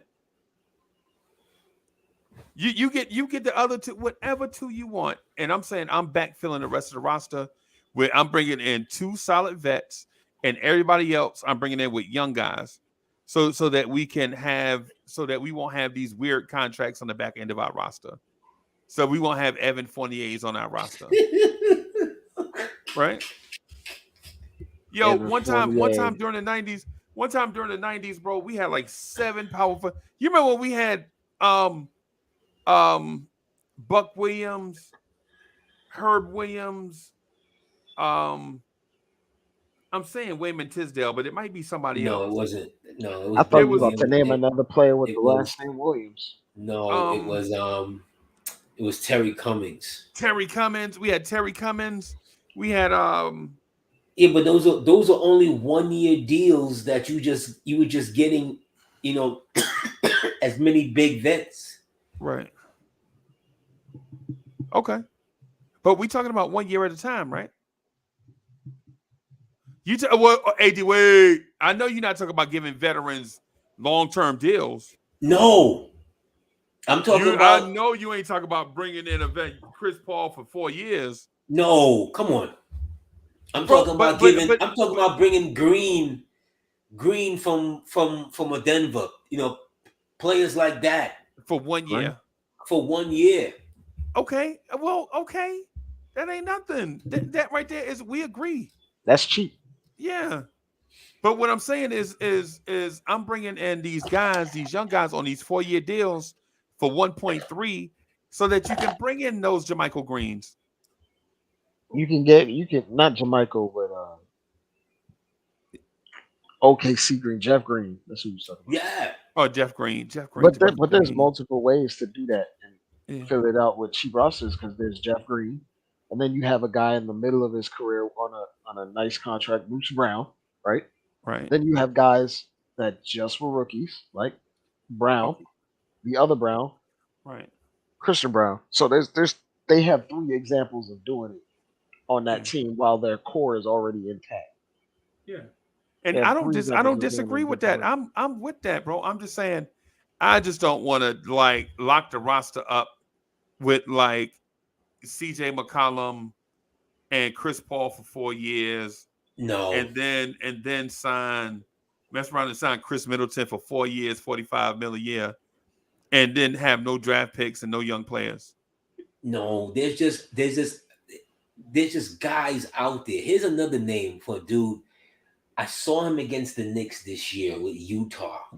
What is his name? Talon Horton Tucker. THT. Right. I saw him and I was looking at him again recently. I'm like, dude, Tibbs be having wet dreams about THT, bro. there's a dude right there. And you know he's a free agent this year? This is my qualms with him. Like the idea of him is better than what he actually is. Yep. And when you give him to Tibbs, Tibbs is gonna just let him run ISO, and then he's just gonna look All bad. game. Here's the thing though. When you a player like that you're bringing in off your bench with your guards, forward rotations, and so forth, he can get his shot in half court, up tempo, doesn't matter. He's offensively talented. He's just not consistent. Like He's not consistent with that. That Utah team. You know why he's not consistent, bro? He's not really a good shooter. Because he's matchup dependent. He's matchup dependent. When the matchups don't go his way, he disappear. But when the matchup goes his way, he exploits it. This is what I'll say. Like, do you want that on the Knicks roster? A dude that's matchup dependent? I think you could use him. You could use a player like that because his skill sets are such that there's gonna be a couple of nights, 3, 4, 5 nights in a row where he can carry you. I'll say this to his game.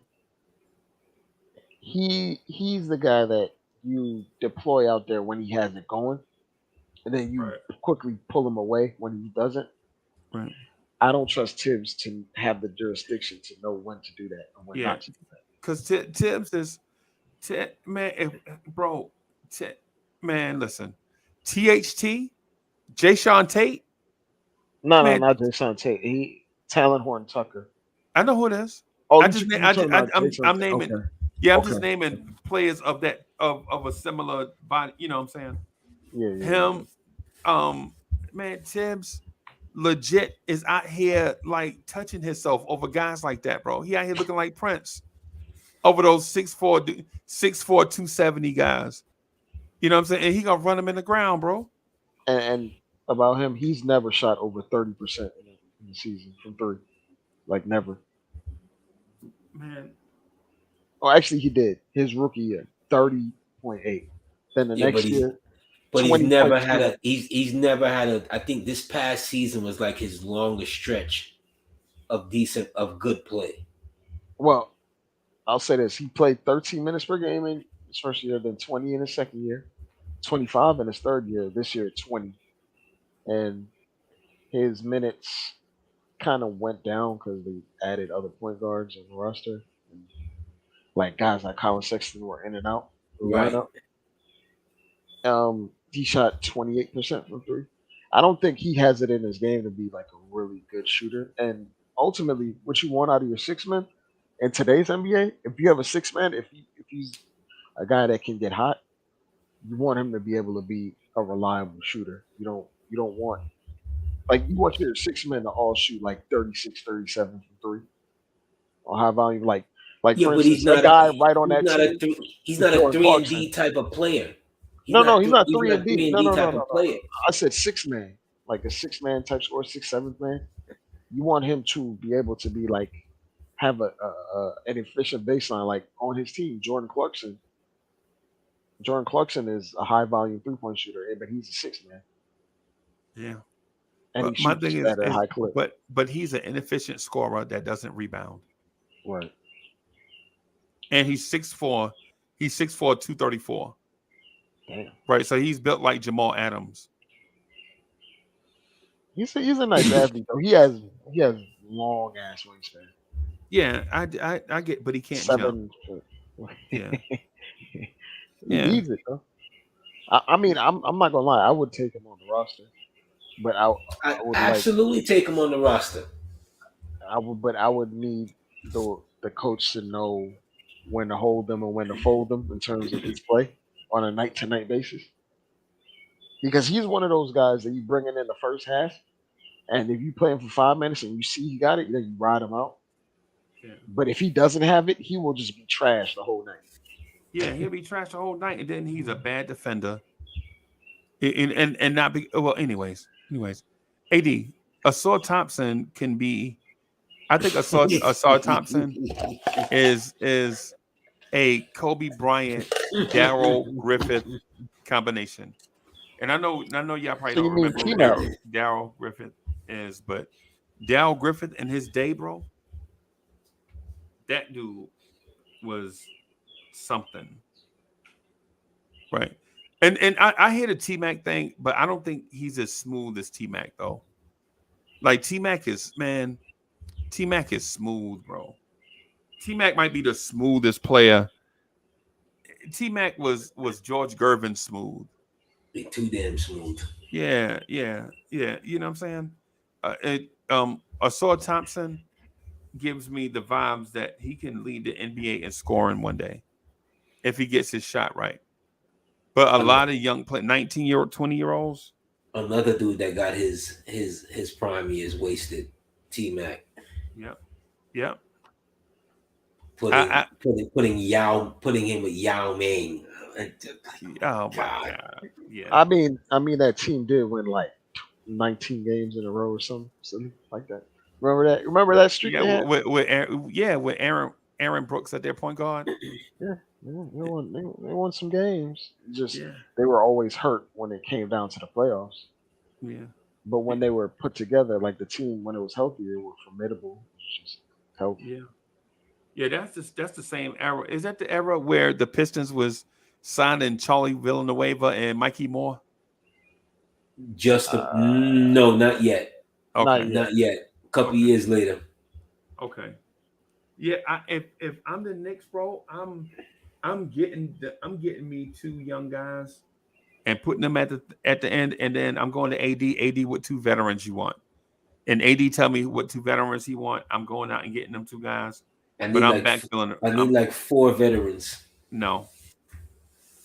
I need like 4 veterans. No, we ain't doing that because now you blocking the young kids. You can't do that, bro. Yeah, because they're gonna have to earn their way. I need like 4 veterans, and from your 2 young guys. Because now you're doing quick fix. You can't do quick, man. No, I'm not doing that. But what I'm gonna do is a tidal wave of guys. Like, I want good players. I'm saying, like, I want guys that like, for instance, if it's not a Chris Paul, maybe I go to, Charlotte and ask about Rozier. You see what I'm saying? You need to have. I'm sorry, the way how I see things, like, you need to have good players in key positions in order to get to that next step. Right. I'm not depending on young guys. I'm gonna have a young. I already got young guys. So if I'm not moving some of these young guys out, if you're telling me that we're bringing on new young guys, I just can't depend on young guys to be more than, fringe type players in key moments, especially first year guys. How often do you see first year guys really contribute to a championship like squad? I agree with you there. Yeah, you understand what I'm saying? Like, in those moments right there, like, even Grimes, who's a second-year player, right, he had some moments where I was like, oh my God, what are you doing? Right. And it was nothing more than it's his first time, and he's a second-year player. Right. See what I'm saying? Like, fans may shudder to the name of Alec Burks, but you know what? I got a veteran that I'm not asking him to compete with Brunson or whatever, but if I got a veteran guy, right, who can hit a tough free throw, and I could play him in that role that he was meant to be played in. Yeah. guess what? Hey, Dre, you hear what that man said? That man said, "Bring back." I just threw out a name Burks. out there just AD. Yo, Man, Knicks fans know how to hold a grudge, yo. somewhere Alec Hoodie Burks, Kev is rolling in his hospital yo, bed. Alec Burks, if you remember this, right? When one of Leon Rose's most shrewdest signings, when they first signed Alec Burks, they gave him a 1-year, $6 million deal. Yeah. Right? He Yep. outplayed the 1-year, $6 million deal. Yeah. To the tune of they then give him a 3-year, $30 million deal. That was the problem. He overreacted. Well, Yeah. Totally. If we you about think he to do that with overreacted Josh now, they're gonna give Alec Burks like 4 years, $70 million to come back. No. That's Josh Hart money. They can't Nah, go they're gonna give Josh Hart 4 years, 102. Yeah, I promise you, bro. I promise you. I wouldn't be surprised because that's been his MO. You know, D Rose has a good half a year. Give him 3 years, whatever. 52 million. You know, Noel blocks a couple of shots, whatever. Give him 3 years, whatever. Like he gave out Christmas gifts in August a couple of years ago. Yep. I can see. Yeah, this summer's press conference is going to be Alec Burks, Reggie Bullock, and Josh Hart all in the same press conference. Oh my God! Yes. You about to make me turn my computer off. I almost made you throw the computer out the window, right? Don't do that. Man. Like he threw the computer out the window and didn't even let the window up.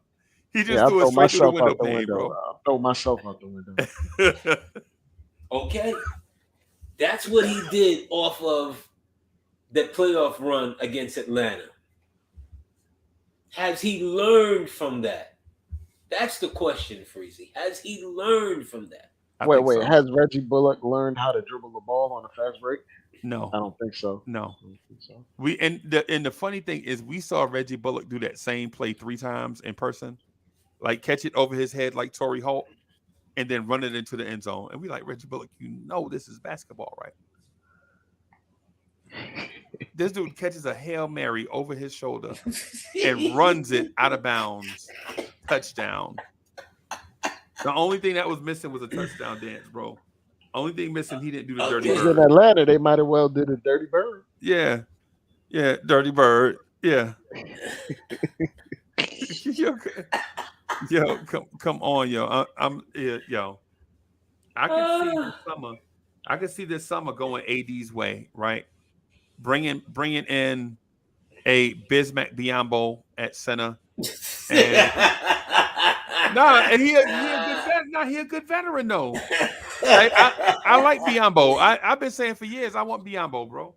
Like a Bismack Biyombo, a Alec Burks, a Josh Hart, and a Reggie Bullock. Right, those are our free agent signings during the summer, and we giving them all 4-year deals.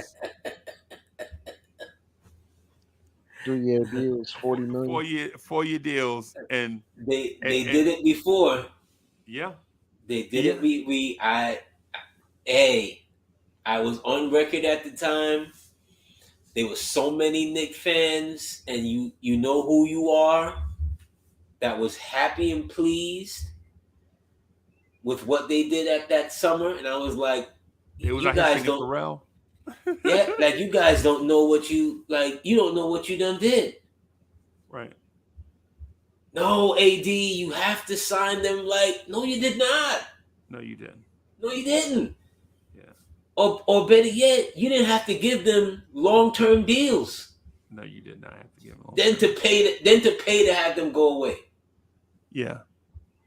And AD, and the thing is, right? And I'm trying to get Dre accustomed to what's happening. And I don't think he, you know what I'm saying? I don't think he's mentally prepared for it because he's protecting himself. And I respect that. But every summer, bro, we like giving somebody something and you like, what the hell just happened? It's like the car crash. You can't believe that it's happening in front of you. You remember the Austin Rivers contract? Oh my God. Quivers? Yes. You know, And over and over and over again. yo, they signed Austin Rivers. They signed Austin Rivers, Taj Gibson, Alfred Payton. They cut him and brought him back. And then Yeah, the next year they traded for Evan Fournier. They traded 2 second-round picks in a sign and trade Oh for Evan God. Fournier, and then gave him 4 years, 72 million. yeah, And then when we were like, well, what are we gonna do at point guard? They signed Kemba Walker. yeah, yeah. Bro, hey man. This summer, maybe not this summer here, not so bad though. I don't think they messed up bad It, this summer. it hasn't started yet for them. No, I'm talking about last summer. I'm Well, talking about the summer. Last summer, Freezie, if there's anything to say about relationships, you took advantage of a pre-existing relationship that you had with Brunson. Yeah. And more than that, he wanted to be here. Right. You see, Right. that's what kind of shines the light over everything else that this organization has done, because they really haven't done anything outside of Brunson. Right. I mean, They didn't draft RJ. They didn't bring Randall here.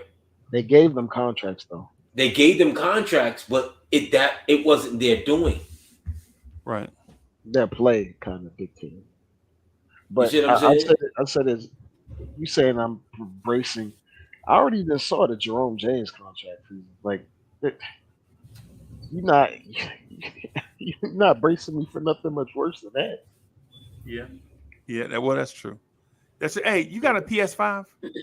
I definitely do. You got 2K23? I do now because they had it on the PlayStation Store free, so I just downloaded it. Yeah. Okay. I want to do the annual all-time NBA draft. Were you here last year when we did the all-time NBA draft? I saw it happen. I didn't get a I chance saw to it watch the happen. whole thing. It was some of the worst drafting That you have ever seen, right? that I've ever seen. I think Kareem Abdul-Jabbar lasted to the 3rd round. To the Yeah. But Hell. I can't remember whose team it was that I was really happy about. I was really excited about when I saw them. I was It like, was oh, mine, yeah. probably. It was probably mine. I No, think because you didn't draft Elijah. No, I didn't get to draft Elijah Wan. No, it was the person who had Elijah. No, I liked your team. I remember your team. Yeah, I think you had Magic. You had Magic and Kareem. Yeah, Magic, and Kareem. my wing players were Dr. J and George Gervin. Right. And I couldn't find a power forward. And then they messed around and let Charles Barkley land. I think I drafted Charles Barkley like in the 7th round. Okay. I think the cat that had Elijah, I think he had Elijah, LeBron, KD. No, the dude that had KD had a bunch of young players. It was like the KD team had Steph, KD, and no, but I definitely want to be in that all-time draft. Yeah. Same. Yeah, we got it. Yeah, so we generally do it around draft time, and so what I want to do is get everybody together and start pitching it and maybe do it like on a Saturday night, where because no matter how many times you explain the rules, right? No matter how many times you explain the rules, cats wait till they pick and then ask you to explain all the rules. You like, wait a minute. You wait till you on the clock for us to explain all the rules to you. Yeah, man. I just got a question. No, bro, you hold up the draft. So yeah, so maybe what we'll do to maybe what we'll do this week. It's Thursday. So we probably won't be able to do it by Saturday. Maybe maybe we can do it. I definitely want to do it on a weeknight. I mean, on a weekend night. I don't want to do it. I don't know. Weekday may be better because this is the summer and it's maybe like a Sunday night. Maybe like a Sunday night, like 8 o'clock or something. Yeah, actually, that makes the most sense. A Sunday night, evening, whatever. Yeah, maybe we can do that, and we can get the grid pulled up and all of that, and do that. And I'll start. You know what? Y'all free Sunday night? Sunday I'm good. Yeah, I'm good Sunday. I should be good Sunday evening. Yeah. So if y'all good Sunday night, I'll let everybody know Sunday night that we drafted Sunday night, and then I'll do the draft lottery on Friday, maybe on Friday morning's show. Like once I get everybody's name, and then we'll do the draft lottery then, and then we can rock and roll from there. Cool. Yeah. But right now I got to get out of here. I got some testing that I'm working on. All right, yo. Some stuff. Hey, so Blorange Tears. The reason why the schedule is inconsistent is because I'm doing state certification stuff. So y'all bear with me while I'm going through the studying and the testing for that. And then once we get over that, then then there'll be another period where I'm trying to figure out scheduling. And then after that, it should be smooth sailing. So by July, we should probably be back on track with everything. Thank y'all for watching. We're going to get out of here, y'all. Peace. Peace.